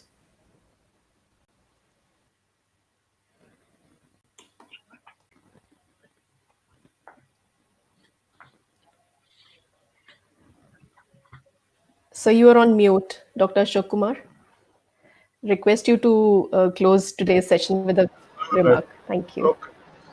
I will continue with my focus on city planning and continue to talk about existing exclusionary tendencies of urban policies and planning. I want to give you one example. Earlier, I discussed about heightened state of displacement and displaceability. Let's talk about the real data. Delhi wants to become, for example, a global city. According to Census of India 2011, 10% population of Delhi openly defecates. And if I include non-working community toilets, then it becomes 20% population, which is 4 million population presently that openly defecates in Delhi. How can we achieve an inclusive and a global city which can stand up like New York and talk if 44 million population is openly defecating? So inclusivity, and I strongly really feel about this, that um, somewhere the state is missing when we talk about the urban poor. Then NGOs and the rest of the people take up and engage them, while middle classes and the elite group go to their job.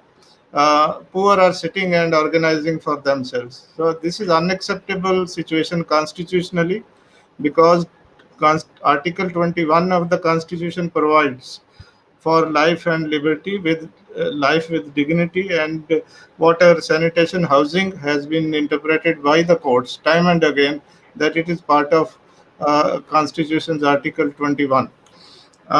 Second point, now we are signatory to SDGs, and SDG 11 particularly talks about planning. SDG 6 focuses on sanitation and water and sanitation. Sanitation, I talked earlier, if we have to fulfill the target of SDG 6, we have to reduce inequities in water distribution, and we have to eliminate open defecation, for which Prime Minister himself, no less than Prime Minister himself, has committed and launched a program called Swachh Bharat, urban as well as rural. So I'm hoping that program works and we don't have open defecation in our cities. About SDG 11, new urban agenda, also we are a signatory to this, and where a central place has been given to planning. Now it is only up to city planners to think about it, how this agenda can be implemented. And we have our own Indian version of new urban agenda that should be urgently implemented if we want to create an inclusive and learning city. You see, so much for learning. When we resettle people outside the city, we don't think about their children's education, health of women and children and Right. families. They have to travel Yeah. 25 kilometers to get to the city. So what I'm suggesting is that in order to create an inclusive and a learning city, some of the central urban policies will have to be radically reoriented and perhaps changed. Right. Thank you. Thank you so much, Dr. Ashok Kumar. Request Dr. Kastav to quickly conclude with his remark. Thank you so much. As I said in the beginning, it's such a terrific privilege to be with Professor Ashok Kumar, Dr. Satish. But I was particularly impressed by the presentation from Elora and Paras. It's so refreshing to hear from the young scholars. And what I liked about it is that they haven't talked about Gurgaon skyscrapers. They scrapped so many things. Um, they talked about a bottom up approach and the basic necessities of the people. So I was quite impressed with that. The other point is that what is coming from this discussion, that we all want our cities to be sustainable, but given the inequalities, it's untenable, it's unsustainable. No cities can be sustainable without inclusivity. So that's the kind of learning that I'm taking from this conversation. I think Dr. Satish has talked about the resilience. We have missed that in the discussion, but it's so key into everything. And the existing inequalities that have been exposed through this pandemic has shown that how quickly all those resilience built over decades can be eroded so easily.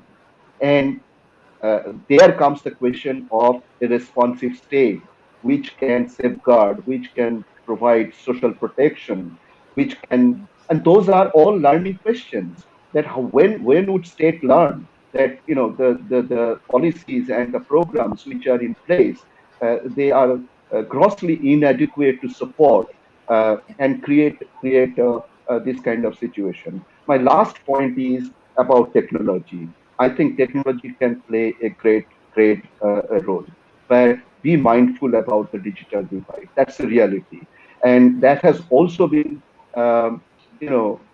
experienced by all of us.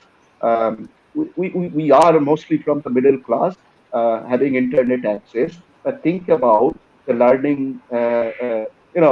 In the morning, I get worried that if there is no internet, my child will not be able to attend classes. But those who haven't experienced the internet in their lifetime, what to worry about that? What to worry about that? So this digital divide has to be taken into consideration, and I would suggest that a learning city should be an equal city, and that should provide resources in favor of the informals and those who need the most. We can afford something, perhaps they are not in a position to afford the market driven economy or the market-driven education. So we have to think about them.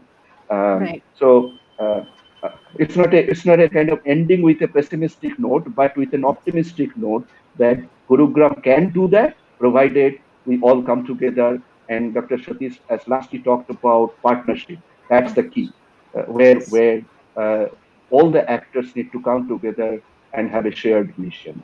So let me Right. stop by that. Thank you Thank you so once much. again.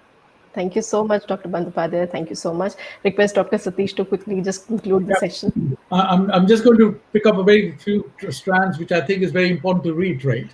Um, Most important is that the lifelong learning agenda had focused on two aspects: skill development and inclusion, social inclusion. Sometimes, while we look at India, there's a lot of emphasis in the last couple of 5 years now about skill development at the expense of social inclusion. So there is this opportunity to bring this together. Social inclusion and skill agenda has to go together hand in hand. That's the first point. The second is that learning city or city of learning cannot be partial. Okay, this is a very crucial point, that it cannot be partial, and we need to include all citizens. All citizens are underlined, both the rich and the poor, especially from all ages, from all social and cultural backgrounds, because they are the productive members of the society. That's the second point. And third is to respect different ways and different forms of learning. We only think about one form of learning. We forget about all other forms of learning. And I think it is important to underscore and emphasize the importance of all forms of learning if Gurugram is going to become a learning city. Thank you very much. Thank you so much, Dr. Satish Kumar. Really, thank you. Thank you, each one of you, dear panelists, for taking our time together, for sharing your profound experiences and enlightening all of us, our audiences, too. Thank you, everyone. This brings us to the end of the session. Thank you. Thank you. Thank you so much.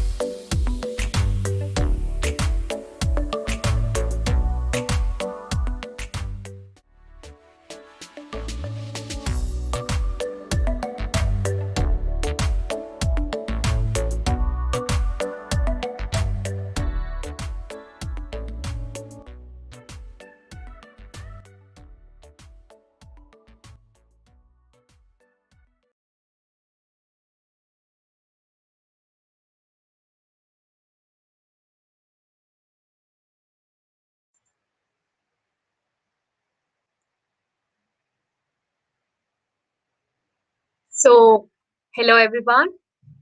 So we have Dr. Ajit Kalyat, Associate Professor, School of Planning and Development, Sushant University. Dr. Ajit Kalyat is a human geographer with a professional qualification in urban and regional planning. He is keen to contribute to the discourses on future skills, though pedagogy, entrepreneurship, and public policies by generating scientific evidences. His primary interest is in urban resilience. The other areas of his interest are inclusion, child, age, and marginalized group, pedagogical research, and data-driven urban governance. During his 21 years of professional experience, he have experience at various levels in the government as a program coordinator between Government of India, Ministry of Environment, Forest and Climate Change, and German International Cooperation (GIZ). 5 years research experience as PhD student at Queen's University, Belfast, and 3 years as environment specialist and team leader at National Institute of Urban Affairs, India. He have been teaching at Sushant since July 2016. We also have Ms. Danelia Karl, Deputy Chief Executive, Regional Study Association. Daniela Karl is Deputy Chief Executive at the Regional Studies Association. Daniela's job portfolio at the RSA includes membership and global community academic journals, territorial works, marketing, and the RSS conference and events program. She gained geography degrees from Victoria University in Wellington, New Zealand, and worked previously in research, teaching, and business development roles at higher education institutions in Germany, New Zealand, and the UK. And we have Mr. Martin Grissel, Director European Urban Knowledge Network, Amsterdam. Mr.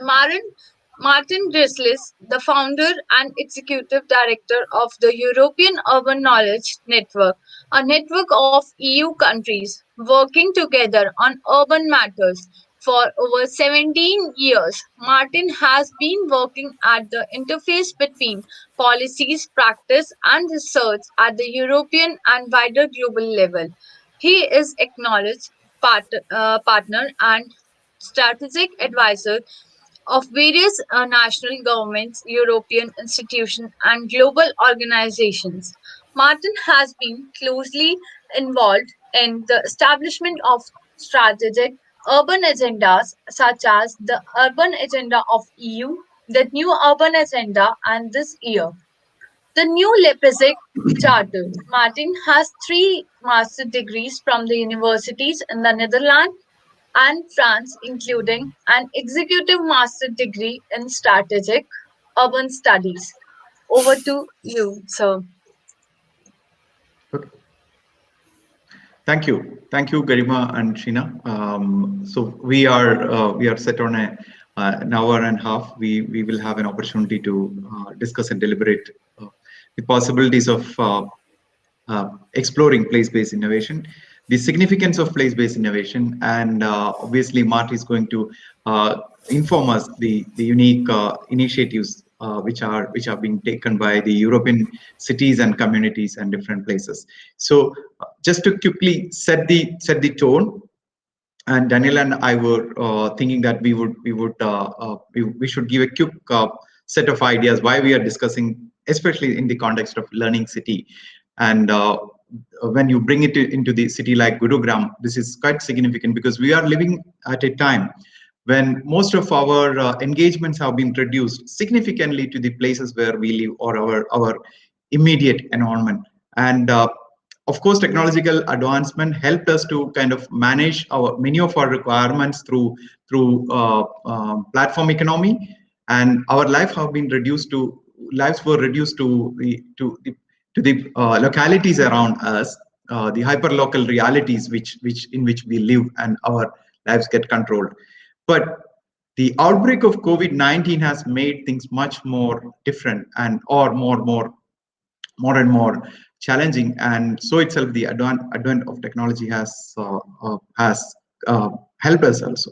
Now these things have to be seen within the overall dynamics. So there are issues which people are trying to address. The global mayors have called for imagining a resilient recovery through creating 15-minute cities. So creating most of the services within 15 minutes of where one lives. This is what the Global Mayors Forum have recently called, and that's about the resilient recovery, putting green at the center.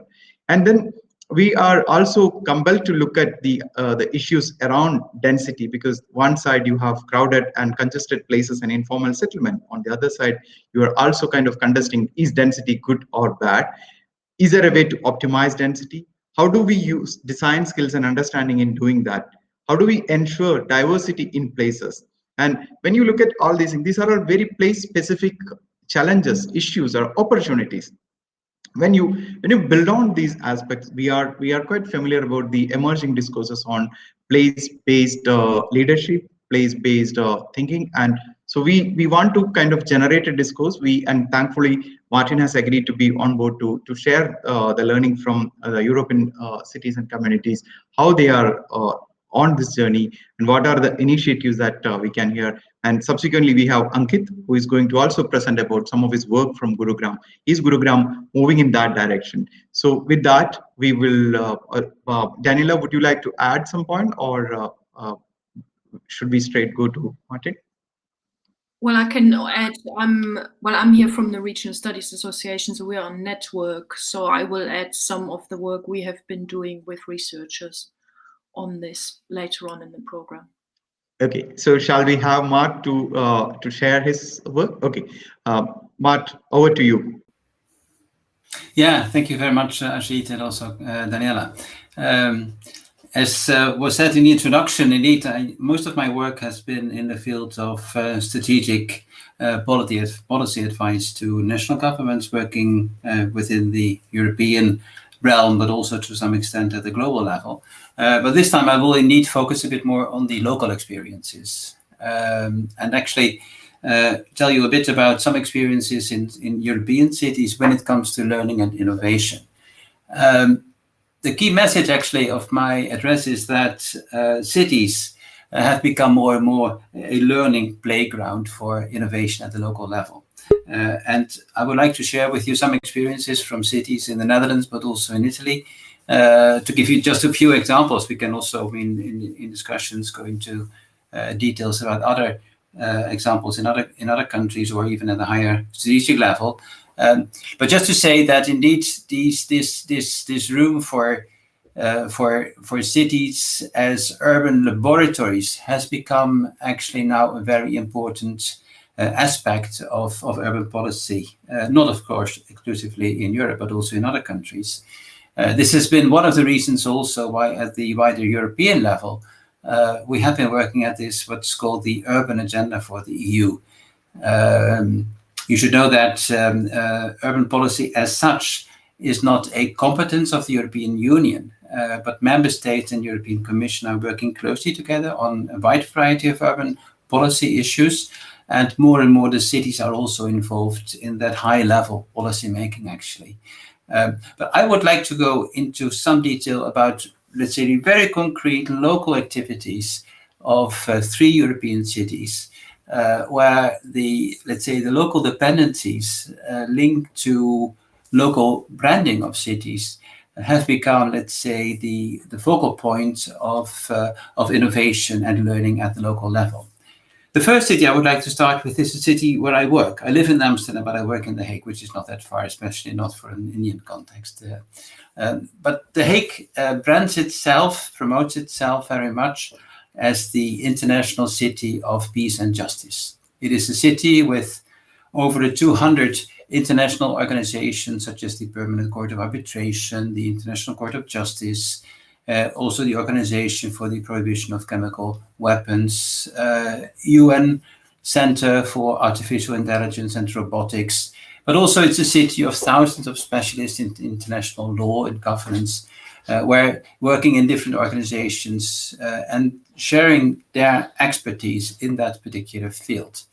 It's also a city with a continuous influx of new international organizations and non-governmental organizations. And this number is highly rising, to such an extent actually that the city needs to speed up immensely also its efforts in creating more housing. And in that sense, it is creating a totally new and highly ambitious, I think in Europe, it's probably one of the most ambitious urban development project at this point in time, framed onto a model of the American central innovation districts. It's not, we used to talk a lot about central business districts, but in this case, The Hague has adopted the term from the Brookings Institution to set up a central innovation districts, where indeed informality has been promoted a lot, where informal meeting places will be created. Actually, you can almost stitch all the let's say labels of modern urbanism onto this project. It is sustainable, it is inclusive, it is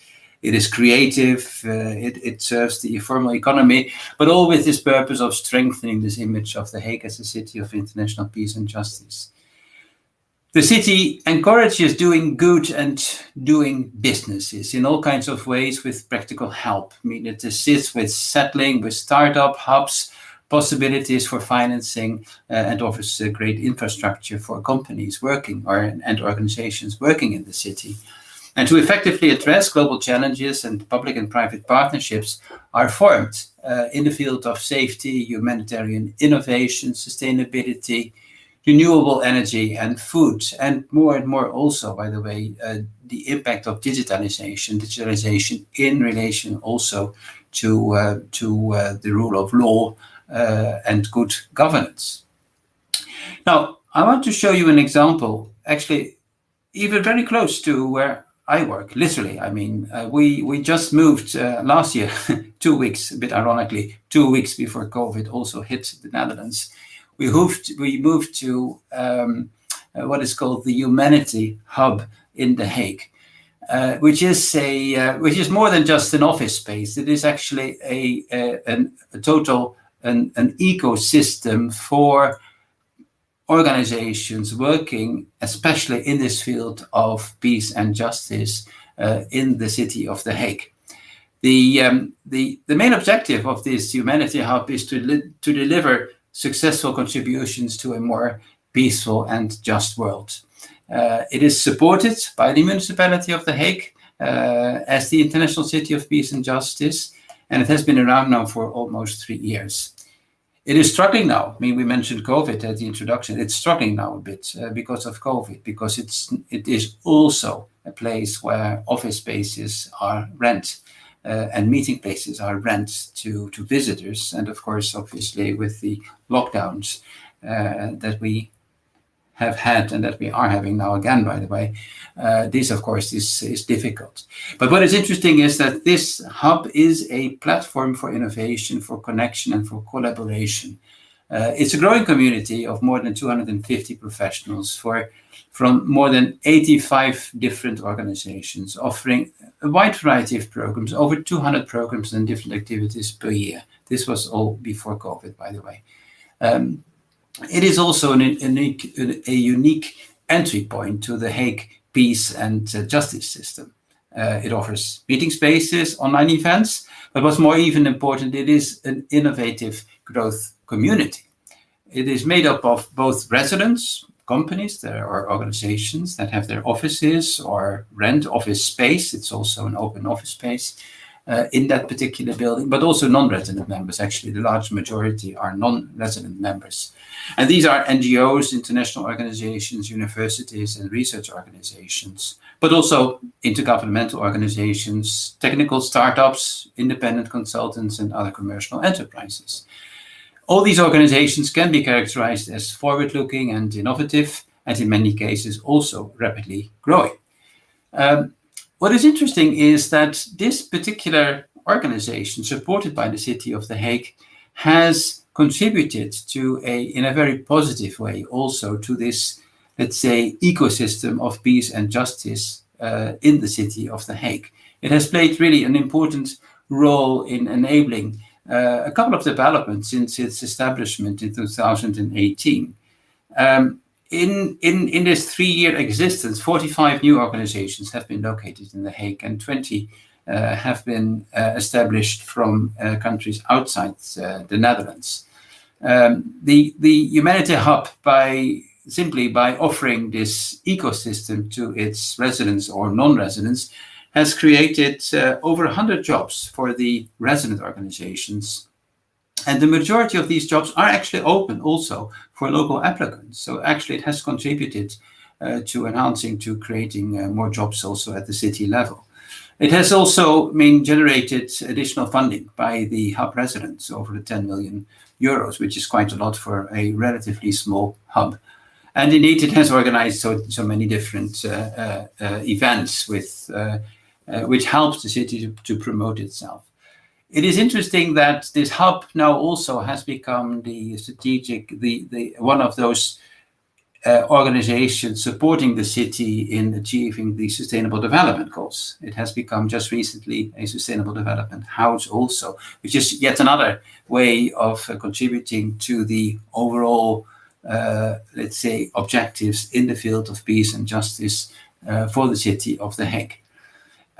This is just a small example, but it is interesting how, indeed, in this case, a clear local strategy, the branding of the city in the field of peace and justice can actually support this hubbing, which is now actually offering hubbing possibilities, offering network possibilities, is actually the new way in which many cities now provide support to their, let's say, to new companies. And with that, I would like to show you, to talk a bit about another example, which is from another city with a totally different branding background also. It's the city of Torino in Italy, which used to be a, let's say, traditional manufacturing city, very much linked to the automobile industry, with the Fiat factories, for instance. Well, of course, after the economic crisis in the 1980s, this city needed to reinvent itself. And it went through a huge transformation from a, let's say, old economy, industrial town to a new service-based, innovative city, focusing a lot on innovative technologies, autonomous driving, 5G, internet, but also new developments like the use of drones and robotics and artificial intelligence. And under the very strong leadership, in this case, indeed, the mayor of the city of Turin has played an immensely important role in connecting, in reaching out also to the local population of the city and bringing together private sector, public authorities or public bodies and civil society. Working very closely also with the university of the city, or the different universities of the city, and creating there also, a new ecosystem which is highly innovative.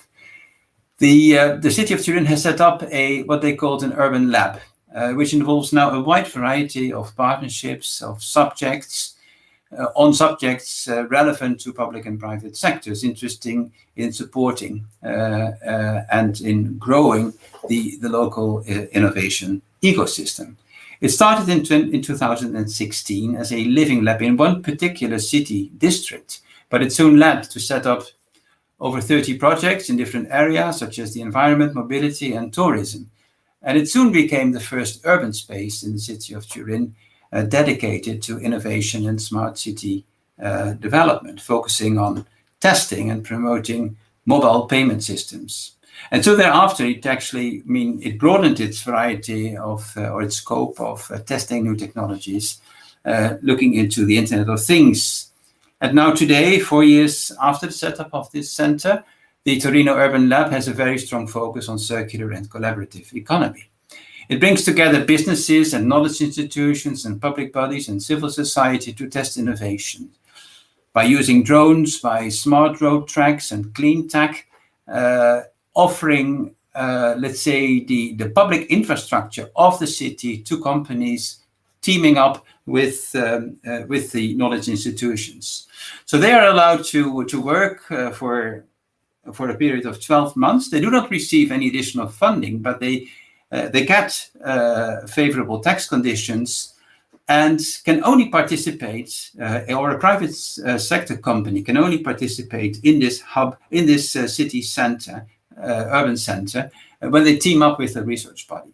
And the other way around, a research organization can only be part of this system if they bring in a private sector company. And this is a way to actually make what it's called often the triple helix model, which was originally developed in Finland, or the quadruple helix model, if you also would like to count in the participation of civil society, to boost innovation in the city of Turin. I'd like to end with a few words on my own city, which is the city of Amsterdam, which is, well, it's in many different ways a city that follows the, let's say, the latest fashion when it comes to urbanism. It is very much also a smart city, like there are many smart cities in India, but Amsterdam also wants to promote itself as a smart city. But it's also a circular city. It follows the models of Great Rebirth with the donut model, for instance. I will not talk about it at this point in time, but I would like to talk a bit about Amsterdam as a startup city. Startup Amsterdam is an action program run by the city of Amsterdam to bring together the public and the private sectors to support startups and scale-ups and entrepreneurs and other players in the local ecosystem. Like Turin, Amsterdam promotes itself as a natural test bed for startups. But thanks to this tech-savvy, adaptive, and sometimes also critical consumer base, the city is an attractive place for new companies, and especially tech companies like Nextdoor or Tesla and Netflix. They all have their European headquarters in Amsterdam, with the intention to further grow at European or even at the global level. And for many, Amsterdam is a very attractive place to live and work. It has a highly educated population, it has an excellent digital infrastructure. It is also a cultural capital.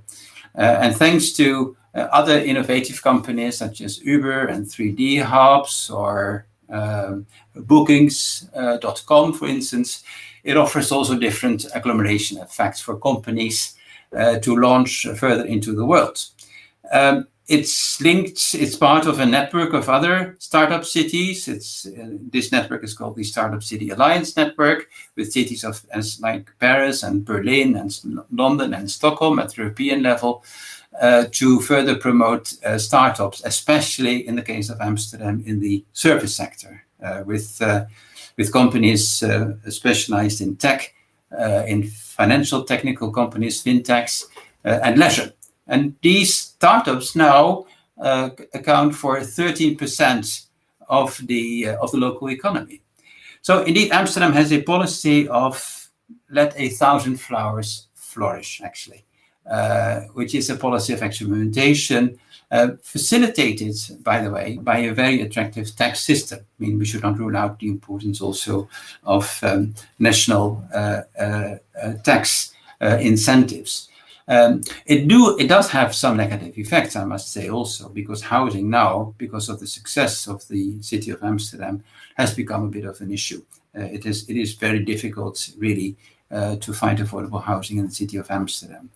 I think the overall lesson of all these examples is how cities can offer possibilities for testing new technologies, bringing together different sectors in society, private sector, public bodies, knowledge institutions, and also with the strong involvement of the local population. I think that is actually one of the key sectors of some of these cities. And I will be interested in discussing with you also experiments in India and in other cities around the world. So thank you for your attention.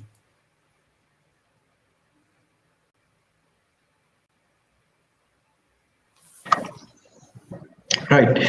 Thank you, Mart. That was a good set of ideas. You actually have helped us to understand how innovation can happen, and innovation happens in cities where they are confronted by different problems. So one city looks at peace and justice as a reason for innovating. The other one looks at entrepreneurial economy ecosystem, and that kind of drives the purposes of innovation.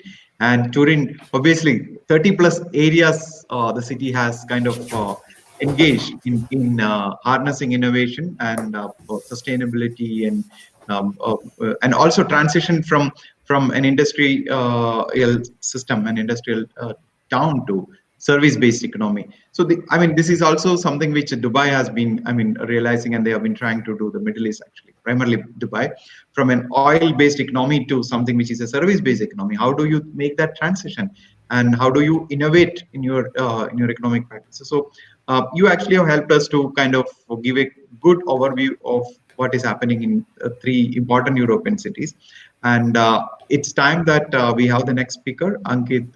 We could have Ankit to share quickly about the work that he is doing in the city of Gurugram, and then we can possibly go for a round of discussions. Yeah. Okay.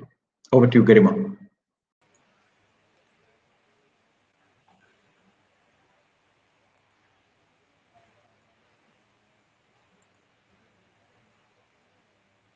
So, hello, sir. So, Ankit Pandey has done BTech in Civil 2018 from SRM Institute of Science and Technology, Chennai.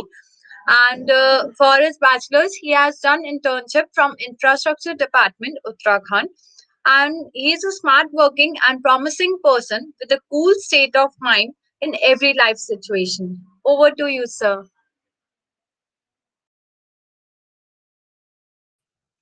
Thank you. Thank you for introducing.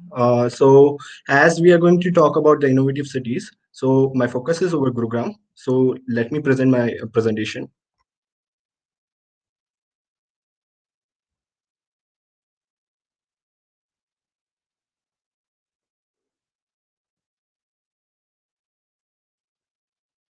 Okay, so as we are talking about the presentation on innovative cities, so first of all, what is innovative cities? Places where ideas are made into reality. So what we are going to do over this city is we are making a reality of learning city. So that is also a part of innovative sector. So first, we are going to talk about what is innovative cities. In this word, which is under the constant development, innovation is essential. So what we want is like if we are not developing continuously, so our existence is in threat in this world. So we have the necessity of innovation completely. So innovation became necessity after the fourth industrial revolution, which became a center of every strategy. And like innovation is a combination of innovation and talents of the city can produce higher economic growth and long-term sustainability within the cities, and can reduce the financial crisis. So if we are going to see about the innovation in India, how innovation in India came into existence. The first effect came into existence due to the policy formations. Policymakers within the India brought the innovation. So it is essential in the development of the nation. So in 2018, India was ranked 57 out of 126 countries in Global Innovation Index with the score of 35.2. So, however, that was the just beginning, and India is still progressing and want to join the bigger leagues within the innovative countries. So, these are the sectors on which India has focused on 2018 on gross domestic expenditures. Like government was having 52% of the share, while business was following with 44%, and universities were at 4%, while private and non-profit private were not there. So if you are calculating a global innovation index, so gross domestic expenditure and on R&D and percentage of GDP is essential. So next, if we are talking about the innovation, how government of India took like the initiative for innovation. So in India, they started some innovation to create an innovation ecosystem. They started some schemes like we have Atal Innovation Mission, Startup India, and Digital India. First of all, Atal Innovation Mission is a flagship initiative set by Niti Aayog to bring all the innovation-based idea into the existence. Then we are talking about Digital India. It is like government of India with a vision to transform India digitally, empowering social and knowledgeable economy. So Digital India also created a vast network of IoT system within the India. Then we have Startup India. Startup India is for all the stakeholders to develop an ecosystem which support and help in the development startup, thus generating more jobs from successful partnership in a highly dynamic field. So these are like Niti Aayog is guiding the Atal Innovation Mission, while we have Startup India that is for making India to stand up on its own feet, and then we have Digital India to empower the India. If we want to go into more detail, we can visit the sites provided by the governments. Then we have Innovation Index, like how the Indian Innovation Index work. So ranking of the states and union territories based on index scores, recognizing opportunities and challenges, and assisting and tailoring government policies to foster innovation. So like these are the as we can see this graph, this tells about innovation enablers, then human capitals, investment, knowledge workers, business environment, safety and legal environment, performers, and knowledge diffusion and knowledge output. These are the topics which are taken within the country level analysis of innovation in India. If we are talking about innovation index, so we have some enablers and some performers in the creating the average score of the innovation. So we have these two dimensions. If you are seeing enablers, within the enablers are the factors that are unpin innovative capacities. These are the five pillars. We have first like human capital we are focusing, then we have investment, then we have knowledge workers, then we have business environment, and at last we have safety and legal environment. And then performance dimension captures the benefit nation derives from the input, that is divided into two parts, that is knowledge output and knowledge diffusion. So then if we are talking about innovation, how innovation can come into existence. Innovation in India comes in existence within the Smart City program. So a Smart City program was launched in 2015 in India by our Prime Minister. Then there is no like universally accepted definition for a smart city. It can mean different for different city. Like whatever our ideas are regarding the smart city cannot be other countries' ideas. If we are talking about the four pillars which we follow for the comprehensive development of smart cities, that is institutional, physical, social, and economic infrastructures. So over here, if we'll see some framework and feature of a smart city, that is some these are smart mobility, smart people, smart economy, smart environment, smart government, and smart living. These features of smart city have their own multiple branches. Like a smart mobility can have multiple branches similar to smart people, then smart economy. Based on these branches or sectors, one can when we focus on them single-handedly on a single like branch or a sector, then we will get a characteristics that can if we develop it fully, it can be forming a nature of innovative city. I mean, like we can develop a type of innovative city from a single branch if we detail out. So in India, there were 100 approved smart cities developed in smart city mission. So the approval was done into four-stage selection procedure. And as we are having this whole session for the Gurugram was not the part of smart city program from Haryana. There were Faridabad and Karnal. So it was not within the smart city program. And then ranking of innovative cities in the world, 2019 ranking with San Francisco at the top, Tokyo following it.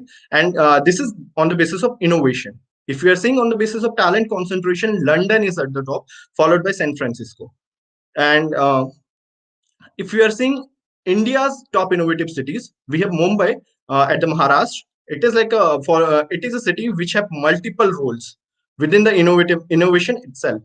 And then we have Bangalore, which basically can be considered the Silicon Valley of India, and have a job and those types of innovation derived criteria. Then if you are saying Indian innovative cities, we have Bangalore. Bangalore is India's innovation center based on Silicon Valley. So it is having a tremendous growth on the basis of IT sector and producing millions of jobs for the engineers or leading research institutes or top tier years. So what Bangalore is doing, like it has the innovative scope totally on the base of job opportunities. And then if you are saying about Mumbai, Mumbai is not only the financial hub of India, but also home to Bollywood. So if you'll see, like it has movie industry, and then due to that there are like endless opportunities coming there within, and it has it can be also considered a financial hub of India, and is number one innovative city, followed by Bangalore. So now, as we are talking about Gurugram, as I have already told that it's not within the smart city program, how we can develop it as innovation. But I have told like these sectors within the smart city can be single-handedly developed, and innovative cities can be formed. So we will see what Gurugram can get from those sectors or branches. So as we can see, Gurugram is next to the Delhi and comes into Delhi NCR. Delhi, being a capital of India, has a massive amount of foreign influence, due to which major MNCs are interested in establishing their hubs here. Since Delhi is overcrowded, NCR regions are formed. So it acts as an alternate answer for every industries which want to set up in Delhi. So due to which NCR region suffers a massive migration continuously. Gurugram is one of such case, providing home to MNCs which have with less restricted policies compared to Delhi, and hence more and more MNC hubs are establishing here. If you can see the map over here, it will be showing like it is next to the Delhi, and then we have a massive traffic flow and migration flow indicated coming through. If somebody is going toward Delhi, it will come in between. If somebody is coming through the Delhi, it will come in between. So there is a massive transport flow. Then, if we are talking about impacts of MNC in Gurugram, as these MNCs are shifting in Delhi NCR, and Gurugram is pulling them with the good policies. So, if we'll see like Gurugram, one impact is like Gurugram is suffering from very bad transportation problem. Then we have MNCs have established an IT industries over here. Then we have work and job opportunities have increased over here. Then education system has increased a lot over here. So opportunities to develop as innovative cities. So we can say like Gurugram has the ability to innovate the city in a multiple sector and can be considered jack of all and ace of none. As it has education system also, it has work job also, and it has industries also, and it has like transportation is also there. So how we can innovate the city? First of all, we can improve the already based IoT system based on the Digital India concept, and then we have the improving the financial and economic aspect by attracting more companies, like right now Bangalore and New York are doing. So if you're talking about in terms of education system, it can follow up London, as London is at the top of talent concentration process. And then if we are talking about the term of transportation, it can follow up with clean transportation through the use of bikes and electric vehicles, and promotion of public transport compared to the private transport, like following the model of Paris City. So if we are talking like if I will give an idea like about Gurugram, during 90s it was like a fully agriculture base, but in 20 I mean like in this around 2010 or like 2000, it started blooming and became fully developed and explored city, and started pulling more of the MNCs within it. It became a magnet city for Delhi NCR completely. How it happened is like, first of all, in Gurugram, it was due to the establishment of Maruti Suzuki. So as Maruti Suzuki came over here, it brought multiple job opportunities, and due to job opportunities, there were continuous migrations, and due to the migrations for the job, uh, male population started coming over here and started working. Then they started living here with their families. Then due to the family settlement over here, the education also became a respective important criteria, and many education institutes were established to provide the necessity, and then health and many other facilities were also established. So due to this education, more and more education institutes were established, and we are now having an idea. Due to that, we can introduce it as a learning city, and we can do it through the innovation, as innovation is a innovation covers every type of city within it. And it can be helpful in evolving every city. So what we can do is like we what we have seen over here from the example is like Gurugram bloom due to the industrial setup over here. So if we have idea like we can increase more job opportunities or bring more industrial setups over here, it can thus improve the more development of the city and bring in jobs more and provide due to which more and more education system is also affected and we can increase that also. So with this, I would like to conclude my presentation. Thank you.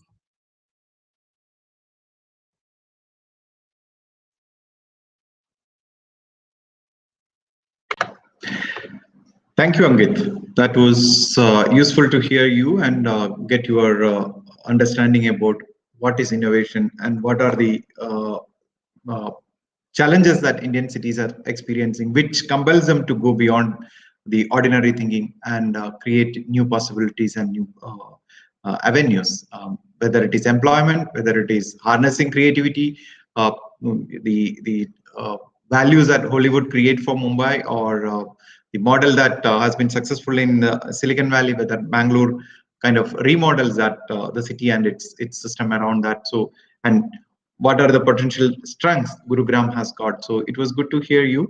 I think we could have March back, and then and Daniela, would you like to share your thoughts before we? Thank you very much. I really enjoyed these presentations, Martin's as well. It rang a lot of bells because we are actually in an innovation center based, the RSA, which is the same on a smaller scale, organized by universities. So the university is trying to keep the intellectual property on site to then create jobs for students and so on. So it's slightly smaller than the humanity hub you mentioned, but the system, the principle is the same. So, and Ankrit, thank you very much for your presentation as well. What thank you. It made me think if you think cities want innovation to thrive, but why do they actually do this? I mean, it's not just to create a new brand and to be more attractive, but it's also to be more attractive for a certain type of workforce, which is quite often the regions lack young, well-educated people. I'm thinking of IT, the IT sector, and so on. And this then again impacts on the attractiveness of the city by creating and impacting on the cultural sector and so on. This reminds me of Richard Florida Creative Class and all this. So it's really, really interesting to get this insight into India because obviously I don't have that insight. So that was fascinating. Thank you very much.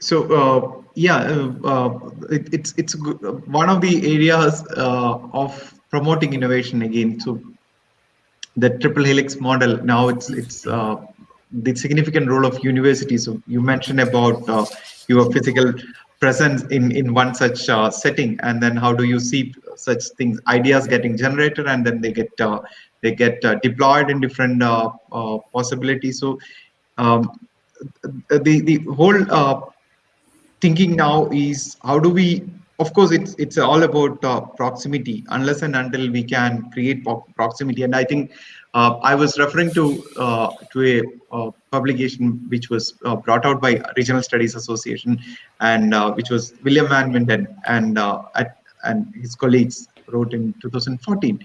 So there are 4 types of proximity which has been mentioned. That one is geographical proximity. Physically, people, institution need to be in proximity. Cognitive proximity, and then social proximity, as well as institutional proximity. So even, I mean, if you take these 4 aspects, we have to kind of unpack them.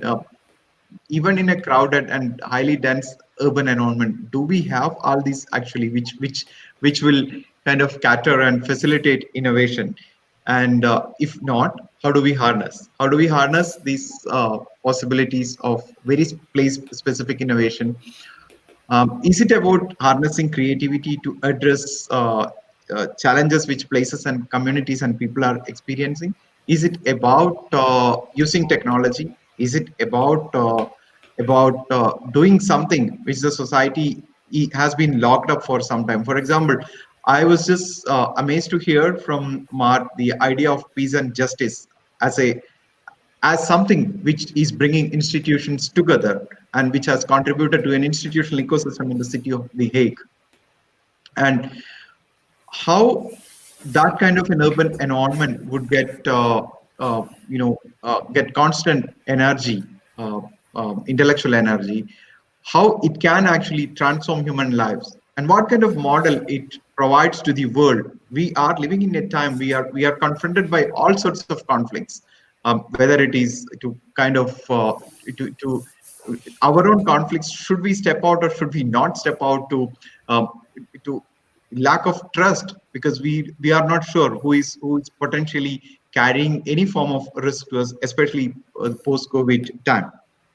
Now, these issues actually make our lives much more complicated. This calls for very specific, and that's what I said earlier. Issues such as density, issues such as diversity, these are all very place specific issues. Unless and until we understand them, unless and until we convert them as opportunities in places where human life happens, where the day-to-day engagements and day-to-day lived in experiences are created, we will not be able to create very place specific innovation. And to me, to make innovation in places, leadership is very essential, and civil society organizations need to be invoked. And I am making this argument with with a lot of purpose and clarity, because as an academic in a planning school based in the growing city of Gurugram, there is a lot of responsibility on our shoulders as well. Because if we call ourselves thinkers and call ourselves innovators, we have the prime responsibility to invoke that thinking among all of us who are looking up to us and who are constantly looking for ideas and possibilities, using ideas to be translated into physical innovation, social innovation models. And I think we were enriched by the ideas that Mark provided. We were brought to the direct context on which in the city of Gurugram, which the deliberations today are happening by some of the ideas that Ankit said, and his last slide where he kind of said, having grown in the outskirts of Delhi, how the city is in a real advantageous situation. How do we benefit by attracting talent, and uh, what kind of ecosystem the city need to create if it has to innovate, if it has to constantly innovate, and if it has to harness that innovation for making learning in places, in communities, in our neighborhoods possible. How do we translate that? So the role of all of us, the planning school, as the School of Planning and Development at Sushant University, and all of you who are helping us to deliberate and think, take this forward. I think there is a lot of opportunity as well as responsibility. I'm actually kind of a little bit intrigued to hear, because Daniela mentioned sometime about the ideas of place-based innovation, which RSA has been kind of advocating and promoting. Is there something that you would like to kind of share with us, with the audience? And then we kind of probe March a bit further, and then also on. Okay, that's my pointer. Then I take it. Can I just check how much time I have? Because I'm getting confused with the half-hour time difference. Yeah, so we have about 10 minutes or so, because we have about 10 minutes. Okay, so we can take 5 minutes easily. Sharing my screen now.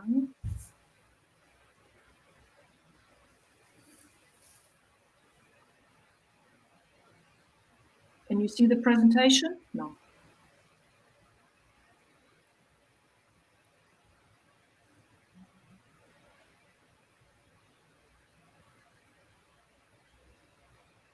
I can't share my screen.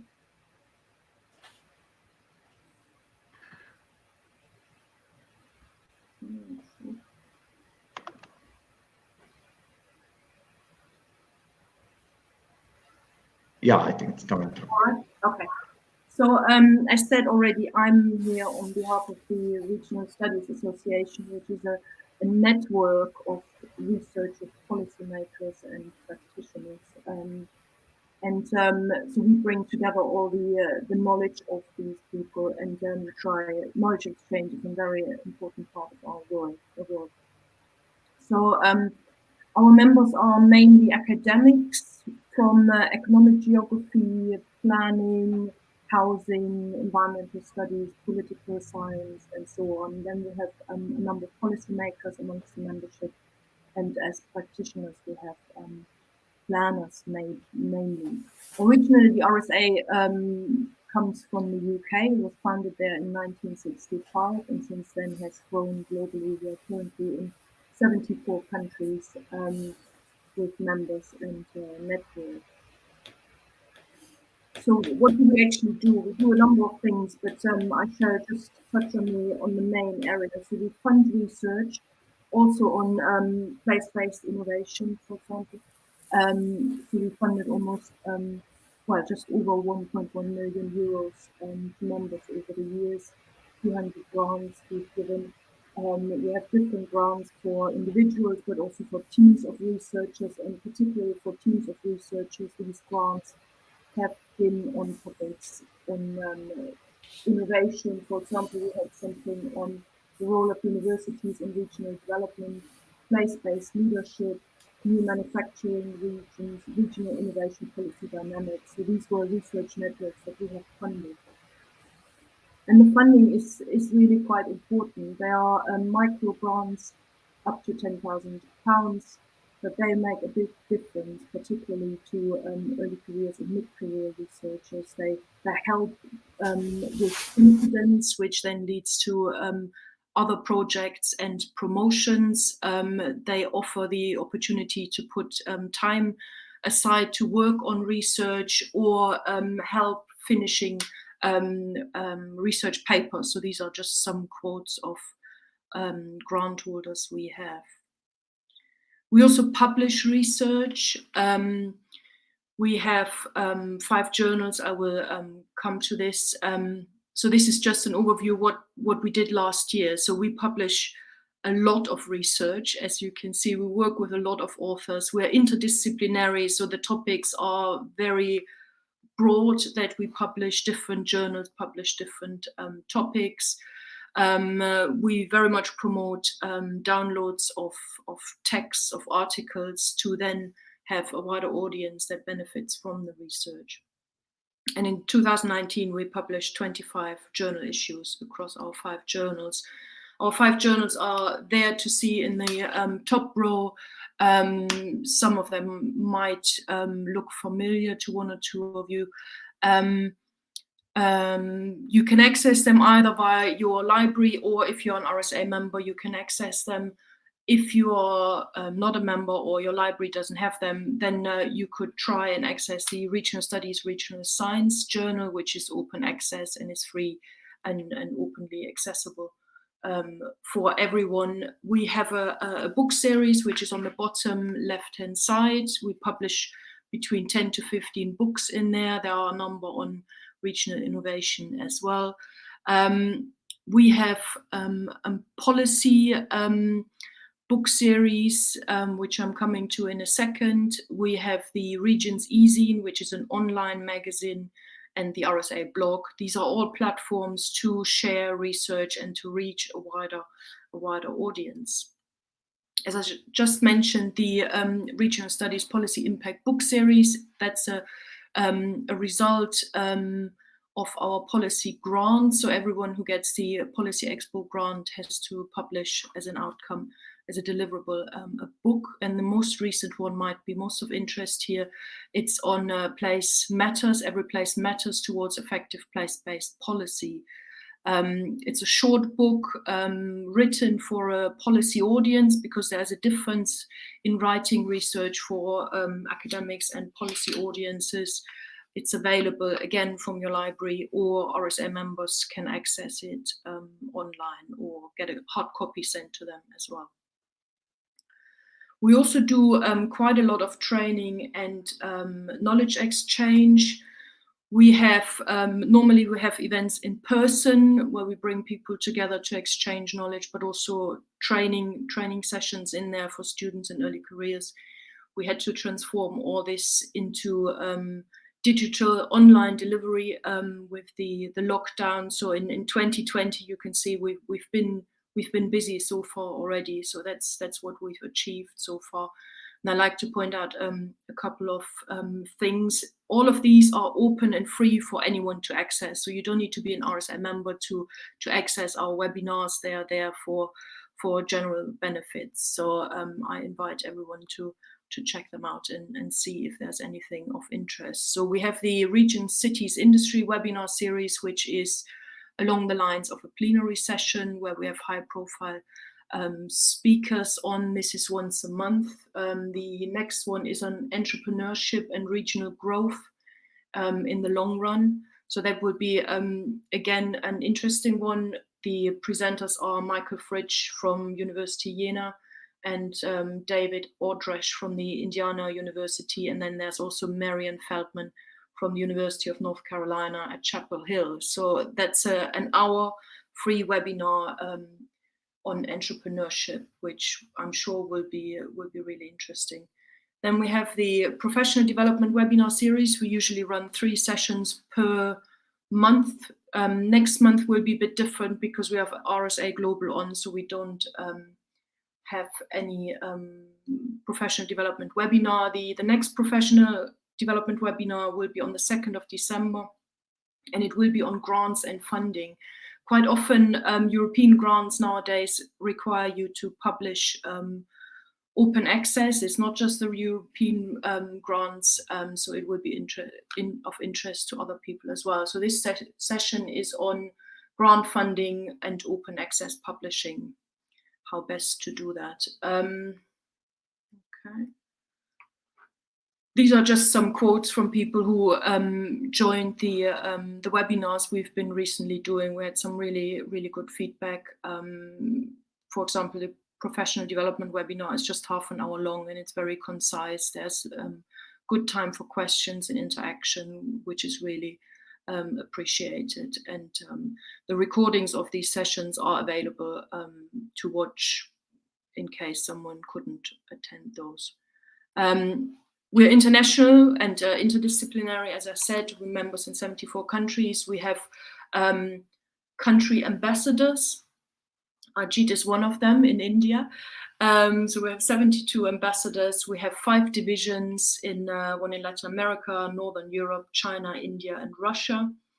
So our work is global, and in a time when we can't travel, this is quite challenging because you have to deal with a number of time zones and time differences.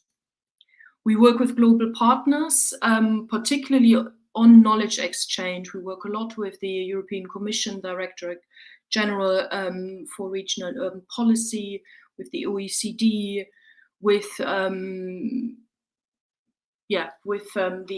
Joint Research Center of the Commission. So we work with a number of institutions to bring academics and policymakers together, because this isn't all over the world the same situation. In some countries, policymakers have nothing to do with academics. In other countries, there's a very close interaction between them. So it's important that there is some research-informed policymaking supported, and that's what we do. I would like to point out an event that starts on Monday, which is called RSA Global. This event has been put in place by the RSA board because we can't travel and we can't do international events. So with this event, we will travel the world within 2 weeks. We start on Monday afternoon in New Zealand time, which is during the night for the UK. And we finish on the 16th of November in North America. And there are different topics. Each program, each territorial program is 3 hours long. So we have one for Australasia, we have one for China, we have one for Europe, for Africa, for Latin America, for North America. And again, they're all free. They're open to all to attend. And I like particularly to point out the RSA Global Europe program, which has a number of topics, number of sessions that might be of interest. For example, we have Andres Rodriguez Pose from LSE talking about places that don't matter and their policy implications. That should be a really good session. Place-based leadership is the next panel. And then there is a session that is delivered by a research group that's funded by the European Union on the role of universities in innovation and regional development, which should be really good. Again, they're all free, 3 hours long, so you can drop in and out as you wish. And I highly recommend these. That's the short overview from me. I'm happy to answer questions, or people can email me as well or get in touch in any way. So the RSA does a lot on this. So if you're after knowledge in regards to regional innovation, we should certainly be able to help you. Thank you. Okay, that was quite useful. Of course, it was much about the RSA's work and the RSA support for bringing out context-specific and region-specific innovation, and the kind of resources RSA has been providing, and the kind of network RSA has established in doing that. I think viewers would certainly would have got a set of useful information, and they will I'm sure they will reach out to RSA and to Daniela. I think, Daniela, we should quickly have a little more probing. I'm tempted to probe Mart a bit here, if it's okay with you, Mart and Daniela. I mean, I am really keen to know how we can look at the possibility of a city like Gurugram, which is just growing, evolving. You know, you can embed values such as peace and justice into the city. Of course, learning is something which we are trying to advocate and advance in the city as part of building the social relationships and redefining the social contract in the city. Do you think it is possible to kind of also imagine peace, justice as a way of innovating in the city? Because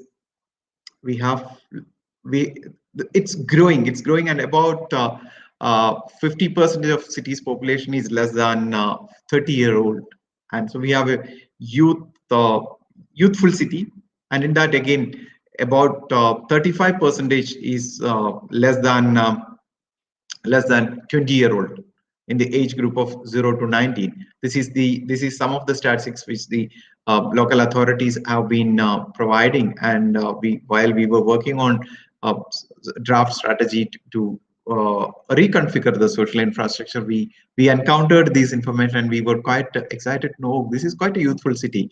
And so two things will happen if we are able to kind of translate this and transfer this thinking and knowledge into their mind. One, we don't know where they will live tomorrow, so engaging with this young population and telling them that eventually it is important to think and act for justice and peace, and this starts with your own very personal value of trust, your own value of wanting to build relationship and human dignity, and then once it's in their brain and it's part of their life, I think you are going to create a lot of ambassadors. Like RSA is creating ambassadors around the world. We want to create these kind of ambassadors from the city of Gurugram who will talk about and who will work for peace, justice, and learning. And I would like to get your reflection and your thoughts on this.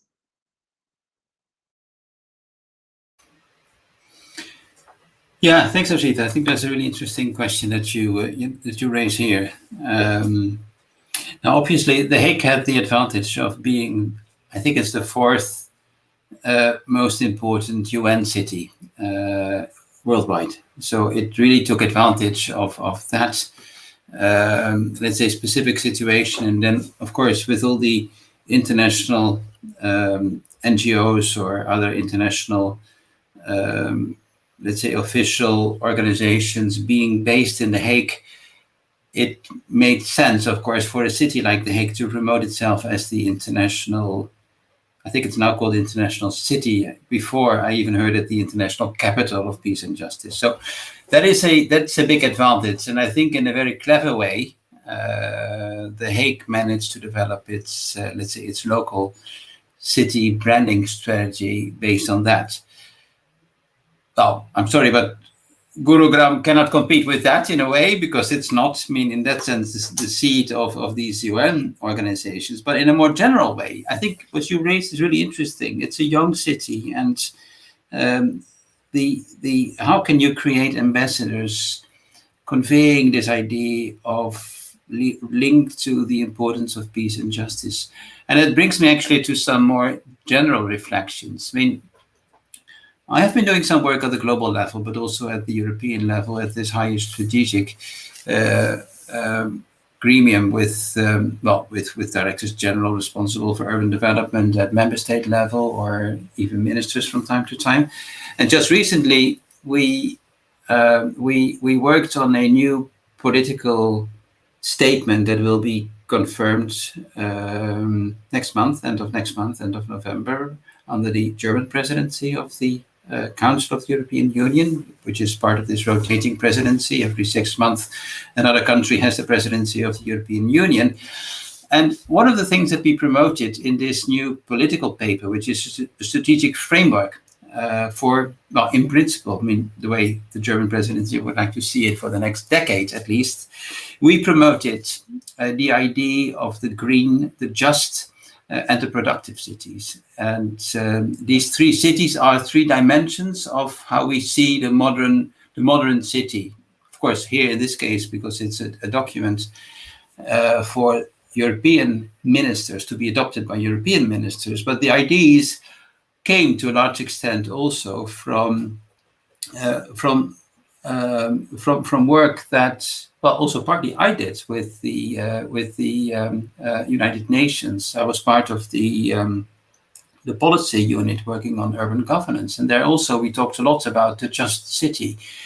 And I really think that that's one of the key elements of urban policy to ensure that cities are just and fair and equitable. And in that respect, I think it is really important that this becomes one of the core elements of urban development in a more, let's say, wider perspective. So I would certainly welcome, I mean, if academics or local governments would embrace this idea of the just city, which would not leave anyone behind, as the UN would like to say that, which is one of the key elements of modern society. And I think this is a worldwide phenomena, which is linked, of course, also to the SDGs. In that respect, I think it is truly important to work on this idea of peace and justice. I mean, it should not be limited in that sense to one particular city. It would be wonderful, actually, if you could create a network of other cities in other regions in the world, working together on the topic of peace and justice. And perhaps, I mean, it would be something to discuss, of course, with colleagues at the municipality of The Hague. But I'm sure that with a just recently nominated mayor of the city of The Hague, that I met when he was still the mayor of another large city in the Netherlands, but who I met also in Quito at the Habitat 3 conference, where we talked also about the Sustainable Development Goals. It might really be interesting to see if you could create, let's say, linkages between cities at the international level. And The Hague is actually promoting a lot also another international initiative, which is partly related to that, and that's the Global Parliament of Mayors. I started my contribution by saying, indeed, that cities have become more and more important as the testing beds for new policies, for innovation, and that was linked to a large extent also to the ideas of Benjamin Barber with his publication "When Mayors Rule the World." Well, his initiative, his heritage, was to set up this parliament of global parliament of mayors, and the city of The Hague is promoting that to a large extent.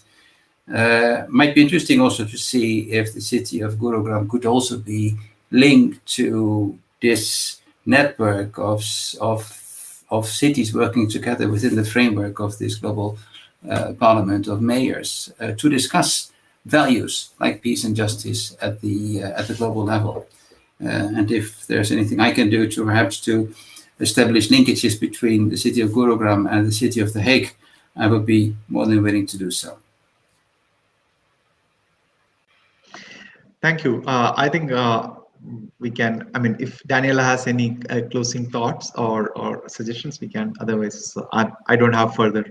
Just a comment. I like the idea of the sister city partnership cooperation, because that would help with getting an international profile, but also learning from best practice and getting involved in a network where the city might want to be.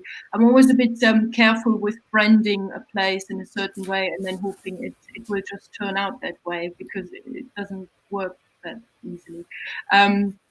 I guess civic pride and sending off your population out there as ambassadors is what you'd like to achieve, but it's not an easy process. And good for the city that they have a very strong young population. In Europe, this is quite often not the case. We have usually the other way around, that the young population is very, very small, limited, moving away. And so that's different parts of the world, different problems. So yeah, interesting, very interesting.